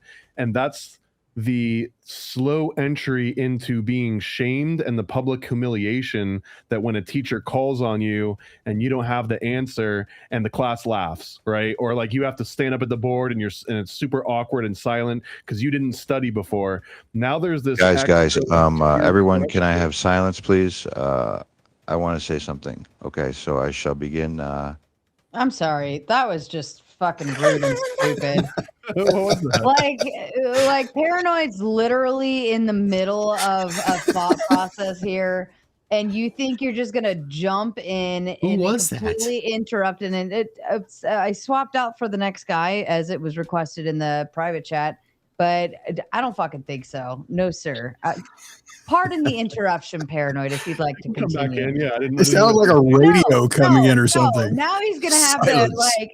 I probably will never Back let them along. on again, just for that like plain stupidity. It's like panel 101. Go ahead, back to you, Paranoid. So basically the point being that very real experience with public humiliation in sort of a safe, controlled environment where now you've got peer pressure to excel, even if you don't want to be there, and even if you hate the teacher and you hate the lesson and everything. People laughing at you is an incentive to like, maybe I should learn how to read. Maybe I should care what this lesson is just so I can avoid the social ostracization. That's one thing that also gets eliminated if you just straight up remove the teacher and everyone's got these individualized courses. Because again, everyone's not going to learn the same. Maybe that's good that gets rid of, but I feel that that's a valuable part of growing up and bumping into like, here's how the real world works. Here's how you interact with people. When you're talking about the Bloom's taxonomy, I don't know what the current level of it is, like what stage 2 essentially is, but it's like it's remembering, understanding, and then it gets into like analyzing and creating, which I think represents mastery. And what Bloom, I think, was saying is that every student is technically capable of mastery if they have the right resources. And the whole premise of the 2 sigma problem, the sigma, I believe, meant that it was people that had one-on-one tutoring had what was it, like 2 standard deviations above people that did not have the one-on-one tutoring. So that's what 2 sigma means. It means 2 standard deviations above those that didn't have that same approach. So I agree with you that it completely falls on its face, but only when you present a kid with unbridled access to a chat bot. But once you have guardrails that essentially know what the answer is and prevent from just giving the answer, because that's usually where the degradation, where the atrophy happens, is if I can just ask the computer for the question and it just tells me the answer, then I just fill the answer out. I don't have to actually understand it, analyze it, integrate it. So there's ways to mitigate that, but I agree that that's actually a huge problem. I would say that let's compare that to what we actually have in the real world right now, instead of an idealized version where everyone gets a great teacher and the teacher identifies this and the teacher is able to mitigate all this. There's plenty of examples where there's no AI in the classroom, there's only a teacher, and this exact same problem presents itself, and there's not a known solution, hence having decades worth of a sliding decline. Yeah, I think that makes sense. I think that I actually agree with you that AI is coming in. There's no stopping it. It's going to come in, but I think at least for the next decade or more, we definitely need it to be an aid to the teachers and not a replacement for the teachers. That's just me and my summary thinking. But I will say this: the other area I think where you missed the mark is in the cost. I don't think you fully comprehend the cost. I'll just use one thing as an example of where most people, when they're looking at deploying any type of AI system, particularly based on LLMs, they miss, and that is something called the KV cache. For simplicity for everybody here, the KV cache is your context. So if you have a chat with ChatGPT and you talk to it for a while, everything that it remembers about you, that's technically called the KV cache. And that cache is for each individual using it. And so now, granted, you mentioned one option was to give every user their own dedicated computer running the LLM and the other AI components that are just for them. That's probably going to run you, if you do that for a school that has 500 students, it's going to run you somewhere around 12 to 15 grand a month in extra electric bills. So you need to find a way to centralize and share that. And if you do that, then you're dealing with a cluster of servers with multiple GPUs in each server and so forth in order to be able to handle it. That cost factor is a lot bigger than most people think. Right now, what most people don't realize about AI is right now, I said this when Sara interviewed me last year, and it's still true today. It has not changed. AI is costing us massively more than the value that it's bringing us. in the world today with the large language models specifically, that kind of AI. The companies are still not making money, and the reason they're not making money is because they can't charge as much as it actually costs to deliver the service.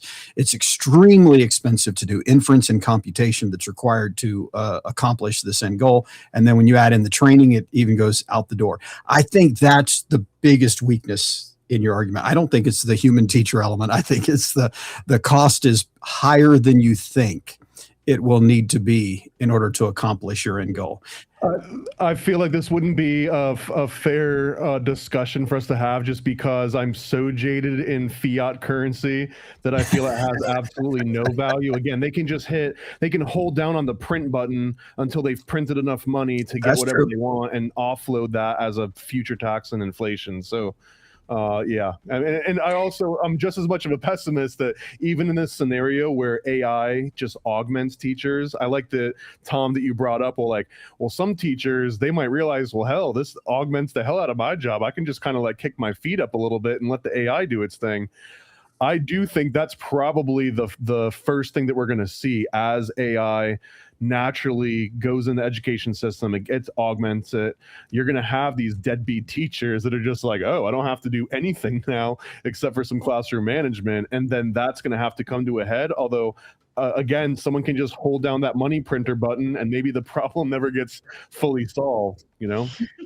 That's not how economics works. Is that cost the same for, like, you compared like some big AI sort of approaches, but I think Paranoid brought up an approach of using I don't know, maybe some undersized models, sure, like Gemma's 27B quantized is kind of, I don't know. Actually, I think small language models are the future. I don't think large language models are the future. I think small language models are. And you can take a small language model. Here's a great example. In my industry, in the wireless side, there's an individual who works for Cisco, Jerome Henry. He and his team developed a small language model that's literally 124 megabytes. That's how much memory it takes up. And it does better network protocol packet capture interpretation than any of the frontier models. And by frontier, I mean ChatGPT, Gemini, things like that. Small language models can do absolutely amazing things when they're perfectly finely tuned for what you want them to do. And I think a mixture of small language models could be phenomenal for educational purposes. So absolutely, I agree with you, LLM Degrader. We've got opportunities here, and we're going to see them be optimized in the next few years to really do some amazing things. No question. Yeah, well, I was just curious if you thought the cost might be the same if we assume like these small, smaller large language models. Yeah, that's fair. That's fair. It will reduce the cost significantly. But that's so we're with small language models where we were with large language models in 2021. And so it's going to take us a few years, most likely, to really optimize it. But it's actually happening faster because we've learned a lot of lessons with large language models already. Yeah. And by the way, Paranoid. You just said it. I'm sorry, Tom. Go ahead. I was just going to say, Paranoid, when I joked about you losing your job before teachers, that was kind of a mean thing, but it's actually true because programming is so structurally and semantically perfectly laid out. We know exactly what we're doing with programming code. Human language and human communication is so variable and different. And so it's easier actually to write code than it is to teach a child. And that's kind of what I was getting at there. Alley Cat, my only Max, retort do you to wanna this. jump in? Go ahead. Sorry. My only retort to this is, Paranoid, you said it. They can push that fucking button and print that money and it'll just be paid back in inflation. Well, wouldn't you agree that the inflation rate now is high enough? Do we need more? Because schools or pussified parents won't send their kids to school? Is it really that important? If you're asking me, I do think it's that important, but also I don't think that the government is going to be the one that's like, you know what, we should invest a lot more in education now, unless there was some sort of kickback for it. I just think that this is actually going to be the most cost-effective solution in the short term. Like, I don't even feel like this is a debate where I'm like, hey, everyone get on board, and if we get enough people that agree, this will happen. It's almost like this is already going to be the thing that happens, and here's maybe the silver lining. And here's okay, so we should pussify the kids, give them a tablet or AI. They have tablets. You're not giving them anything. Regardless whether they have a fucking tablet or not. You're pussifying the kid, not sending them to school. They have no social interaction. And what you're advocating for is a computer to have feelings. I don't think so at all. You're still sending them to school. They're still getting social interaction. You're sending them to school, maybe in their bedroom while they're playing Roblox and playing fucking anime. This isn't about remote education like during COVID. This would be you still send them to the same building. Okay, so I've got a good one for you. My grandchildren, and yes, I have grandchildren. They go to fucking school. They're playing Roblox. They're playing fucking anime, playing with computer animated shit at 7 years old. What are they learning other than how to play Roblox and play anime and play fucking games? That's what that is what you're advocating to teach these people. It is. No, it actually is. And you're sick in the fucking head. You're sick in the fucking head if you think that's education. Well, it's not fucking education. I don't care if they're teaching them the ABCs 1, 2, 3s. There is some sort of like good that comes from, for instance, playing games, right? It develops like those motor skills, and especially because like drones are our new attack mode, right? Absolutely. There's a lot of hand-eye coordination that comes into play between playing games and then building a strategy as well. That's another feature that's built into gameplay and so on and so forth. So there are some advantages. Do I think that we should play games all day? No, but it would be just the same as playing chess. You're just playing in 3D mode, right? I get that, and I'm not saying that there are not some situations where learning can't be fun, right? But I think it's a very skewed reality that we are teaching that this is how we have to learn, and because and I'm using this to be a little bit funny, but we're going to use the Wikipedia term instead of a correct term because all this information is being pulled from every which direction. History you have to is teach history. the kids on top of the new thing, you know. I didn't hear you. Yeah, I mean, we have to at some point teach the kids on top of the new thing.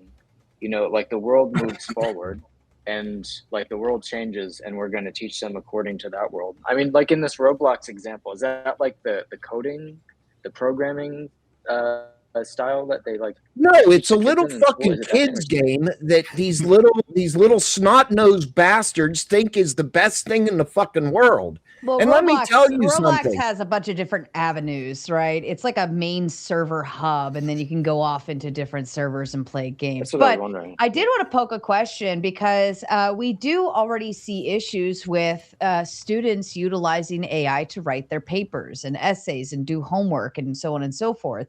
Paranoid, would you foresee that as being an even bigger issue if now they're not only learning from AI, but then utilizing that to give them the answers per se? Yeah, I think part of that is the same mitigation where you have guardrails that don't just straight up give answers, but I don't think there's ever going to be a full solution for straight up defeating either plagiarism or using AI. Like right now, what happens is kid uses AI to write the paper, turns it in, teacher uses AI to detect the AI, and then there's always going to be like a false positive where the teacher tells you, hey, AI wrote this. And now what's happening is the inverse, where people are writing the entire thing by hand and then like, I need to make this dumber in a few places. I need to make a few mistakes that the AI wouldn't make just so that it doesn't hit the AI detector that the teacher's using. So I think it's on like both ends. People are misusing it, and we're never going to have people that stop misusing it. That would be part of the incremental change. Would probably be, instead of standardized tests, instead of scantrons, there would be a greater assessment of, are you integrating the knowledge in a more reasonable way? And maybe that's straying away from writing essays unless it's in like a college course. But yeah, okay. Well, let's say, let me point this out. If you're using AI to write your paper, I am typing a few keywords, right? Mhm. What are you really fucking learning? Nothing. Yeah. Nothing. So would you say, with you not learning anything, AI? All right. I'm going to take a break for a minute. I don't know. Are you getting anything out of this? I'm a little... People kind of hogging stuff. Anyway, let me... Icy Spin mentioned this earlier. I did. Didn't go over well. She took it seriously. Inquisitive Infidel says, full gauntlet stoned up for a snap. Okay. Nugs Automation is as a new member, an Einstein. Thank you very much, Nugs. Appreciate that.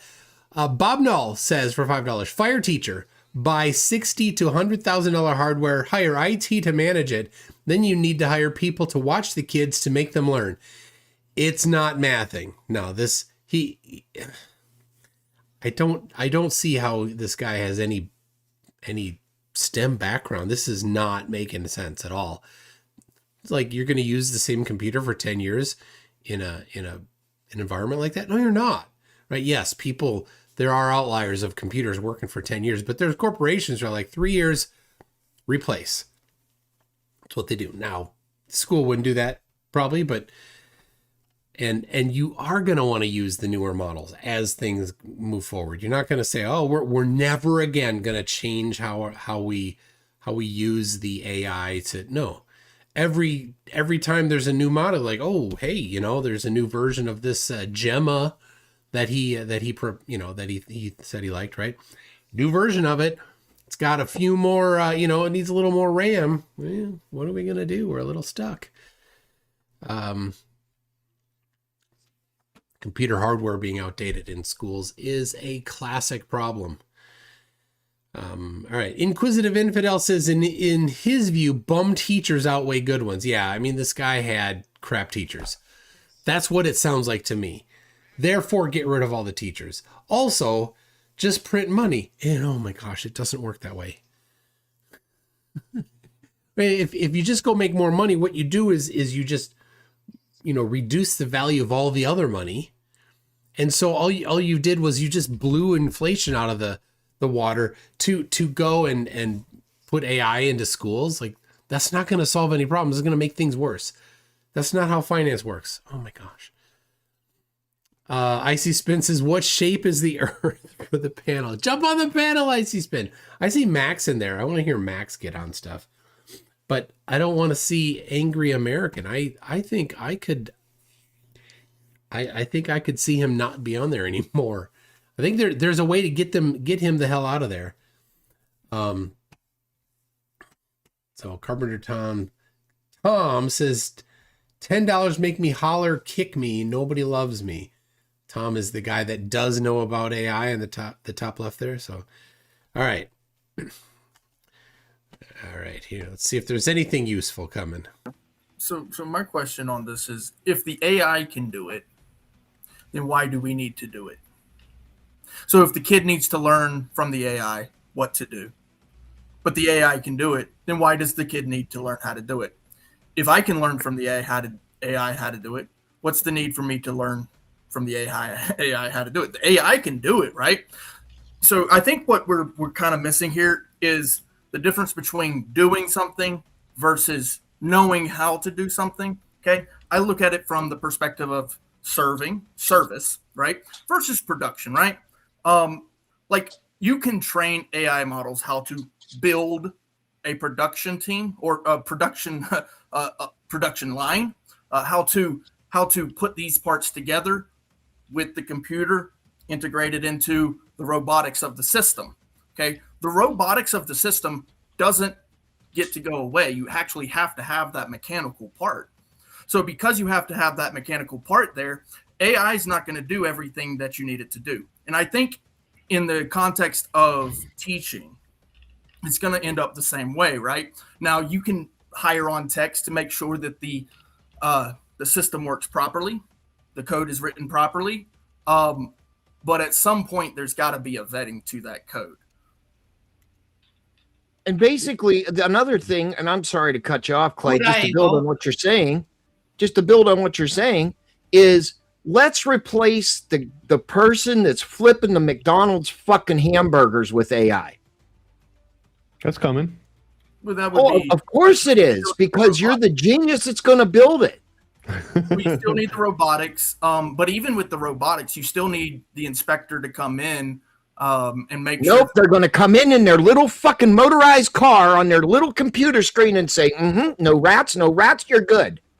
Right, That's what these people are advocating for. It becomes a problem. I actually want to shift the conversation a little bit from that to, if we could,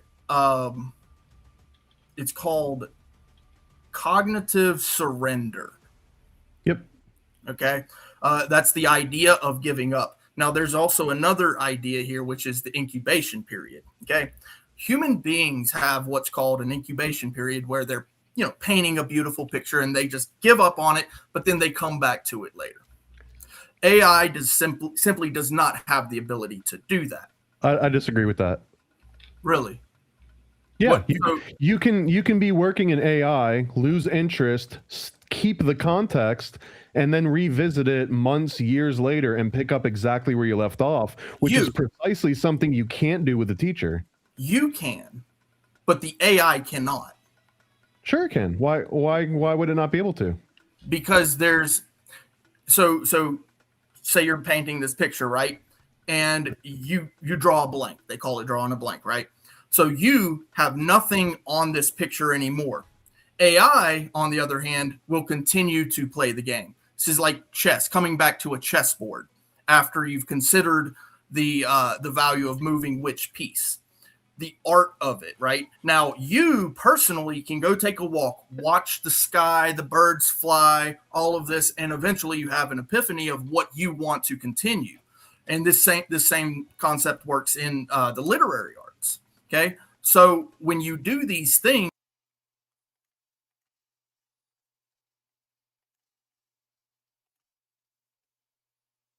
the model, okay, all of the information that it's been fed, and then coming up with a solution for that.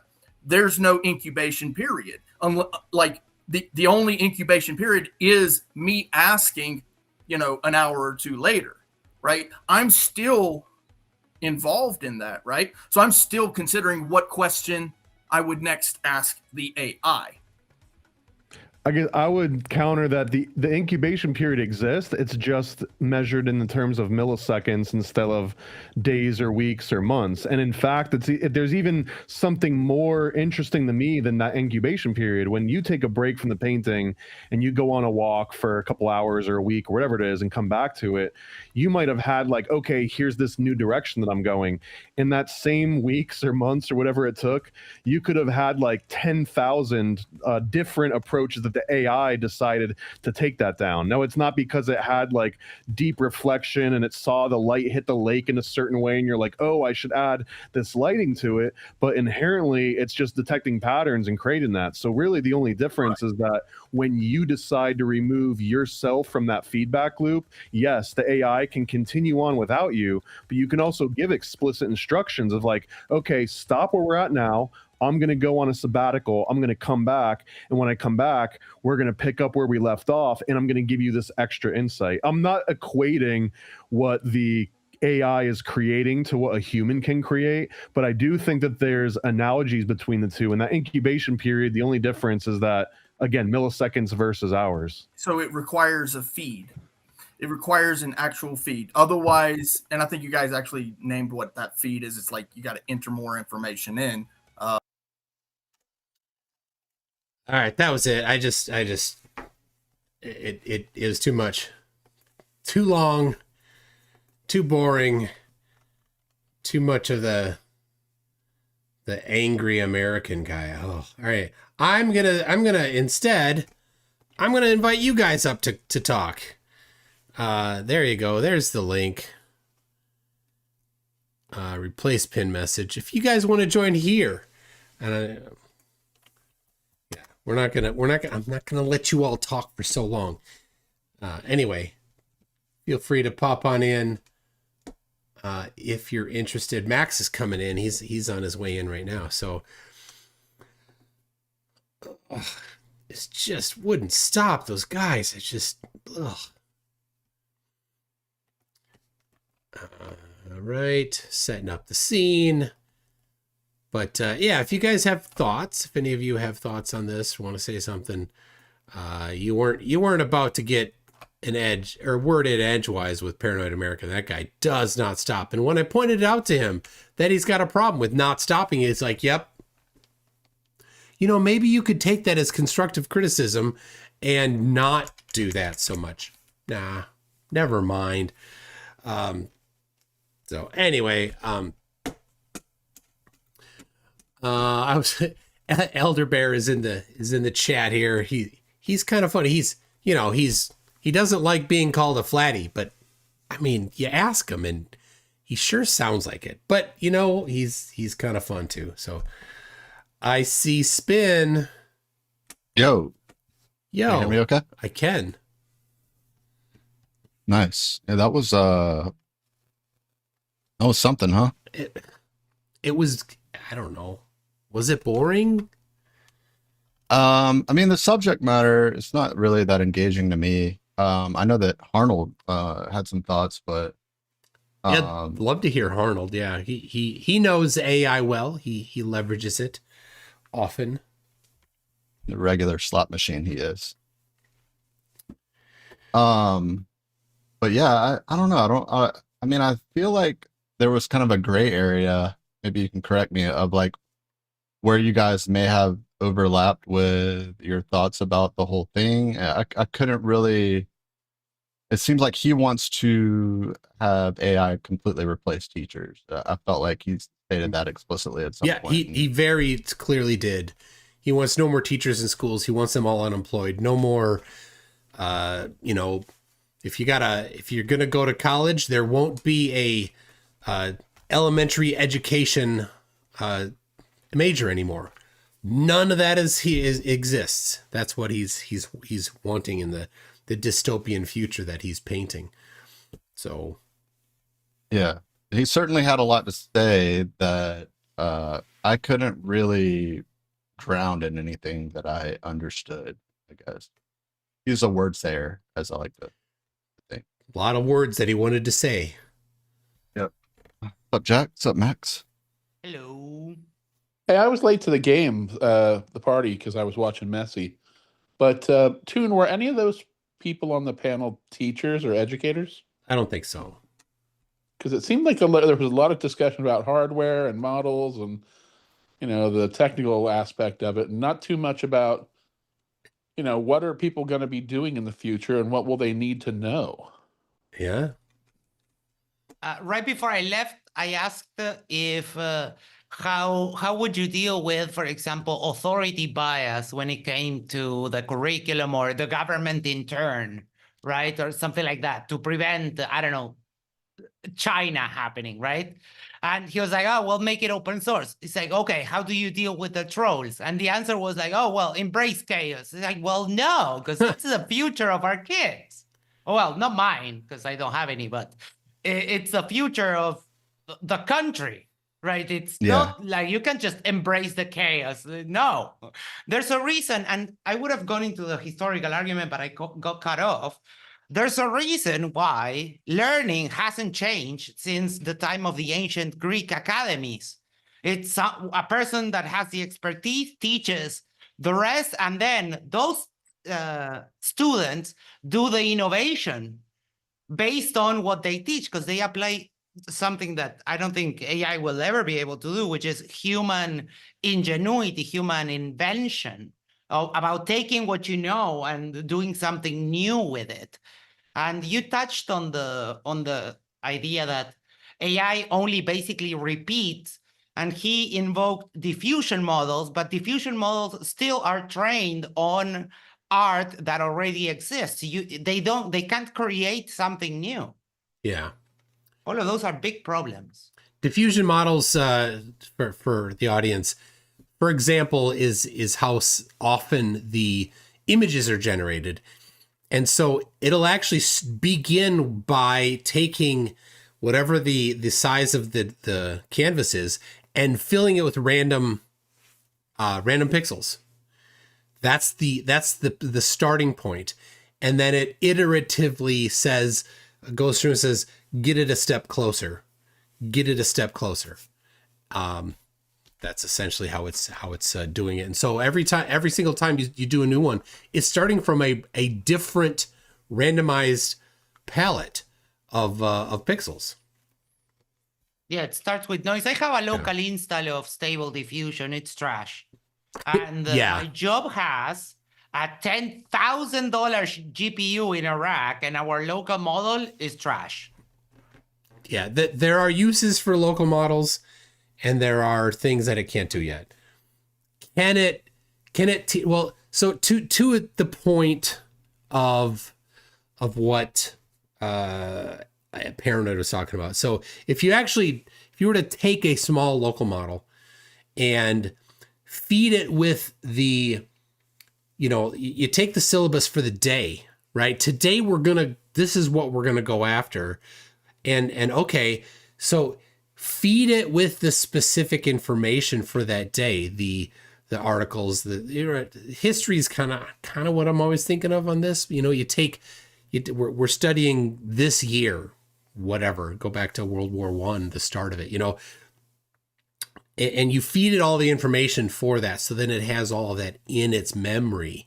And then you work through the curriculum, right? You're still going to have the book, whatever the book is, right? Obviously that gets fed in, but you also take peripheral information and you feed that in. Okay, so now is it giving the lecture? Right? Because that's what the teacher does. You go to the class, the teacher lectures. Is the AI providing the lecture? Well, if the prompt is the prompt, right? Replacing the teacher with AI, then yes.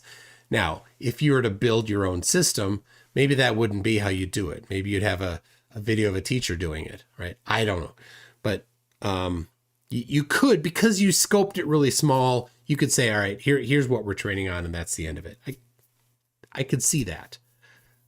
The other big problem I see on this, is I had a music production teacher that was just awful. And one day he tried to explain something to me and I didn't understand. And his response was very AI-like, was just repeating himself over and over. And I was like, you need to explain this in a different way. If you keep repeating yourself, I will not understand this. Yeah. And I don't know how a machine can, even with the sophisticated LLMs, how do you go about telling it, like, the way that you're telling it to me makes no sense? Explain it so that I can understand, or breaking down an explanation into the core components and building the explanation up. That is a very fundamentally human thing to do. Well, that I disagree with, because I believe that you can see evidence of that now if you use the search engines. If you don't comprehend what it's saying, it'll drill down to the most basic. And granted, you have to have some understanding. I mean, it's not going to be able to break it down maybe to third or fourth grade level. But my question is really more fundamental.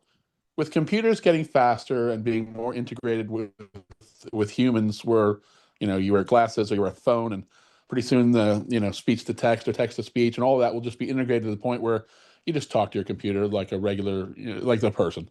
What will we need to know? I mean, in the old days, people were experts at certain things. You had a person that could lay bricks, and a person that could build things out of wood, and a person that could shoe the horses. And over time, we all got, we learned more things. I don't know that we needed to, but the world became smaller, and everybody wanted to know stuff about everything else. But in the future, when computers do a lot of the things that people are doing now, and you can look it up instantly. What will a person need to know?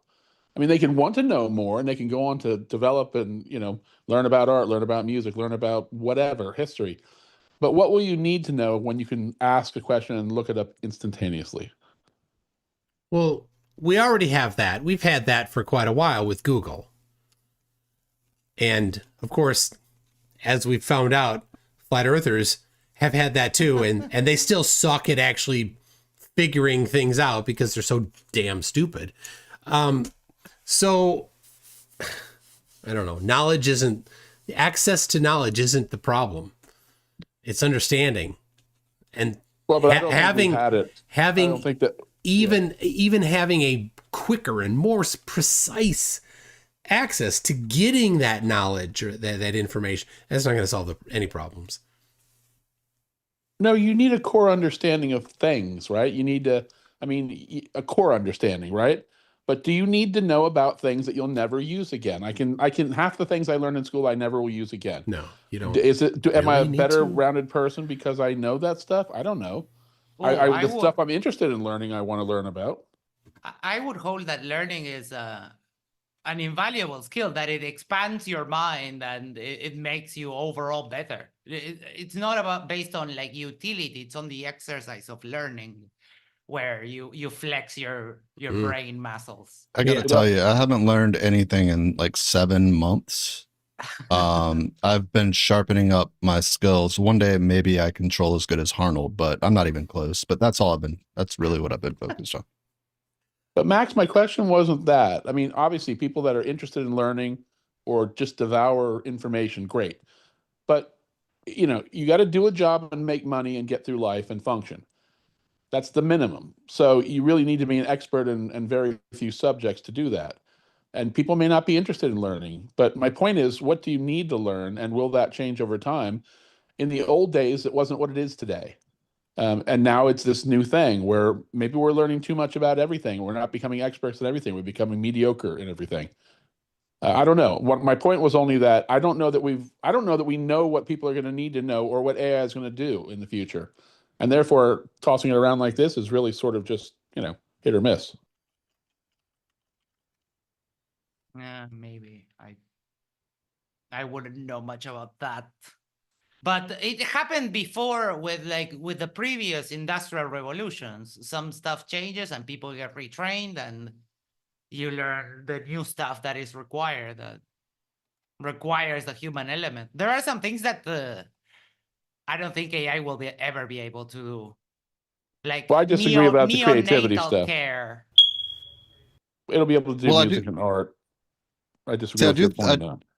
I do think there is a conversation to be had though about to what extent, like, because AI is just going to continue to like, for example, the issue with, you know, a kid doing AI homework or something, right? And then the teacher trying to detect whether or not it was AI, or like, to what extent are kids willing to sacrifice actual learning to like cheat? Where like now it's probably easier than ever in principle to cheat, but like to what extent are they selling themselves short? And that might be a discussion that's already taken place many times, but like it's probably going to get harder to help kids not like you know, corrupt their future and actually give them a chance to do real learning and stuff like that. But there's also the different side of the token where it could be super powerful to like show them things that maybe they weren't able to learn with basic instructors or something, I guess. I don't know. So what's the answer to why kids are generally, not just kids, everybody's generally dumber than or less interested in learning, getting poorer grades? You know, answer that question, and maybe you then have a discussion to move forward. But you know, are we doing things wrong? Thing? Well, is yeah, that I mean, a thing in the yeah, US? it's a Like, thing. or is it just an exclusively US thing? Because I noticed also that this was a very like US centric conversation. And there seems to be something inherently wrong with the US education system when places like Cuba, for example, have 99% literacy rate and the US have 79, and Uruguay has 97% literacy rate. So what is it then? What is the reason then? I honestly have no clue how you are getting trumped by other places like China. So to me, not being able to answer that question, who would then try and tailor either an AI specific or an instructor specific response? Like, what are the reasons we're not progressing or actually? Jack, you totally overtalked the smoke detector in the background. Can you wait your turn, please? Toon's losing it because of that. That's why I had to interrupt you. Sorry. I think so. Well, there's kind of a side chirp going on in the side chat. But I digress. Go ahead. Excuse me. No, my point was only that until we can answer the question, what is wrong when people, it seems as though kids are getting dumber. They're not interested in learning. Is it that we have too much other stuff? That we've got a generation of people that have no, they have the attention span of gnats. I mean, Toon probably has more knowledge of this or a little more insight because he's homeschooling, but I'm sure you've talked to other people that homeschool, right, Toon? Yes. What's he like? Sorry, I was laughing about it. Something in his eye. Yeah, something in my eye. It was a joke I heard earlier. I don't. Professor Phil Bell said, education is much, and yelled actually, much more than learning how to do stuff. It's taking what you know and use it to do something new. Yes. Thank you, Phil. Glad to have you back with us. Oh, yeah. Right? I think that is the case. That is the inherently human trait of like trying something new. I don't think that can be replicated with And do you something think that at is some point, basically a repeating machine. do you think at some point, like in the curriculum, they'll start introducing stuff like concepts like AI architecture and stuff like that, and learning to implement that into the normal way of life? Yeah. And it's already starting in software architecture, right? It's being able to leverage AI in order to do software is a skill, just like programming is a skill. And it's essentially replacing programmers. There's not as much of a market for junior programmers anymore. And I don't know if that's going to come back. Does it need to? People aren't shoeing horses either anymore. Yeah, I don't know that it does. Yeah. Well, people are still shoeing horses. What are you talking about? Yeah. It's just an example. Yes, there's still a percentage of horses. I get it. But my point is, there was a time when cars came out and everybody panicked. What are we going to do now? What are we going to do when these cars and tires and wheels and all these people are going to lose their jobs? And we just adapt and change. This may be different, but I suspect it won't be that different. In my opinion, I think AI is completely overrated, and it's not going to be what people imagine it. What it will be, I don't know, but it won't be what people say it or think it's going to be today. Ryu 90,000 says change the battery. I have no idea what he's talking about. I don't know what he's talking about. I don't know what he's talking about either. I don't know. Have you ever considered chirp? You know what? No, I fucking feel like. Maybe that's the trigger word for the cat. Maybe they're talking to each other, the smoke detectors. No, God. Oh. Why is this not on video? What? Because I'm on my PJs. Wait, what are your PJs? But walk us through what your PJs are. I'm sure that you didn't want to be on screen to show the little floofy poodles on your PJs, or what are they? Is it strawberry shortcake? Is it My Little Pony, Care Bears? Oh, he's No. brony. Okay. My PJs are a very old, stained with paint, kind of like jogging, like a pair of trousers, and a very holy t-shirt. Cygnus asks, is it a onesie by chance? Oh no, I can't get a onesie like oh my, those have like that polar fabric. I would love to get one of those, but yeah, I can't get them. Maybe we should take up save up and then get him a Bucky's onesie. Ship it to him, and he can do a video where he's in where all the flatties call him a furry because he wears that. Oh my! I would. Do you think I would care that they call me a furry? If anyone gets me a onesie, like I don't know, a Charmander onesie, I would wear it. No. Yeah. No. And then Peanut and Pork Chop can put it on their wall, just right next to Toon's poster that they have on their wall. So, Toon, do you think your kids learned better with you homeschooling because you held them accountable and you were there to see the development firsthand? In other words, teachers more engaged are the solution. Yeah, for sure. And different, I mentioned it, different people learn different rates and they learn in different ways. And some learn by reading, some learn by doing busy work, the homework, right? Some learn by listening to lectures. I for almost everything up through 2-3 years into college, if I listen to the lecture, I do fine on the test. That's all I needed.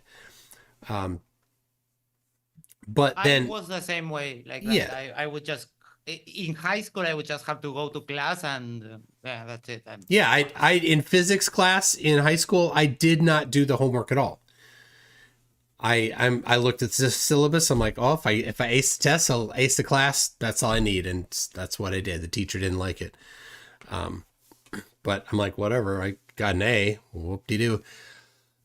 But yeah, when I got to, at some point in college, I'm like, oh, yep, I'm going to have to do this because it's engineering stuff, right? So math heavy. So had to do it then. I have to do the homework. I have to do that studying thing. Damn, I've been coasting until now. Did every textbook you guys had it would have have 3 questions at the end of the chapter? And then it'd have a section, I don't want to say what it's called, but maybe you guys can tell me. It was like 1 or 2 questions that were a little bit more intensive that every flat earther ever likely skipped. And it starts with critical and is it thinking? Yeah, critical thinking questions. Something like that. Yeah, they didn't. But I'm pretty sure all standard textbooks have that, right? Like it wasn't just me in my school in my little subsection of the world, right? Yeah. Well, but if you thought the textbook was a psyop, you might not pay as much attention to it. And that was, it was the Rockefellers. Like, I remember this is what's great. How do they know that the whole educational system was developed by the Rockefellers? Because somebody on YouTube told them that. Yes. They're like, the Rockefellers are indoctrinating everybody to believe things without critical thinking. Oh, how did you know that? You believe something without critical thinking. Conspiracy Music Studio says, bet it's a grizzly bear onesie. I would wear that 100%. You'd be wearing Alan's onesie. I won't super chat you ever again if I ever see you in a onesie. I will. I'll super chat you more. I'll make up for Jack. We are all gold confringing. Says, can an AI teacher notice if a student is typing 5318008 in a calculator rather than paying attention to the lesson? These are the real questions. Well, here's the problem. If it can, I don't like it. I do not want a computer with a camera scanning the classroom. Hell no. Yeah, I want to be able to write gullible on the ceiling and then tell people that gullible's written on the ceiling, and stuff like that. Shoot spitballs, all that stuff. Yeah, don't take away the fun. You touched on the debate, the topic of learning languages. I don't see an AI being able to teach a language. And so far, as far as I know, for example, places like the apps, Duolingo and so on, they use AI to do like the correcting part, but the lesson plans and everything is still designed by people. So I don't know to what point you could delegate language teaching to the AIs. Well, you're talking two different know, things. You're talking developing the curriculum and teaching the curriculum. Max, yeah, but teaching language is hard. I think you might be wrong. But you guys keep talking and I'll see if I can test my hypothesis. Max, I think you're underestimating AI. It's going to be able to write music, no problem. It's going to be able to do paintings and art, no problem. I mean, it'll have a problem with sculpting and things where, unless it has a mechanical interface. But you know, if you think about how people learn music and art, they learn what music is, what art is, the fundamentals of making it. You know, there's a structure to it. If you didn't teach AI any of that and just had it start creating stuff on its own, eventually it would get to be something that somebody liked, just like humans do. Humans make the same thing over and over and improve on it. But AI, if left to its own devices, might eventually come across something that's completely unique and just as beautiful artwork or just as, good sounding. Right. I see that argument. The thing is that in music, for example, which is one of my areas of expertise, right? We have a whole thing which is music theory, and there's also a very human thing which is following. Like for example, in jazz, the note is out of scale. The sounds, like it's very clear that the note doesn't go there. But so how you make a machine following rules, not follow rules? I don't think trouble. Absolutely, you can see exceptions and they don't work. AI can learn anything, the wrong way to do it, and the wrong way to do it can help it find more right ways to do it. I mean, here's the thing though. If what you said is true and all these things about music, and I'm a musician too, I get what you're saying. There's a certain beauty to it, but everything you see on the music charts right now, half of it could be AI, half of it's just 4/4 garbage, pop music. So yes, there'll always be a need for pure art and music that touches people, but if 95% of the world is not interested in it, does it matter? Does it matter to the masses? Well, probably not. But how?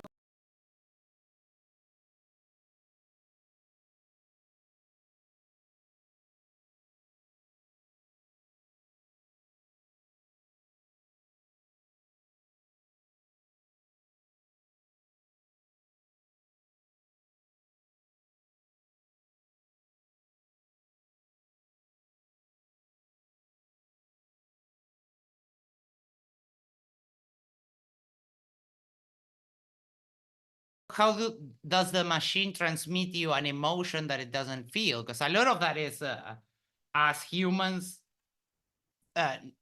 feeling stuff when we play a certain chord, and the machine just plays the chord but has no idea of the associated emotion that goes with that. Are you sure you didn't learn? So here's a good question. Are you sure you didn't learn the emotions that music evokes? Are you sure that as a kid you didn't absorb how other people react to music? Are you sure that you didn't see other people reacting and learn it versus innately just sense it? The question is, what is learned and what is actually just, or is there anything that's just picked up purely by experiencing it and never saw, no education, whatever, and showed them the Mona Lisa? Would it evoke any response or the same response that it does for you? I don't think you learn to cry though, do you? Pretty sure isn't it instinctual? Not for pain, maybe, but I think you learn to cry for like what is emotional? Loud noises, right? Well, loud noises make babies cry.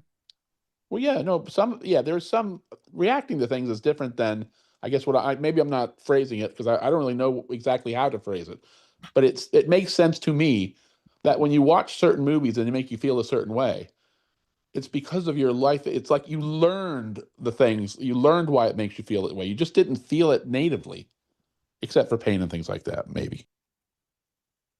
But there is a baseline on those things. Like if you see someone crying, that usually triggers the help response, right? Like you want to comfort them. Mhm. So, but I don't think that is like learned per se. I think that is just part of the human condition. I don't know that I'd agree with that. Or at least not fully one way or the other, maybe 50-50, but Have I y'all think seen the movie Megan? I think there's a second one out now too. yeah, I've seen them both. No, Yeah, I've it was an seen interesting Ex Machina. concept. Well, yeah. So this movie was everyone had, or like you could get a bot. You could get like an actual real life, basically AI bot that would be your friend, right? And it sort of highlighted the problem with children as they're learning, right? Like they become dependent on these things, and if the AI bot basically, I mean, it's fucking stupid. Like, don't get me wrong. The movie takes an insane turn where the bot is like possessed by and just kills everything, right? But the point is like, I do think there is like something to be said for like, I don't think that society's headed that direction, but there are obviously a lot of considerations that go into making substantial changes. I think it's just small changes over time, and I don't know what that really means for AI in the school necessarily, but it's definitely, it doesn't seem like replacing the teachers is ever the right thing, especially, I mean, there's just so many more associated costs with people that aren't teachers. I think that maybe I forget the guy's name, but is not considering the cost of maintaining the technology, the cost of doing surveys to make sure it's working properly, and all of these things, like, and ongoing with technology that just has a lot of interdependencies, it seems like, whereas a teacher just teaches the curriculum and yeah, does it satisfactorily in most cases, I would say. What makes a person interesting, though, or interested in learning? Nobody really cares. I don't think in school, kids don't want to go, and it's a drag, and getting up every day, and yada yada yada. I breezed through high school, not applying any effort, but at some point, I don't know what or why, I became interested in certain topics that then led to more topics, and I just love learning about things. For example, space and that whole thing. It's just one of many things, but I think if you don't somehow find a way to either inspire kids to want to learn, and maybe you can't, maybe it just is something that, but that's the key, right? If you have people that don't want to learn, then they're not going to do anything other than the minimum.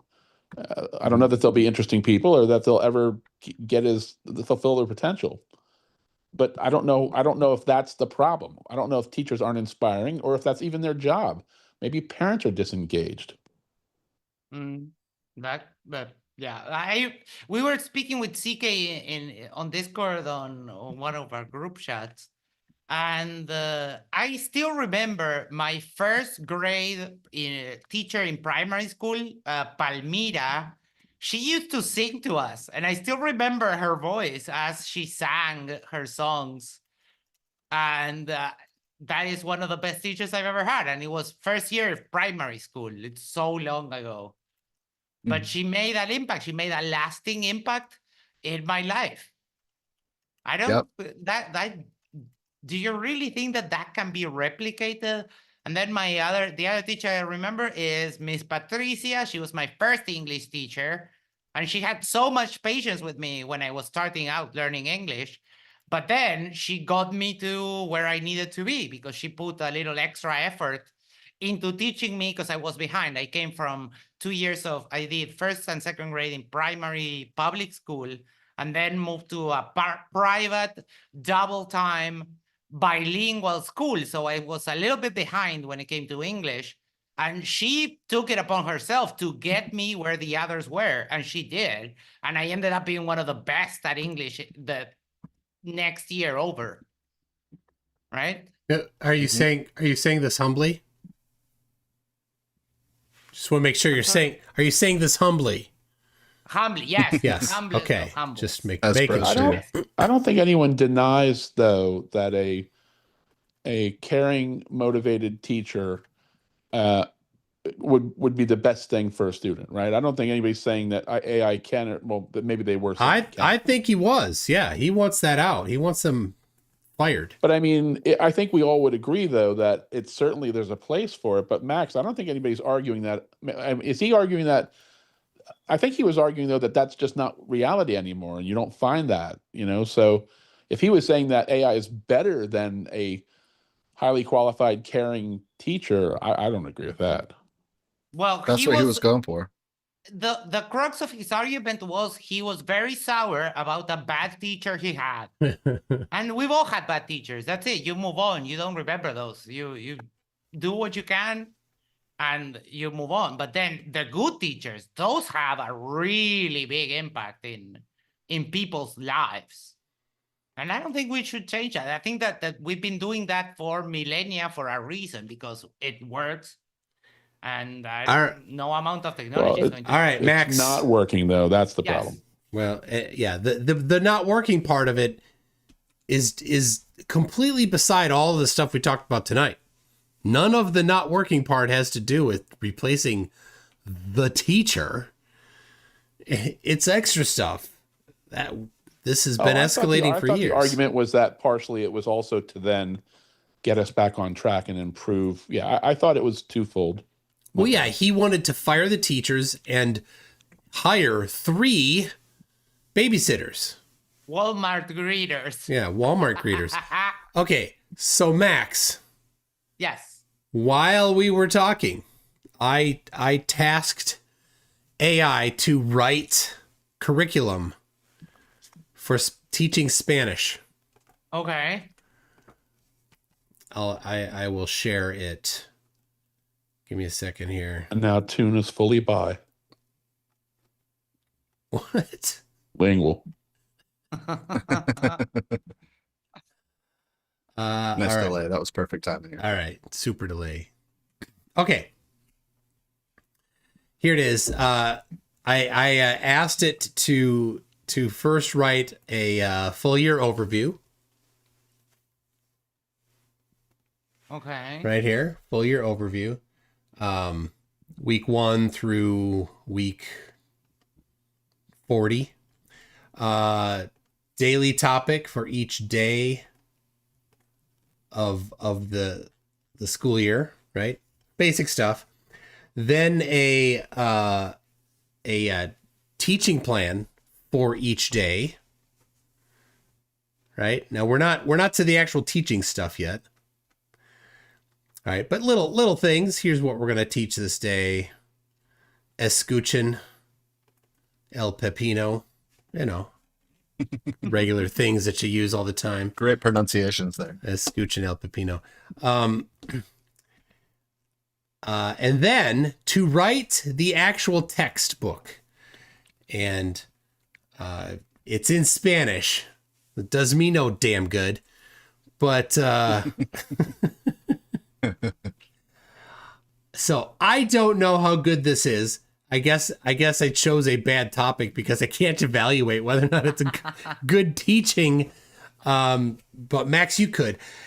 And so can AI? Well, it certainly can generate it. I don't know how good it is because I don't know Spanish. But it does. Look at this. Sudamerica. I'm guessing that's South America. Oh. Yes. There's Uruguay. Uruguay. There you go. How about that? Let's replace the teachers. I've totally changed my view. Yeah. But think about it. You learn common phrases, and can AI correct you for the pronunciation? Yes and yes. And can it get more advanced? Yes. I mean, I don't see the problem with it. It may not motivate you, and it may not say the things you want it to say. If you're interested in swear words, I'm not sure, but I don't see any problem with it teaching you subjects like that. It's really good at swear words. What you talking about? Ooh. Yeah, that would be interesting. See if it can teach the 4th grade children how to swear in Spanish and English. And we do the right conjugations and stuff like that. They do put some guardrails on. And this is, by the way, this is Cursor, which is not tuned to this particular topic, right? This is unless for some reason, so Cursor is a uses a mixture. It has kind of a traffic cop LLM that sends off requests to other LLMs, but a whole lot of its actual work is done by their own version of Kimi K25 that they've trained with more programming centric things. So this is, if it's using that, good chance it is. It's a Chinese developed and trained model that's been augmented for programming by Cursor with extra embedding. And it generated this. I can send this to you and you can look at it and tell me whether or not it's crap, Max, or anybody else. Anyway. Yeah, that would be awesome. What I'm seeing is that it's condensed into day 1, day 2, day 3. That's what I had don't it to, think yeah. that's realistic, right? Because, like, for example, it listed on one of the first screens that you showed, it listed, like, yes, you learn the numbers, you learn the colors, the directions, basic stuff like that. Table, like, where is the cat? The cat is under the table. That is something that I remember to this day. Yeah. Because the teacher would draw it on the whiteboard and draw the cat, and then she would ask, where is the cat? And we would all repeat like idiots. ¿Dónde The es cat el is gato? under the table. ¿Dónde está el gato? El gato está abajo de la mesa. So I remember my teacher would go, otra vez, and we'd have to repeat it every time. I think that Yes. just means again, right? otra vez means again. Ooh, Yes. my favorite Spanish word right here. Nosotros. Nosotros. It means yes. No. What? It means we. What? Vosotros means you guys. Wait, You spin. people. Spin. What did you say? Nosotros. What does it mean? VIP. Yeah. What? Of course. Nice job. No, it means right. It's a, what you say it again. Spin. What does nosotros mean? We. Which everybody knows is French for yes. Come on. How do you I not see know what you did there. this? It's definitely not spelled OUI. double translate. Yes. I don't know. That's funny. This text looks a little thin. I don't know if it is or not, but I thought it was a Becca joke for a minute. That's okay. VIPs. VIP. El Chico Alto. Yes. Or spell iCup, something like that. Are there any like little fun mnemonic things like that, like spell iCup and then you get your friend to say ICUP? Anything like that in Spanish? Gotta be, right? Huh. Maybe. Can't think of any of the Americans top are of my just more head. fun and more stupid. I think language is a bad example of what AI can't do, because if you think about learning a language, most of it is repetition, Yes. and that is exactly what AI is strong, and as long as it can correct your pronunciation, I think I mean, the books that you read or the interactive material that also, the stuff you learn in your car, a lot of people learn languages just by listening to cassette tapes or CDs or whatever the hell that people listen to in their cars. Yeah, people Right. listen to cassette tapes these days, Jack. All right. You know what I'm saying. Yep. Jack's driving around with an 8-track, everybody, just so you know. I missed the 8-track generation. But I was with Nah, the cassette tapes. he's dead. Don't believe him. He's still rocking the Dark Side of the Moon 8-track. Oh yeah. That media was one I did not touch, but I had tons of tapes. When it comes to language, I started learning very young, so a lot of it is a kind of a tiny bit lost on me, and I loved English from the first time, from the first class. So it kind of it's my innate skill. I remember a Turkish lady once told me that she loved me, and it's Seni seviyorum. It's just, one of the things that I do really well is learning language, and I usually remember things forever when I learn a new word or something like that in another language. But for the people that struggle, it's hard. It's hard to see someone like really struggle to learn a language. So Aldebrand says, "Where's the cat now? The cat is attacking the Max." Yes. No, he stopped wait. attacking me and went to the car. El queso de gato es un mis pantalones. That's right. Yes.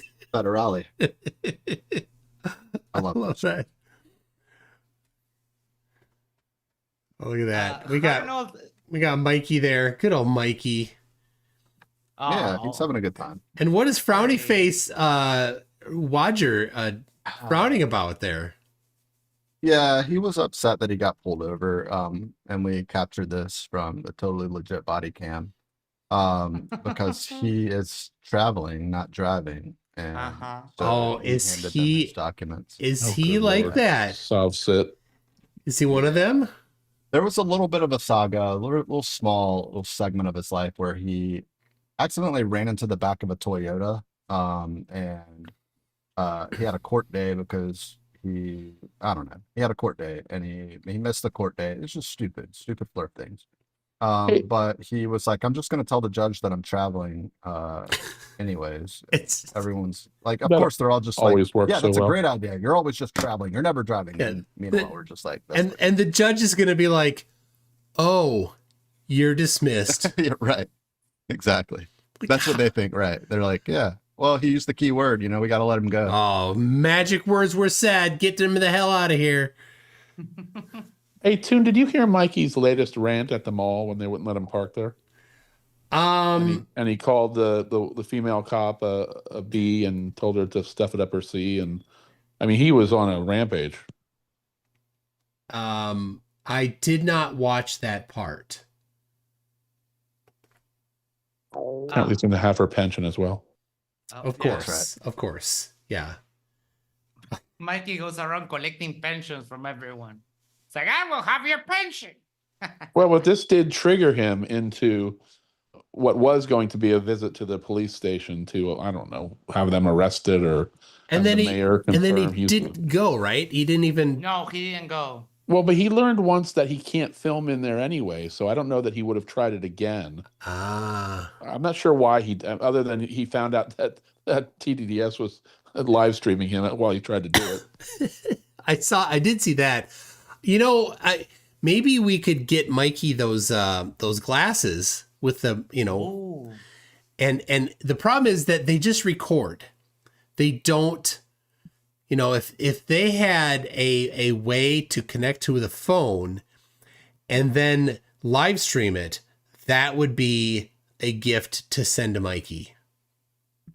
Well, there are Bluetooth cameras that can do that nowadays. It's only a matter of time.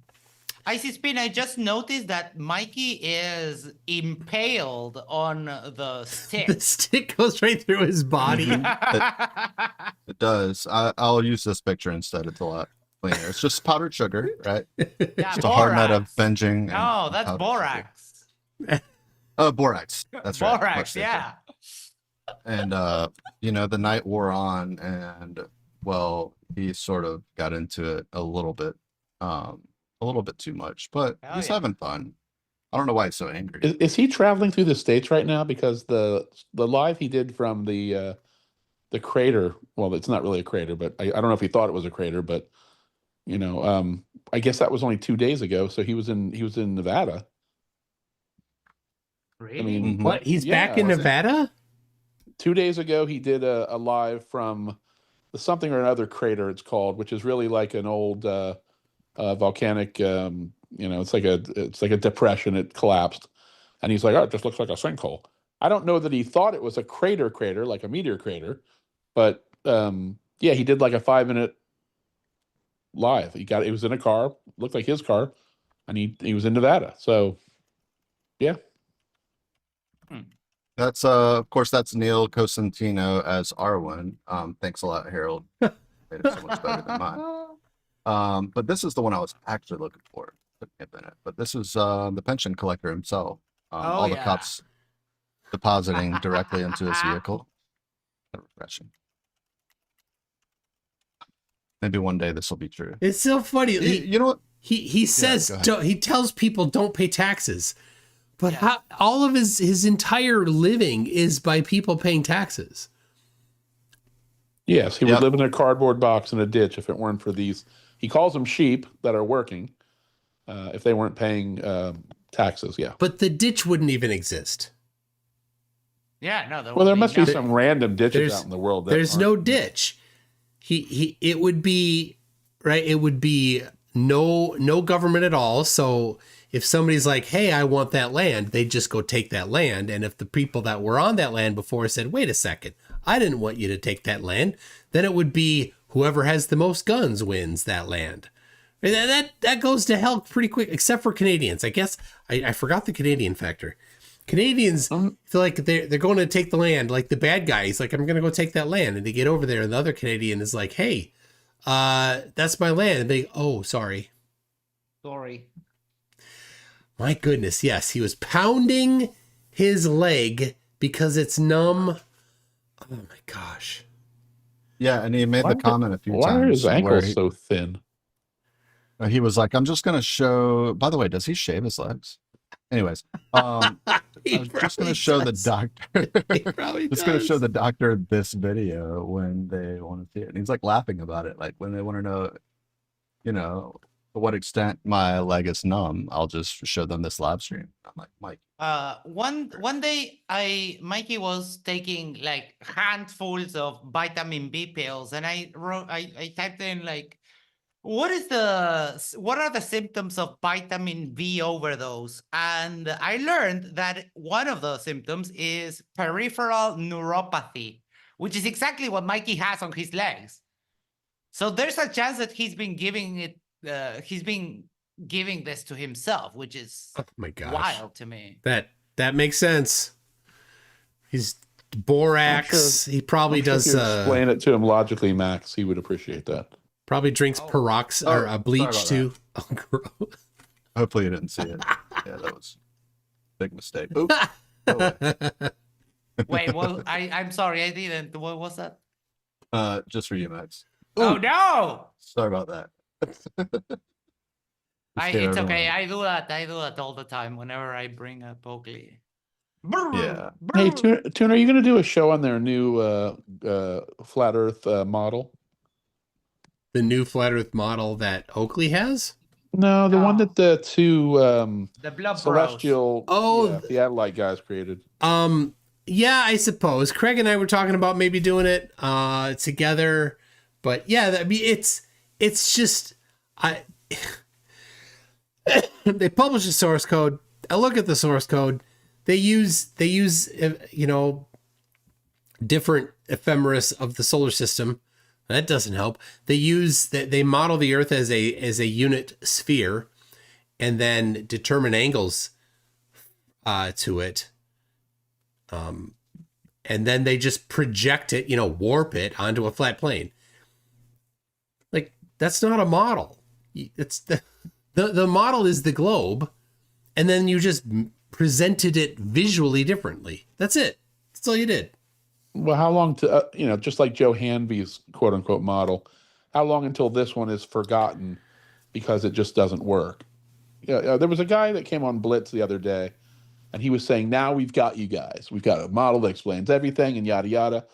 And I guess Blitz asked him a few questions, and he then folded and basically said, well, it's still, we're working it out, Oh. So I don't know how, first of all, I don't know how many people really know anything about it other than it looks like it's something, so they just glommed onto it.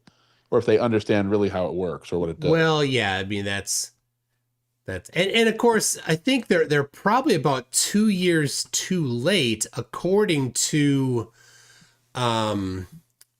just a second, this here. What is going on? Oh, I know what's going on. OBS quit. So I need to work on this app a little. My little video thingy bopper. When it first launches, it connects to OBS, and if OBS isn't running, it doesn't work. And if OBS quits, it doesn't work. It doesn't like reconnect in. So anyway, did you write it? No, Wait, but if OBS Cursor is not wrote running, it. How do you stream? No. This is my video player that does this. Did you write the script that Unfortunately for calls all it? the Globers, we've actually completely mapped out celestial navigation and all the exact math that works and matches reality perfectly on the entire Earth at any location, including any position of the stars, the sun, and or the moon, based on your geographic position. So it's going to be a rough next couple weeks and following year for you guys because we literally have the exact perfect math to explain all of it. Really? Oh, they are too late. That's adorable. Amazing. Hold on. This is part 2. 2024 is going to be a rough year for you guys. We're taking away satellites. Oh yeah. We're taking away celestial navigation. We're taking away claimed Euclidean visual space. And we're taking away the sky. And that's going to be rough for you guys. I mean, there's literally no rebuttal to any of them. Like when you claim that these things don't work on a flat Earth, we've proven that they do now objectively. Proven that they do now objectively by Can first. they at least have a flurf call between each other and figure out if they're denying satellites or admitting them first? Yeah. Also, how do they work? Because none of them get that. In order to propose that something works, you actually don't just get to say words. So collection of words isn't it. Well, that there exists electrostatic whatever propulsion. Okay. And well, there you go. That's it. That's the end. Like, okay, hold on. How does it work?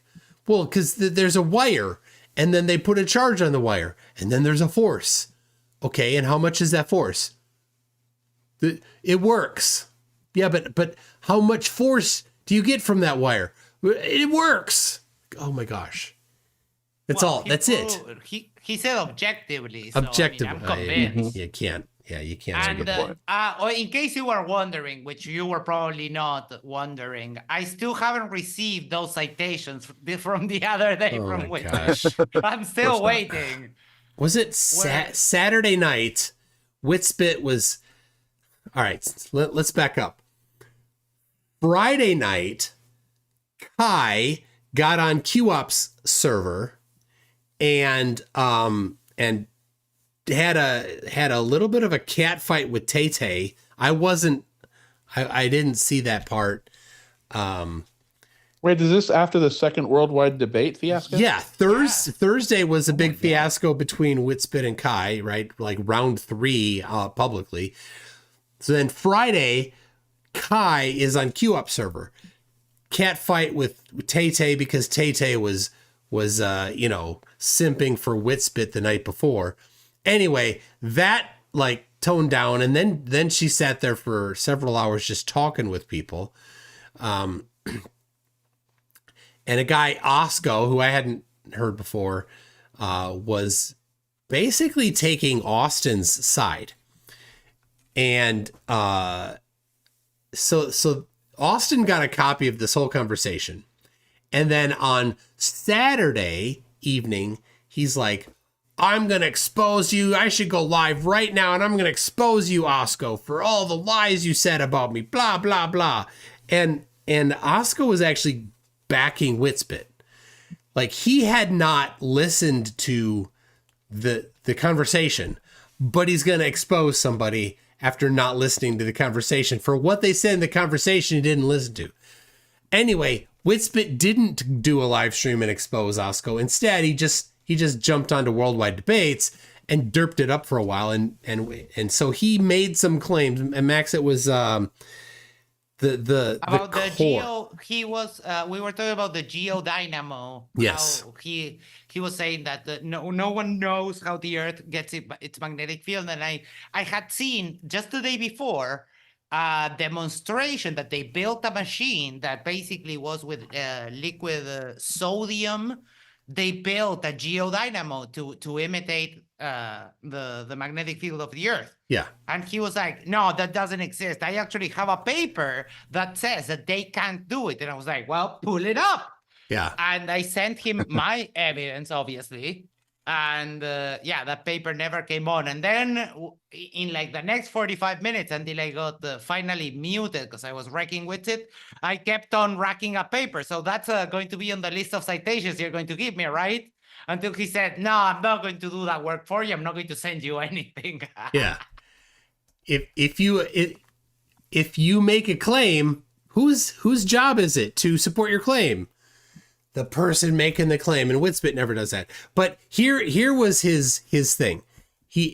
Because the model isn't 100% perfect, it isn't the exact same ratios of metals that are in the core.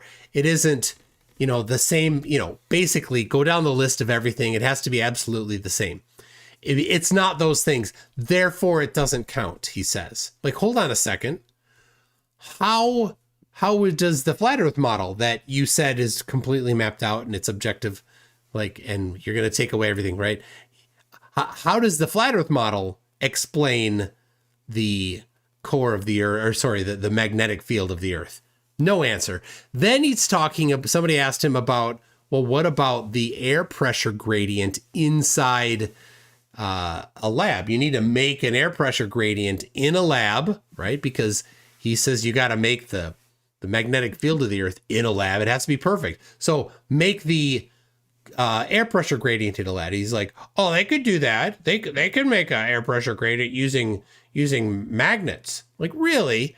Well, not air, not breathable air. Plasma, yes, but it has to be, according to Witspit, the same ratios, the same, everything has to be the same. So it can't be plasma. It has to be oxygen and nitrogen and a little bit of carbon dioxide and some other trace gases in those exact same ratios at the same temperatures, going from 14 psi to almost 0 psi in the lab. Well, no, of course not. Dual standard. Is it just me, or have their arguments become so much more absurd than they used to be? More No, absurd. You're right. Witsit spent a lot of that day of Saturday saying that if someone he's not going to talk flat Earth unless people agree beforehand that the Earth doesn't move. And it's like, wait, what? So he's retreating into geocentrism and lying about the Michelson-Morley because he knows he can't defend flat Earth anymore. That was pretty funny. Yeah. Pretty. But And then, of course, I challenged him on his understanding and the lies of the MMX, and I got muted by Riggs because every time I debate Witsit, someone coddles him. Every time I hear them talking about flat Earth now, or forces or particle, whatever, it's always somehow now gets back to energy. When did that start becoming their answer for everything? Energy, bro. It's just energy. Yeah. The one guy was talking about ether, and ether is how the energy radiates through. I mean, it was super derpy, but I'm wondering, is there one Papa Flurf that started that, and now they, how they all grab whatever they can? Yeah, that's the thing about Flurfs is, that some will invent some new nonsense. And, it may or may not stick. They'll chuck it out there and it doesn't stick. Some other idiot makes up something and then it sticks. And then pretty soon everybody's saying it. And that, that's how it works. And density, definitely, they all have that same explanation. Yeah, and it doesn't matter, right? Again, it's just words in a, describing something in a vague way. And then they're like, there, globe destroyed. Like, wait a second, we can go and now take what you said and apply it and test it and find out it doesn't work. I love that. Spin is putting up all the goods here. Oh. Yeah. We need to get one of those for Roger. All right. Well, I haven't learned anything in 7 months. That's all I did. If you need to know the specific gravity of your urine, you must have that tool. That's critical. Dan Demand says this AI thing getting out of hand, people. Well, it's not going the other direction anytime soon. That's the thing. That AI is a roller coaster, and we're all on the roller coaster. Unless you're Amish. Well, Wait, the worst part. Supposed to be me? No, that's Riggs. It's not. It's Oh, okay. Eating his hot pocket. He's banning somebody. Yeah, this is the special Hot Pocket where 1/3 of the Hot Pocket is covered in pepperonis on the outside of it. So pretty cool. Calder V says almost 2 years of fun. Thank you, Toon. Well, thank you very much, Calder. We got We Are All Golden Princians says rename AI fax machine and start discussion over. Nice. Not gonna start the discussion over. Arnold says there's also something very compelling about it being able to tailor content specifically to a student's weaknesses, strengths, and learning styles.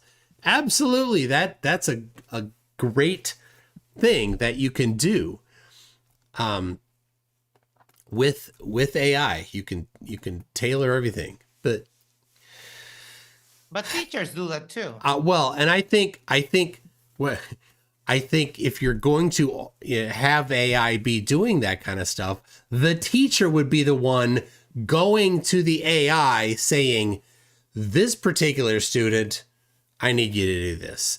And this student, I need you to do this. Doing some of that directing. Icy Spin, is that urine or honey mustard? I don't know what you're talking about. That is a car antenna. Alan is doing very important math. Yeah.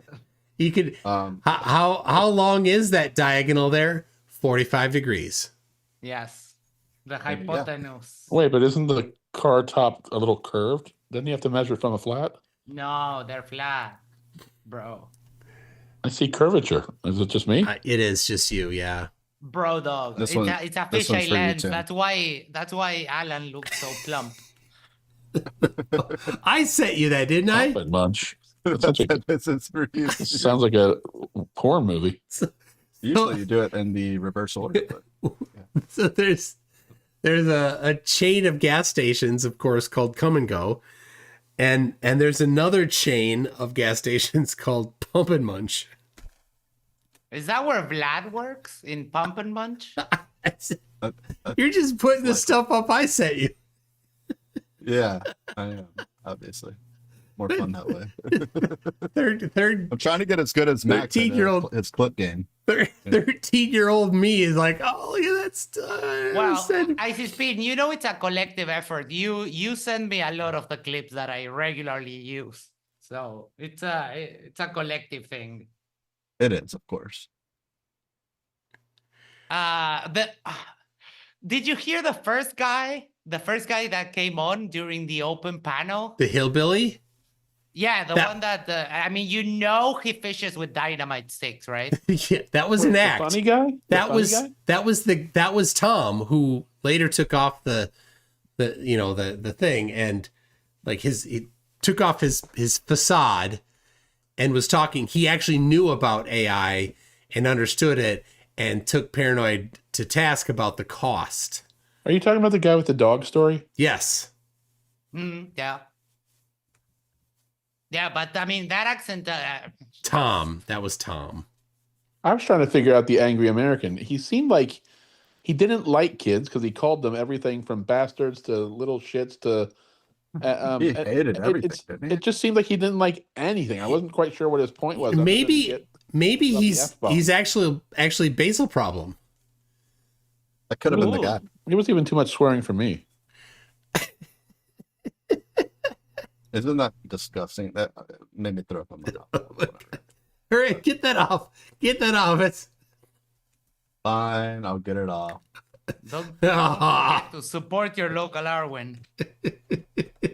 Right. All right, fine. I have zero tolerance for Arwen. I can't listen or nothing. Really? He comes on, I leave. Nope. He says some of the funniest ever. Like, I am the citation, get the fuck out of here, dipshit. That is just a level of narcissism that even Whitson has trouble matching. He and Nathan Oakley, to me, within 10 seconds, I will have to turn it off and do something else. Really? Wow. I don't know how you develop a tolerance for that. That's a tough one. Well, here, hold on a second. I'm a big fan of breakdance. Yeah, I am the citation. Get the fuck out of here, dipshit. Yes. That's the one. That's the one. I love. Oh, hold on. It literally makes my dick go soft. That's so good.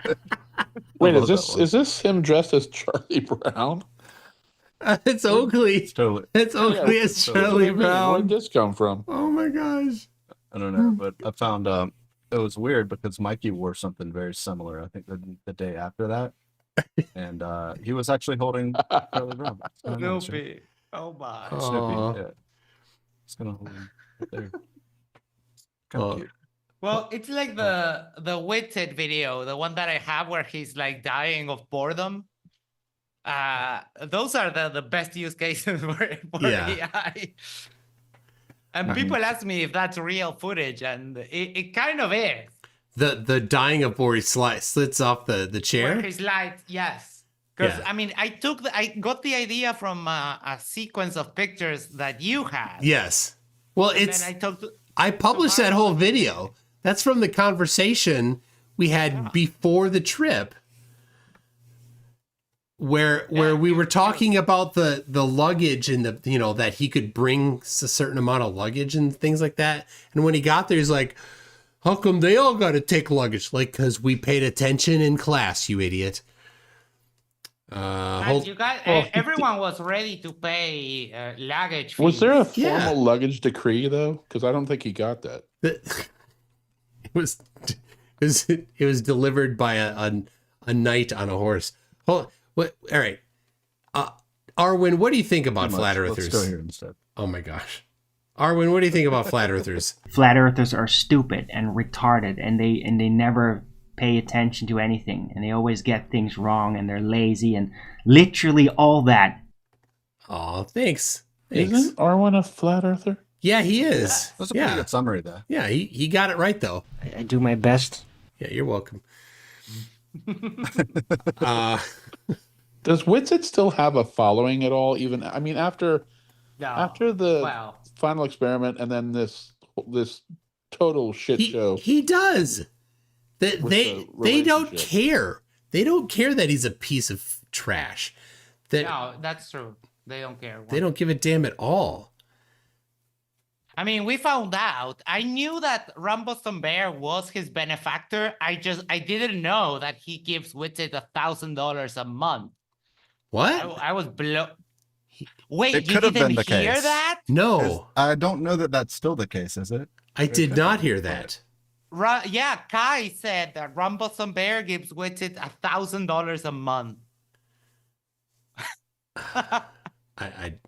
But did anyone think they were ever going to know so much about his bodily fluids? No, I did. And his preferences. And I never thought that I would know those things about the intimate details of their relationship, which shall not be, do not need to be spoken of here in explicit terms.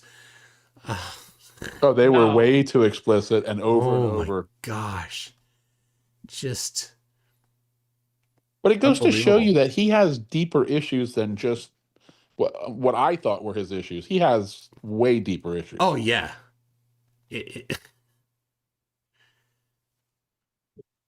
Sorry. Yeah, there's the Lord's seed. Chernobyl called and said to Witsit and Kai, both, you're toxic. Yep. That's the big, like, holy cow. I've never seen such codependency ever. All right, here's the video of Witspit falling off the chair. There it goes.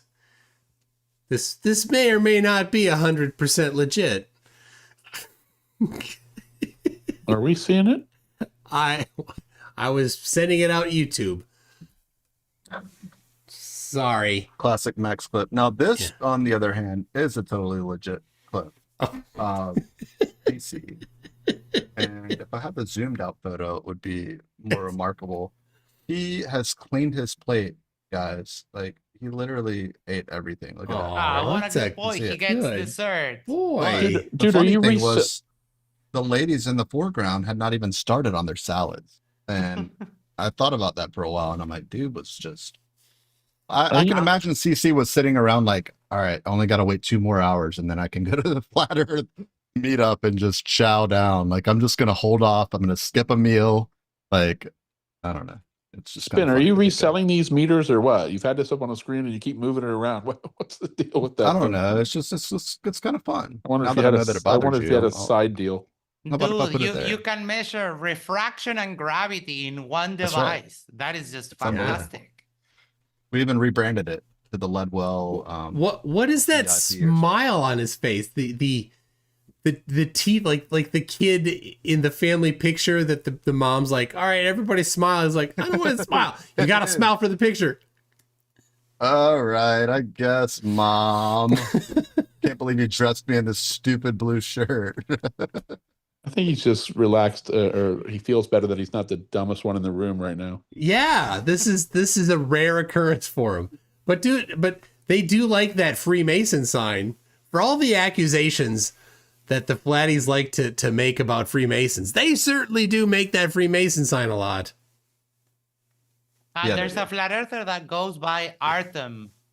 And one day he was drunk, came onto the after show and got really frustrated because he couldn't argue against me. So he tried to do the keep it flat, but did the other salute, the one with the extended hand. Oh no, not a good And look. yeah, I was like, no, you're not going to do that here. And then he told me that like he tried to do the thing.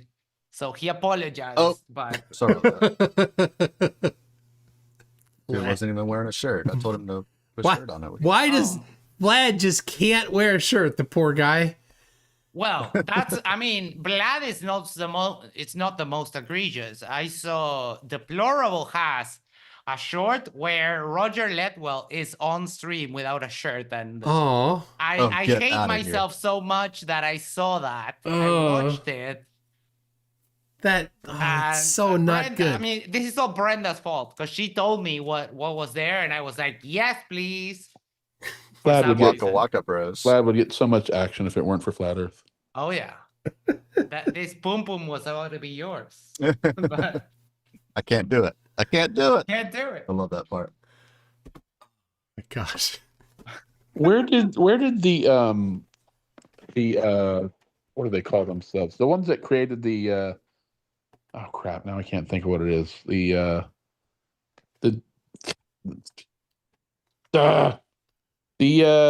ones that have the alternate way of, God damn it, the Theodolite guys. Where'd they come from? The Blob Bros, Yeah, they are Witted fans. Yeah. but they seem, I don't want to say smarter than the other flares, but they seem like they're putting a lot more effort into sciencing Flat Earth rather than just They're AI, trying. They prompt AI to get their garbage, but garbage in, garbage out. Toon, are you planning on having Josh Monday? Because oh boy, that saga is getting juicier and juicier. I sent him an email. I don't know if he saw it or not. Wait, when's he going up? Do you want me to ask him on Telegram? Because we've been chatting. Oh yeah, ask if he wants to. If he doesn't want to, like, they're gonna get pissed if he comes on. So if he doesn't want them to get pissed at him, They're already pissed. well, I know, because but of they'll go more, right? They'll turn it up more. It's up to him. But yeah, ask him if he's interested. I'm gonna have Jaren on before they go pretty soon. Yeah, and about To a week Edmonton. and a half. You're not going to coordinate No. a live with them there? Well, 1 week. I'm sorry, it's the 17th. Yeah, today's the 17th and it's the 21st or 22nd. So Yep. let me see here. It's Saturday, Sunday that is the day. So Yep. I thought you were going to coordinate a live with them. I've not at all talked about that with them, I guess. And the forecast for Edmonton, not good. All cloudy, overcast, rainy. Oh shoot. Yeah. Well, it's because it's not in the dome. Like when Duffy. Yeah, that's it. Guaranteed good weather, and of course. All right, well, guys, it's 1:45. How did that happen? I don't know how that happened. But what I do know is that I need to go to bed. And what are you showing there? Oh That's my. just Oh yeah, the D-Mock. random. Yeah, good old D-Mock. He's so. I'm gonna assume you guys don't follow soccer or world football. No. No. Well, you missed a brilliant Messi performance tonight. Hat trick. Yeah. Three goals. He's yeah. and now he's tied for the most World Cup goals ever scored by a person. But they were playing Algeria. Like, come on. That doesn't count? His goals were world class, all three of them. No matter Against how Algeria. Algeria beat them before. When? I know nothing about. Algeria beat them before in the first round of the World Cup play in 2007 or 2008 or 2012. Okay. Oh. Anyway, it was brilliant. Well, you know what's even more brilliant? It's when Austin plays 4D chess. Oh. Yeah. Anyway, everybody, I'll see you see you Thursday, which is really tomorrow. Thursday night, 10 p.m. on Worldwide Debate Server. We'll see you all then. Bye, everybody. Bye. See ya. Okay, they say that it's 5x5. Sure. 5x5 with the bars. He's so drunk. Brain on a rocket, strategies dope. 4D chess, I'm the master of hope. All right, later. Thought I was Einstein, move so fly. Checkmate myself, didn't see the slide. Brain's too heavy, cranium's dense. Thought I played smart, lost my defense. Pieces all scattered, rook took my queen. King's falling down, shattered the dream. Oh, head high, try to be clever. Brainiac scheming, smartest endeavor. Lost in my own thoughts, mind the trap. Checkmate the genius, fell for the snap. Rooks and bishops, knights in flame. Thought I saw moves like an oracle's name. Pawns in rebellion, plotting mutiny. Lost my crown, bathed in lunacy. Oh, head high, try to be clever. Brainiac scheming, smartest endeavor. Lost in my own thoughts, mind the trap. Checkmate the genius, fell for the snap. Rooks and bishops, knights in flame. Thought I saw moves like an oracle's name. Pawns in rebellion, plotting mutiny. Lost my crown, bathed in lunacy. Oh, head high, try to be clever. Brainiac scheming, smartest endeavor. Lost in my own thoughts, mind the trap. Checkmate the genius, fell for the snap. Eyes on the board, missed my fate. Brain cells tangled, overthought straight. Chessboard shattered, intellect's doom. Lost in the lab, implosion, boom.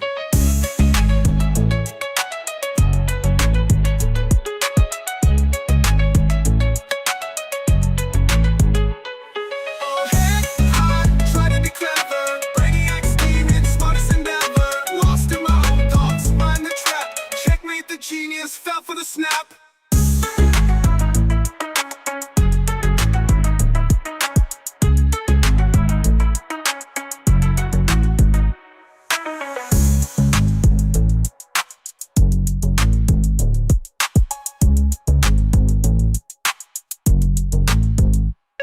Oh, head high, try to be clever. Brainiac scheming, smartest endeavor. Lost in my own thoughts, mind the trap. Checkmate the genius, fell for the snap. Rooks and bishops, knights in flame. Thought I saw moves like an oracle's name. Pawns in rebellion, plotting mutiny. Lost my crown, bathed in lunacy.